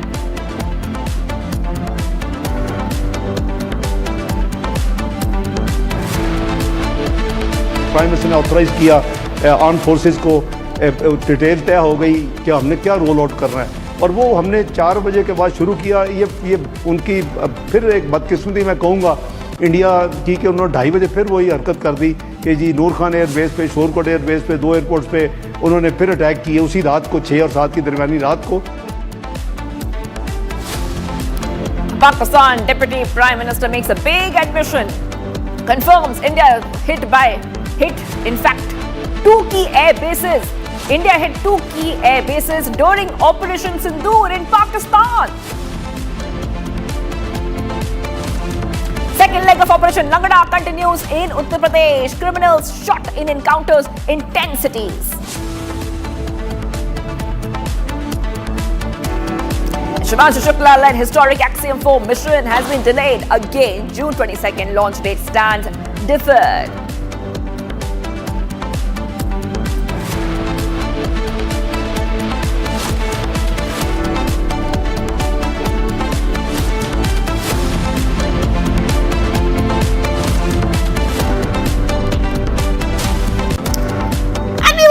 The big story we're tracking right now. Pakistan Deputy Prime Minister Ishaq Dar has confirmed that India attacked 2 important air bases in Pakistan, Noor Khan Air Base and in Rawalpindi, and the Shortcourt base during Operation Sindhu. Now, these airstrikes were carried out by India on May 7, just days after the 26 civilians were killed in a terror attack, the dastardly terror attack in Pahalgam. These statements come after several denials by the Pakistani government and military about the extent of the damage caused by India's strikes. And we have for you viewers what the Pakistani Deputy PM has admitted. So let's go ahead and play it out. उनकी फिर एक बदकिस्मती मैं कहूँगा India की कि उन्होंने 2:30 बजे फिर वही हरकत कर दी कि जी नूर खान एयरबेस पे, शोरकोट एयरबेस पे, 2 एयरपोर्ट्स पे उन्होंने फिर अटैक किए उसी रात को, 6 और 7 की दरमियानी रात को। तो वो उन्होंने जो कोशिश की, तो उसके बाद बाय द वे उसके बाद विद इन 45 मिनट्स मुझे सऊदी प्रिंस फैसल साहब का फोन आया और उन्होंने मुझे वही बात की कि brother I have just understood कि जी आपकी बात हुई है रूबियो से और अपना am I authorize to talk to Jaishankar also and convey के you are ready if they stop. I say yes brother you can. और उन्होंने मुझे वापस फोन भी किया, प्रिंस फैसल ने को 20-25 में फोन किया कि मैंने जयशंकर साहब को ये कह दिया। उनकी फिर एक बदकिस्मती मैं कहूँगा इंडिया की कि उन्होंने 2:30 बजे फिर वही हरकत कर दी कि जी नूर खान एयरबेस पे, शोरकोट एयरबेस पे, 2 एयरपोर्ट्स पे उन्होंने फिर अटैक किए उसी रात को, 6 और 7 की दरमियानी रात को। तो वो उन्होंने जो कोशिश की, तो उसके बाद बाय द वे उसके बाद विद इन 45 मिनट्स मुझे सऊदी प्रिंस फैसल साहब का फोन आया और उन्होंने मुझे वही बात की कि brother I have just understood कि जी आपकी बात हुई है रूबियो से और अपना am I authorize to talk to Jaishankar also and convey के you are ready if they stop. I say yes brother you can. और उन्होंने मुझे वापस फोन भी किया, प्रिंस फैसल ने को 20-25 में फोन किया कि मैंने जयशंकर साहब को ये कह दिया। All right, let's go across to Major General G.D. Bakshi joining us here on Republic TV. Thank you for joining us, Major General. I want to ask you, this is a very big update because what Pakistan has just confirmed is that Pakistan asked for ceasefire after India struck Noor Khan and other key air bases, which is very, very different from what Pakistan said earlier. They said that it was us who tried to show India their place and gave a strong response. Now, Pakistan has done a U-turn, Major General.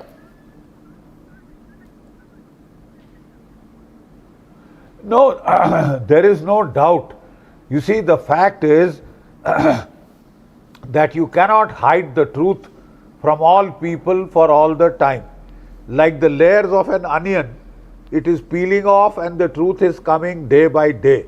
The simple fact is that Ishaq Dar also seems to be a little mixed up, the Deputy Prime Minister. On night 6th and 7th, India had attacked only the terror infrastructure in Pakistan.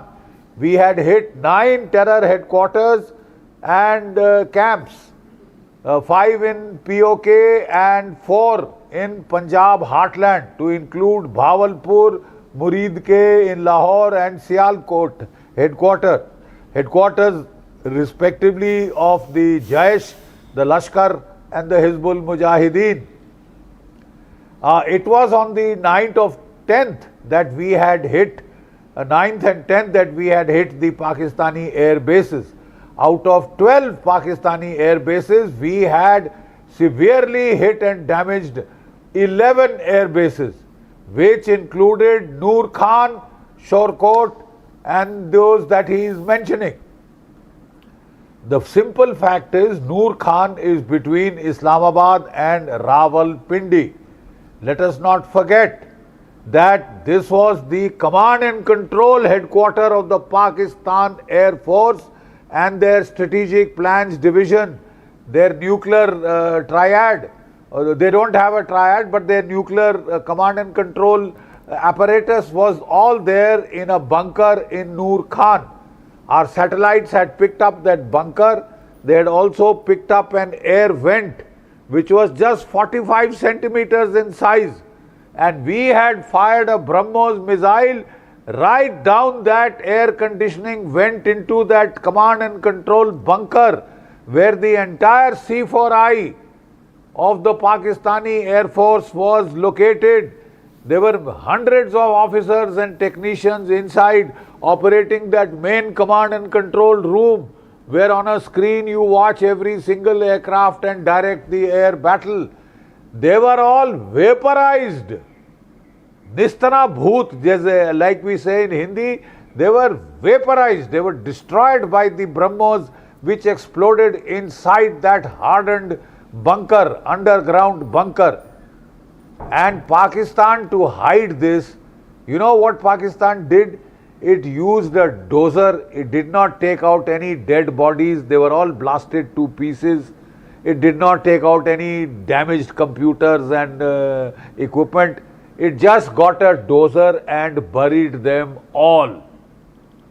Even if somebody was alive, I don't think he could have been left alive, but he was worried.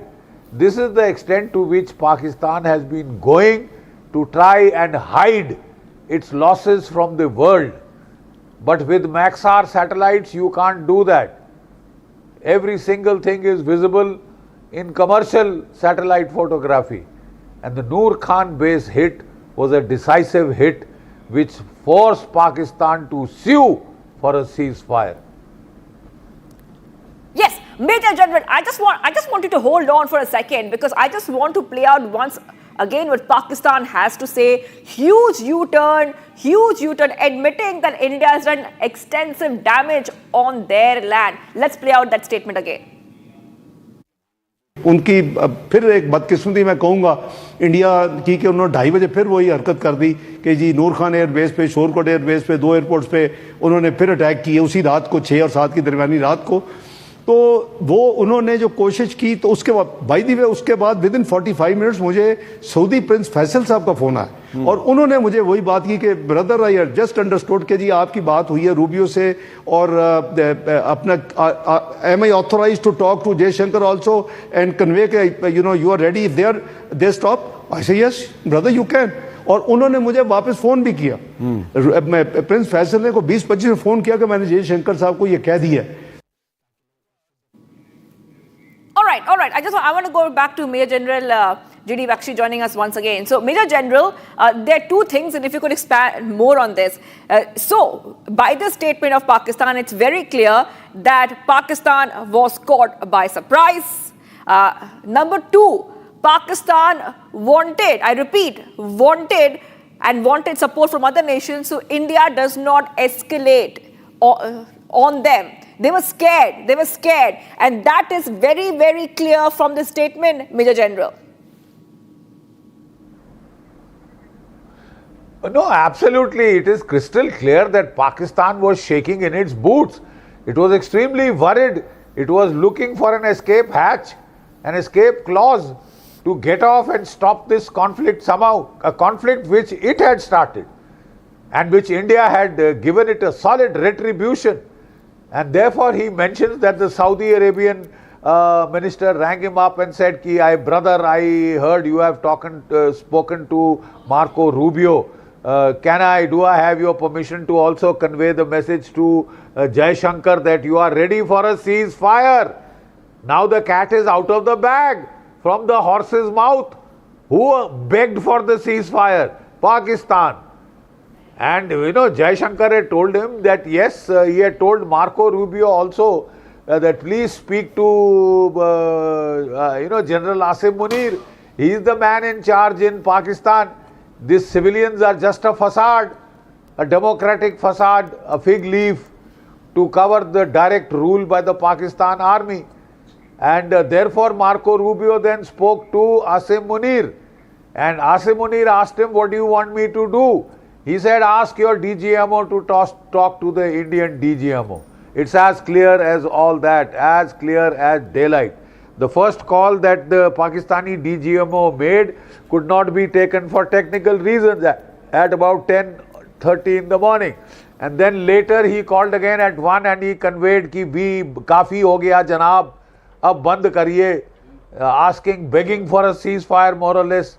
And our DGMO, told him that I will have to get the okay of my government and I'll come back. And he came back to him at 3 and said, it's okay, we agree to a ceasefire. Not a ceasefire really, but a pause in operations. A cessation of hostilities across the borders, firing across the borders. Providing you play ball.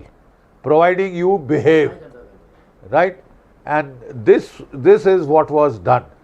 This is what was done. The whole cat is out of the bag. The story is out before the world. However much, different spins you may try and impart to this story, you can't change the basic facts. Even Donald Trump has been saying that he mediated the ceasefire. There was no mediation. Yes, in such situations, you do use communicators of choice. They communicate India's message to Pakistan and Pakistan's message to India because they are not talking directly except on the DGMO hotline, right?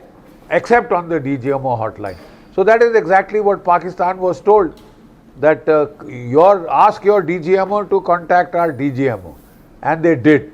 And that is how the pause in Operation Sindhu was worked out. Yes, Major General G.D. Bakshi, thank you for joining us there. Pakistan admits that extensive damage has happened on its key air bases and they are the ones who begged for a ceasefire. Thank you, Major General. For now, I have to move ahead right now, viewers, because we're getting some more updates coming in. We go back to our other story, the West Asia conflict. Australia, Bulgaria, Czech Republic, New Zealand, Portugal and Switzerland, all of them suspend embassy operations in Tehran. That is right. Back-to-back updates coming in as the Israel-Iran conflict enters day 8. We see a huge update coming in right now, viewers of Republic TV. We see that diplomatic row escalates. Countries are halting Tehran operations. 6 countries suspend embassy operations in Tehran. Huge update coming in right now on Republic TV. And this is coming as we have entered day 8 of the war between Israel and Iran. Tensions are rising. Missile strikes are happening. Drone attacks are happening. The conflict, remember, has been triggered. It's been 8 days and back-to-back updates are coming in. Unfortunately, many people are losing their lives. In the midst of all this, a diplomatic row has also erupted in terms of many countries, Australia, Bulgaria, Czech Republic, New Zealand, Portugal and Switzerland suspending embassy operations in Tehran.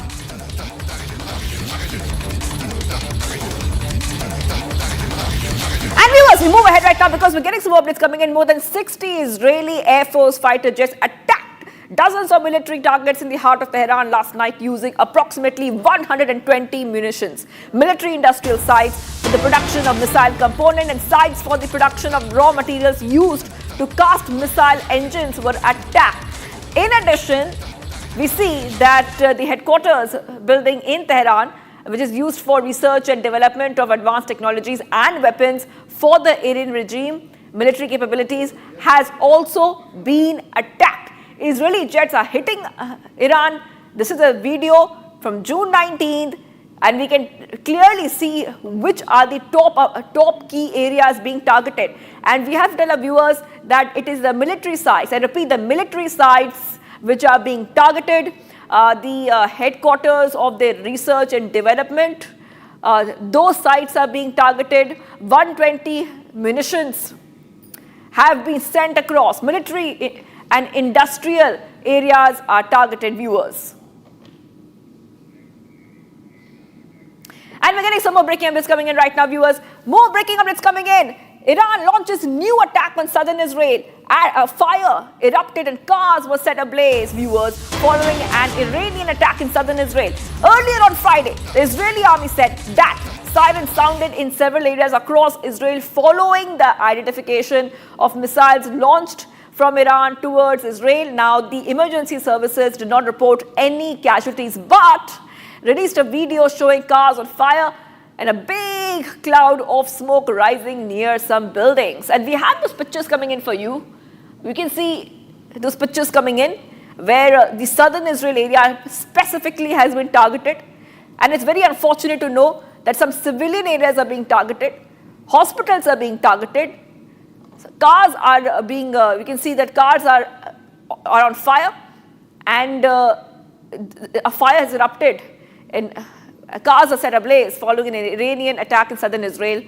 Israeli army said that sirens sounded in several areas across Israel following the identification of missiles launched from Iran towards Israel. The emergency services did not report any casualties, but released a video showing cars on fire and a big cloud of smoke you can see rising from some buildings. You can see that picture coming in. Huge black plumes of smoke rising from these areas. That is right, viewers.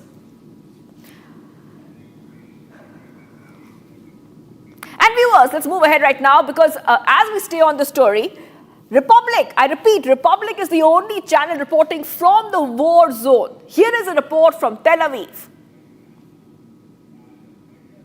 So this is a residential area here. This is a residential area, and you can see the skyscrapers were the target of the Iranian ballistic missile, and it can still collapse. And see here also behind me, this is one of the residential buildings where people also living, and it's completely destroyed. See how much the damage is just from one rocket.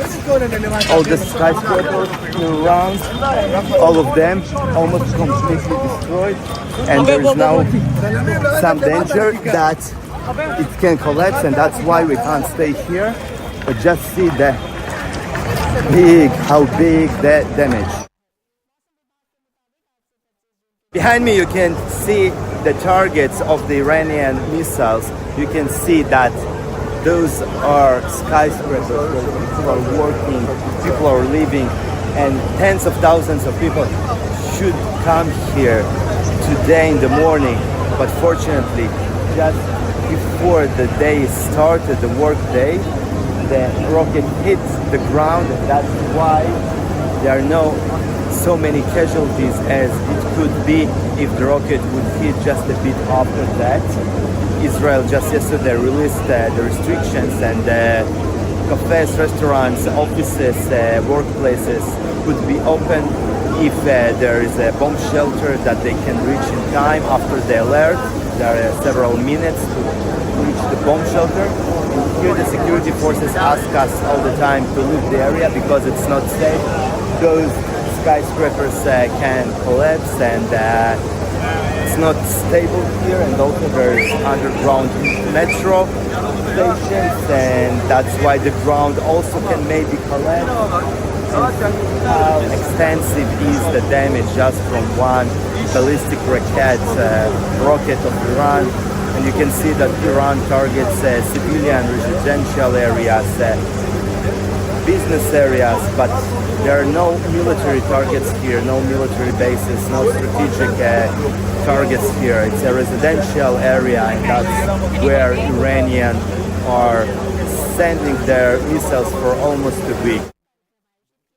Here behind me you can see how extensive is the damage just from one rocket, and we need to go downstairs because it is really dangerous, and the soldiers tell us that we need to go more down. But see the damage to the skyscrapers here are around thousands of people supposed to go to a work. People are living here, people still in shock, and they are rescued. The army and the security forces try to understand how many people still could be survived, but now we need to go. Yeah, you see the police tell us that we need to go, and we are going together because it's dangerous here. And you can see that the police are nice. They just tell us for our life it's better to move because it's really dangerous to be there. You can see how extensive is here the damage just from one rocket. All right, viewers, getting you another breaking news coming in. Iran has launched a barrage of missiles on Israel's region of Beersheba. In fact, Iran missiles impact, causing so much of damage. 5 lightly have been injured. 4 Iranian drones downed overnight. That is right, viewers. Back-to-back of this coming in here, Republic TV. You can see Iran has been targeting multiple areas. And this is coming in as the escalation has entered its 8th day between Israel and Iran. Tensions are rising as missile strikes and drone attacks are continuing.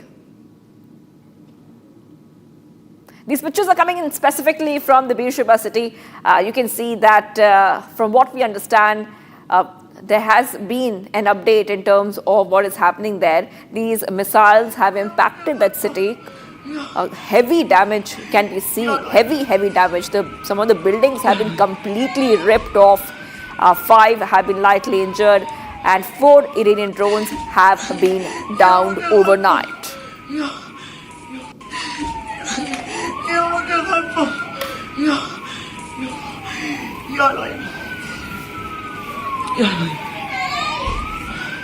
And meanwhile, Republic TV is the only channel reporting from the war zone. Here is a report showing the aftermath from Israel's commercial capital. Take a listen in.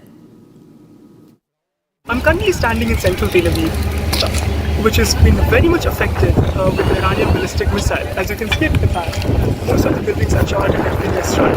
And if I could pan the camera to the other side and I can show you, most of the buildings here have been completely destroyed and the areas have been evacuated.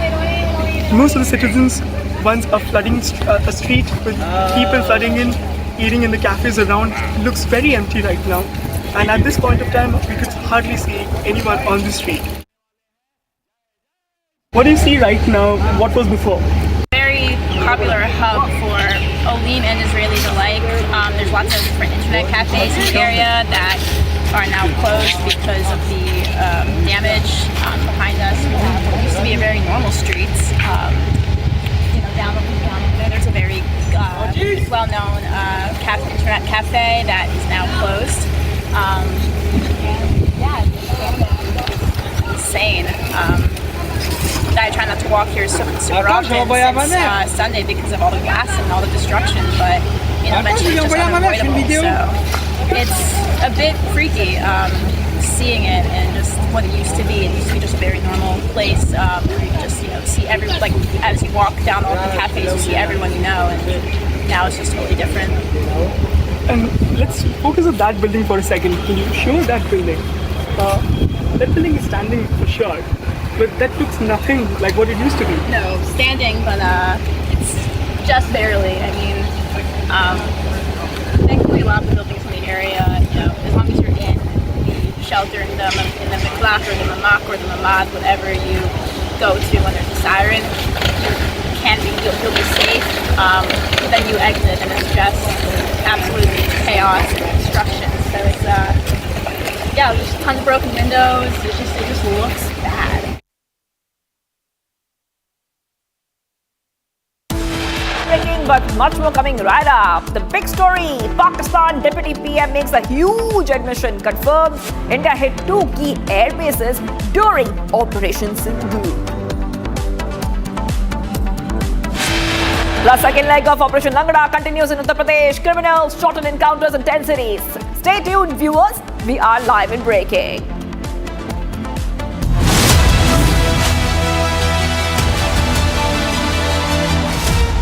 विमल में गुलिस्तां के ये कुछ लजीज फरिश्ते जब साथ घुलें तो जी ललचाए और दिल कहे कि स्वाद की जुबां में खुद को ऐसे डुबाऊं कि निकल ना पाऊं।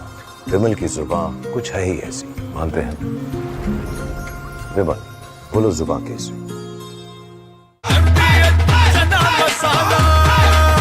अब छोलिया हो या लोबिया, सफेद चने या काले चने, सब कुछ मजेदार बने।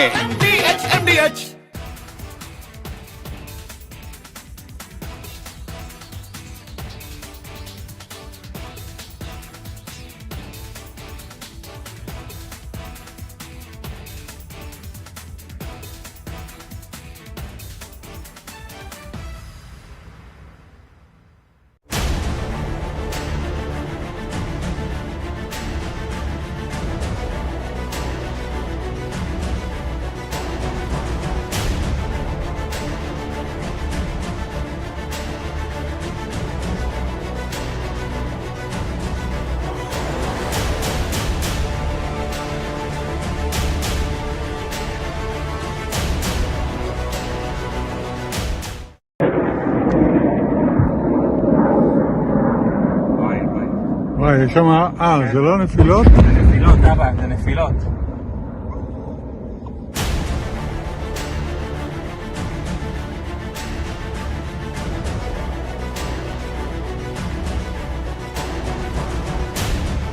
Russia, Ukraine is so stupid. Would have never happened if I was president. You guys agree with that, right? Would have never happened if I was president. Putin would have never done it. And I spoke to him yesterday, and I said, you know, he actually offered to help mediate. I said, do me a favor. Mediate your own. Let's mediate Russia first, okay? I said, Vladimir, let's mediate Russia first. You can worry about this later. But I think that's going to work out too, but it's so many people have been killed.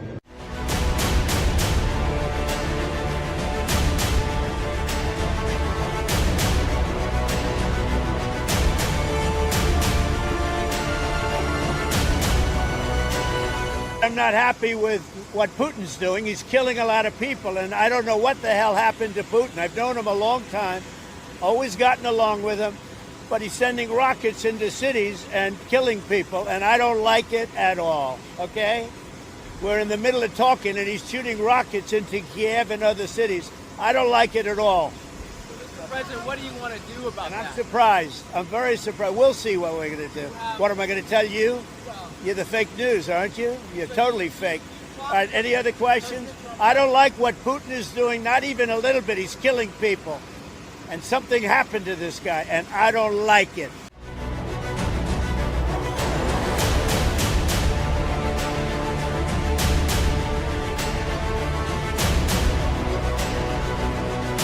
Most importantly, you have millions of people dead. Millions of people dead because of 3 people. I would say 3 people. Let's say Putin number 1. Welcome back, ladies and gentlemen. We are cutting across live to Siwan in Bihar, where Prime Minister Narendra Modi is there attending a mega rally.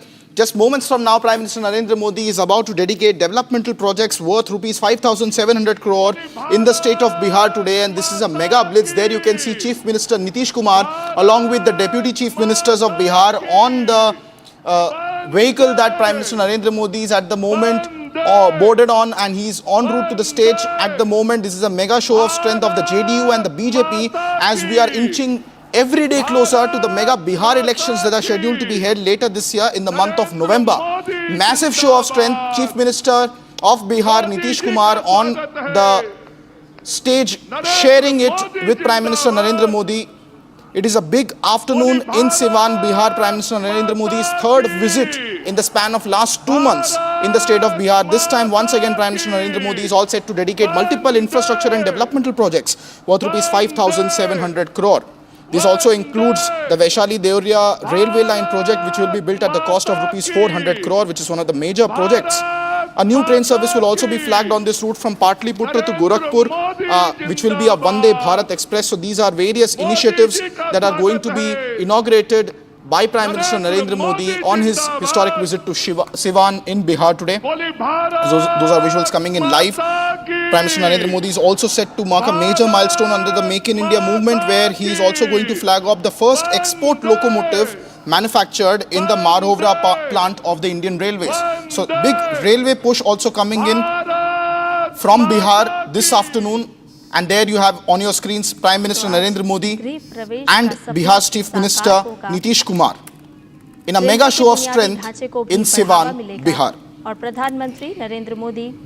Those are live visuals coming in, ladies and gentlemen, from Bihar. I also have my colleague Prakash joining us live on the broadcast. Prakash ji, do tell us the significance about Prime Minister Narendra Modi's visit to Siwan today and the amount of impact that it can potentially have on the electoral prospects of the NDA in the region. Well, first it was Darbhanga. Now, after that it was Auranga. Now this is the third rally of Prime Minister Narendra Modi in Siwan, where he would be launching the foundation stone of multi-infrastructure and development projects worth rupees 5,700 crore. And thereafter, Prime Minister Modi would be addressing a public gathering, and it will be a significant push for the railway infrastructure. PM will also inaugurate the Vaishali-Deoria railway line project, built at a cost of rupees 400 crore. And a new train service will also be flagged off on this route. And the visit will also witness the flagging of the Patliputra-Gorakhpur Vande Bharat Express, along with several other projects that has to be initiated in the future. And Prime Minister will also inaugurate 6 new sewage treatment plants, collectively built at a price of rupees 1,800 crores. So these are the important projects that will be laid on, and Prime Minister will also lay a foundation stone of 500 megawatt standalone storage units, megawatt battery energy storage cell. So all these projects would be initiated in Siwan, and that comprises of the entire Bhojpur belt of Siwan, Saran, Gopalganj, Champaran, including West and East Champaran. And it will be a significant development push, keeping in mind the elections that would be underway in Bihar in October, November. Most likely the model of code of conduct would be initiated in the second week of September, that is after 15th September. And Prime Minister Narendra Modi, along with Nitish Kumar, being the face of the NDA, will lay down the foundation stone and will send a message to the electorate regarding the developmental push as well as the key constituents of the NDA. So this visit ahead of the elections will definitely give a new impetus and boost to the NDA. Thank you very much, Prakash ji, for joining us live. Do stay with us as we see the live visuals of Prime Minister Narendra Modi on the vehicle there, waving at a large crowd of JDU and BJP supporters who have once again gathered together for a mega show of strength. As we just heard moments ago from Darbhanga, it was originally, then Aurangabad, and now it is in Siwan, Bihar, where Prime Minister Narendra Modi is in a massive show of strength with the Chief Minister of Bihar, Nitish Kumar. Now both of them on the stage. We also see Bihar's governor there, Arif Mohammad Khan, on the stage, Rajiv Ranjan of the JDU, Chirag Paswan of the LJP, along with the Deputy Chief Ministers. All of them on the stage there together in a massive show of strength in Bihar as the electoral battle for Bihar now heats up. NDA standing united on one stage. Those are the visuals coming in live from Siwan, where moments from now Prime Minister Narendra Modi is all set to announce developmental projects worth rupees 5,700 crore. जी हाँ, अपने मन में एक लक्ष्य लिए, मंजिल अपनी प्रत्यक्ष लिए, हम तोड़ रहे हैं जंजीरें, हम बदल रहे हैं तस्वीरें। ये नवयुग है, नव भारत है, खुद लिखेंगे अपनी तकदीरें। ये चंद पंक्तियां माननीय प्रधानमंत्री जी के व्यक्तित्व में समाहित है। जी हाँ, हृदय से स्वागत के पश्चात अब हम स्वागत करना चाहेंगे माननीय प्रधानमंत्री जी का यहाँ के जो हमारी स्थानीय कला है उस कलाकृति से। जी हाँ, सिवान की पारंपरिक हस्तकलाओं में टेराकोटा एवं दोसूती की चर्चा अक्सर होती है। टेराकोटा ग्रामीण शिल्प कला का प्रतीक है, वहीं दोसूती भी विशिष्ट पारंपरिक हस्तकला है जिन्हें लड़कियां व महिलाएं बनाती हैं। विलुप्त होती इस कला को यहाँ के स्थानीय कलाकार जीवंत बनाने में लगे हुए हैं और हम दोसूती की कलाकृति के साथ आग्रह करना चाहेंगे माननीय स्वास्थ्य एवं विधि विभाग के मंत्री श्री मंगल पांडे जी, आपसे अनुरोध है कि माननीय प्रधानमंत्री जी का स्वागत करें यहाँ की स्थानीय कलाकृति। जी हाँ, जो कि बाबा महेंद्र नाथ मंदिर का बना हुआ है, दुसूती कला है यह और भगवान शिव परिवर्तन के देवता माने जाते हैं। शिव का मतलब ही होता है शुभ। शिव योग, ध्यान और कला के भी देवता है। बहुत बहुत आभार, धन्यवाद। और आइए अब हम अनुरोध करना चाहेंगे चित्रकार श्री रजनीश कुमार एवं आरती देवी जी, आप आएं और माननीय प्रधानमंत्री जी का स्वागत करने की कृपा करें। यहाँ की पारंपरिक जो कला है टेराकोटा और उससे बनी मृण पात्र से स्वागत करेंगे। आप आएं, माननीय प्रधानमंत्री जी का स्वागत करने की कृपा करें।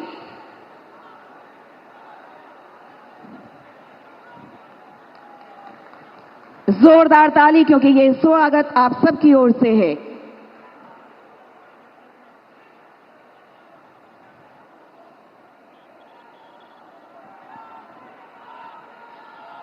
बहुत बहुत धन्यवाद। ये टेराकोटा से बना हुआ मृण पात्र सुराही स्मृति चिन्ह स्वरूप स्वागत स्वरूप माननीय प्रधानमंत्री जी को हमारे कलाकार, यहाँ के स्थानीय कलाकार दे रहे हैं। बहुत बहुत आभार और धन्यवाद प्रकट करते हुए आइए माननीय प्रधानमंत्री जी का स्वागत हमारे यहाँ के माननीय जनप्रतिनिधि भी करना चाहते हैं और इसके लिए हम अनुरोध करना चाहेंगे श्रीमती संजू देवी मुखिया, पचरुखी पंचायत सिवान, श्रीमती सरिता देवी मुखिया, पंचायत बडरम हुसैनगंज, श्रीमती सुशीला देवी, सदस्य ग्राम पंचायत जसौली सिवान, श्रीमती रिंकू देवी, पंचायत समिति सदस्य, पंचायत भटवलिया, पचरुखी सिवान। आपके द्वारा माननीय प्रधानमंत्री जी को अंग वस्त्र भेंट किया जा रहा है और जोरदार ताली इस स्वागत में, इस सम्मान में। बहुत बहुत स्वागत और सम्मान माननीय प्रधानमंत्री जी सिवान की इस महाधरती पर, डॉक्टर राजेंद्र प्रसाद के इस महाधरती पर आपका हम बहुत बहुत स्वागत, बहुत बहुत अभिनंदन करते हैं। स्वागत के पश्चात आइए अब हम अनुरोध करना चाहेंगे माननीय उप मुख्यमंत्री बिहार श्री सम्राट चौधरी जी, हम आपसे अनुरोध करते हैं कि आप स्वागत संबोधन हेतु आए। माननीय उप मुख्यमंत्री श्री सम्राट चौधरी जी, जोरदार तालियों से माननीयों का स्वागत करें हम सब।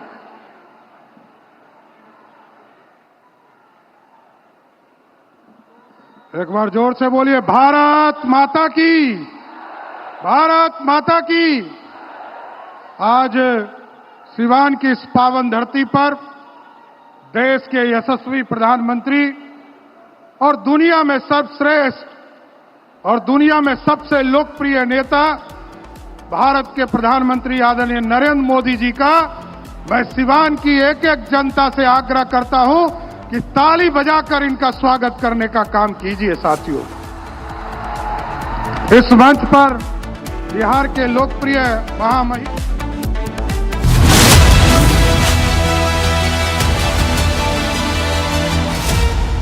आधे बाउल दही में 4 चम्मच MDH चटनी पुदीना मसाला डाला, स्टर करो, पुदीना चटनी तैयार। MDH चटनी पुदीना मसाला।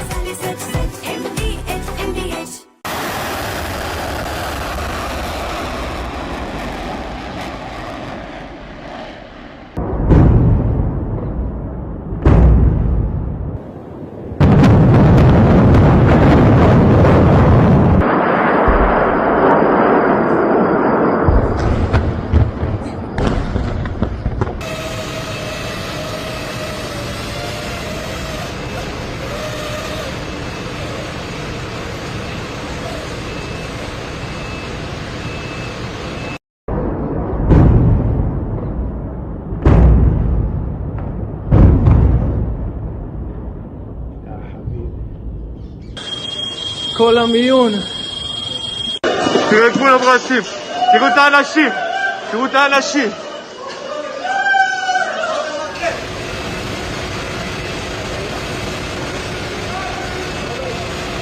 Early this morning, an Iranian ballistic missile directly hit the Soroka hospital in Be'er Sheva. This hospital serves over 1 million Israelis, including Bedouins, Jews, Christians, and Arabs alike. Iran targeting civilian centers with ballistic missiles is no surprise for us. They have been openly declaring their desire to destroy the state of Israel for decades now.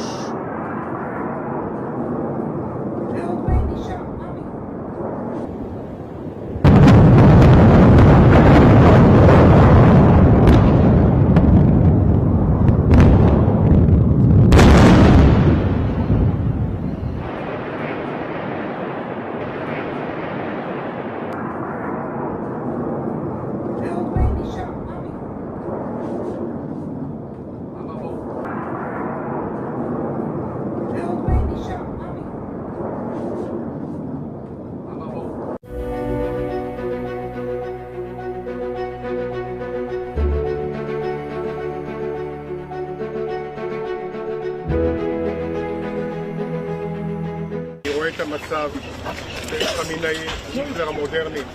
אדם עומד עשרות שנים בראש מעצמה. יש לו השפעה אידיאולוגית רבה. הוא מפעיל אותה ואומר שהוא בעד השמדת ישראל.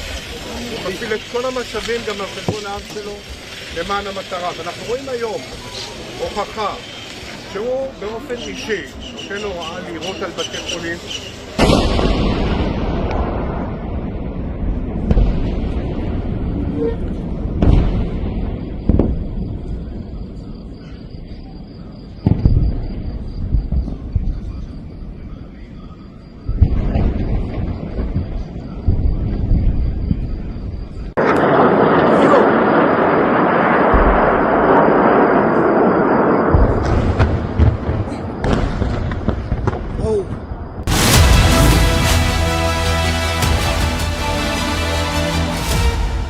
साल के शासनकाल में जहां UPA ने हमें मात्र 2 लाख करोड़ रुपया भी नहीं दिया था, आज आपके नेतृत्व में लगभग 16 लाख करोड़ रुपया इस बिहार को देने का काम किया है। इसलिए प्रधानमंत्री जी को मैं फिर से स्वागत करता हूं, धन्यवाद देता हूं सिवान की धरती से, बिहार की सरकार की ओर से कि आप इसी तरह फिर बिहार आते रहिए। बहुत बहुत धन्यवाद।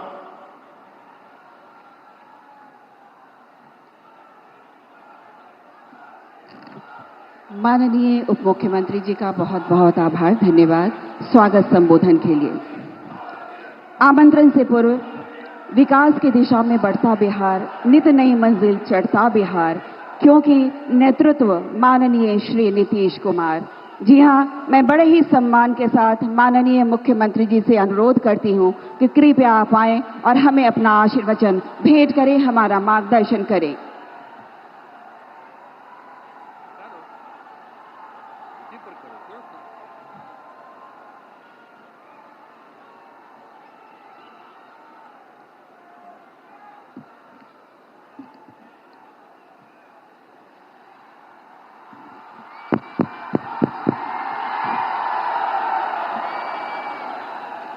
बहुत खुशी की बात है कि आदरणीय प्रधानमंत्री जी श्री नरेंद्र मोदी जी आज सिवान पधारे हैं।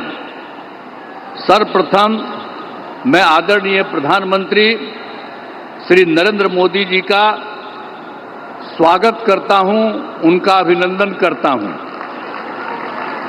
अब साथ ही यहां उपस्थित हैं बिहार के माननीय राज्यपाल, माननीय केंद्रीय मंत्रीगण, बिहार के उप मुख्यमंत्री एवं अन्य मंत्रीगण, कार्यक्रम में उपस्थित सभी लोगों का मैं हार्दिक अभिनंदन करता हूं। इस अवसर पर आदरणीय प्रधानमंत्री श्री नरेंद्र मोदी जी के द्वारा क्या होने वाला है, 22 नगर विकास की परियोजनाओं, 6 सड़क परियोजनाओं, 1 रेल परियोजनाओं का उद्घाटन एवं शिलान्यास किया जा रहा है। इन सब की कुल लागत 9,518 करोड़ रुपए का है। साथ ही 2 ट्रेन को हरी झंडी दिखाकर रवाना एवं 1 ईंधन निर्यात का शुभारंभ किया जा रहा है। तो एक कुल मिलाकर के इन 32 योजनाओं में बिहार को काफी फायदा होने वाला है। तो इसके लिए हम आदरणीय प्रधानमंत्री जी को हृदय से नमन करता हूं उनको और उनको बधाई देता हूं। और आप सब लोगों को तो मालूम न है जी कि अभी जो अब हम लोगों की सरकार बनी, एनडीए की सरकार, आज जिसमें जो सरकार बनी 24 नवंबर 2005 को, उसमें बीजेपी और जनता दल यू के लोग थे। ये सब आज भी और लोग भी हैं, सब लोग हैं। तो आप जानते हैं कि हम लोगों की जो सरकार बनी, तो तब से तो हम लोगों ने पूरे बिहार के लिए सारा काम किया है। लेकिन याद करिए, जब हम लोगों को, आप लोगों ने और पूरे बिहार ने ये मौका दिया हम लोगों को एनडीए में, लेकिन उसके बाद जो बोलिए कि उसके पहले वाले जितने थे, अब आजकल अनाप शनाप चारों तरफ प्रचार प्रसार करता रहता है। ये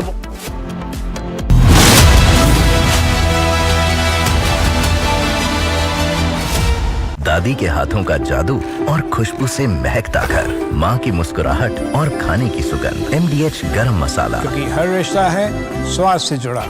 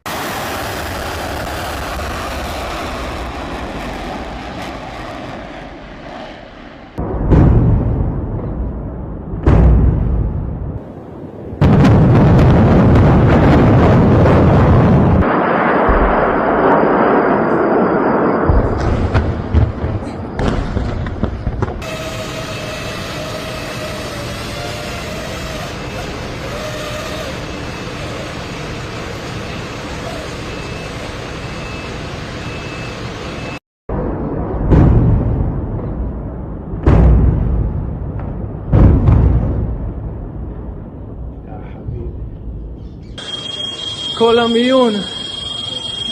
תראו את כולם רצים, תראו את האנשים, תראו את האנשים.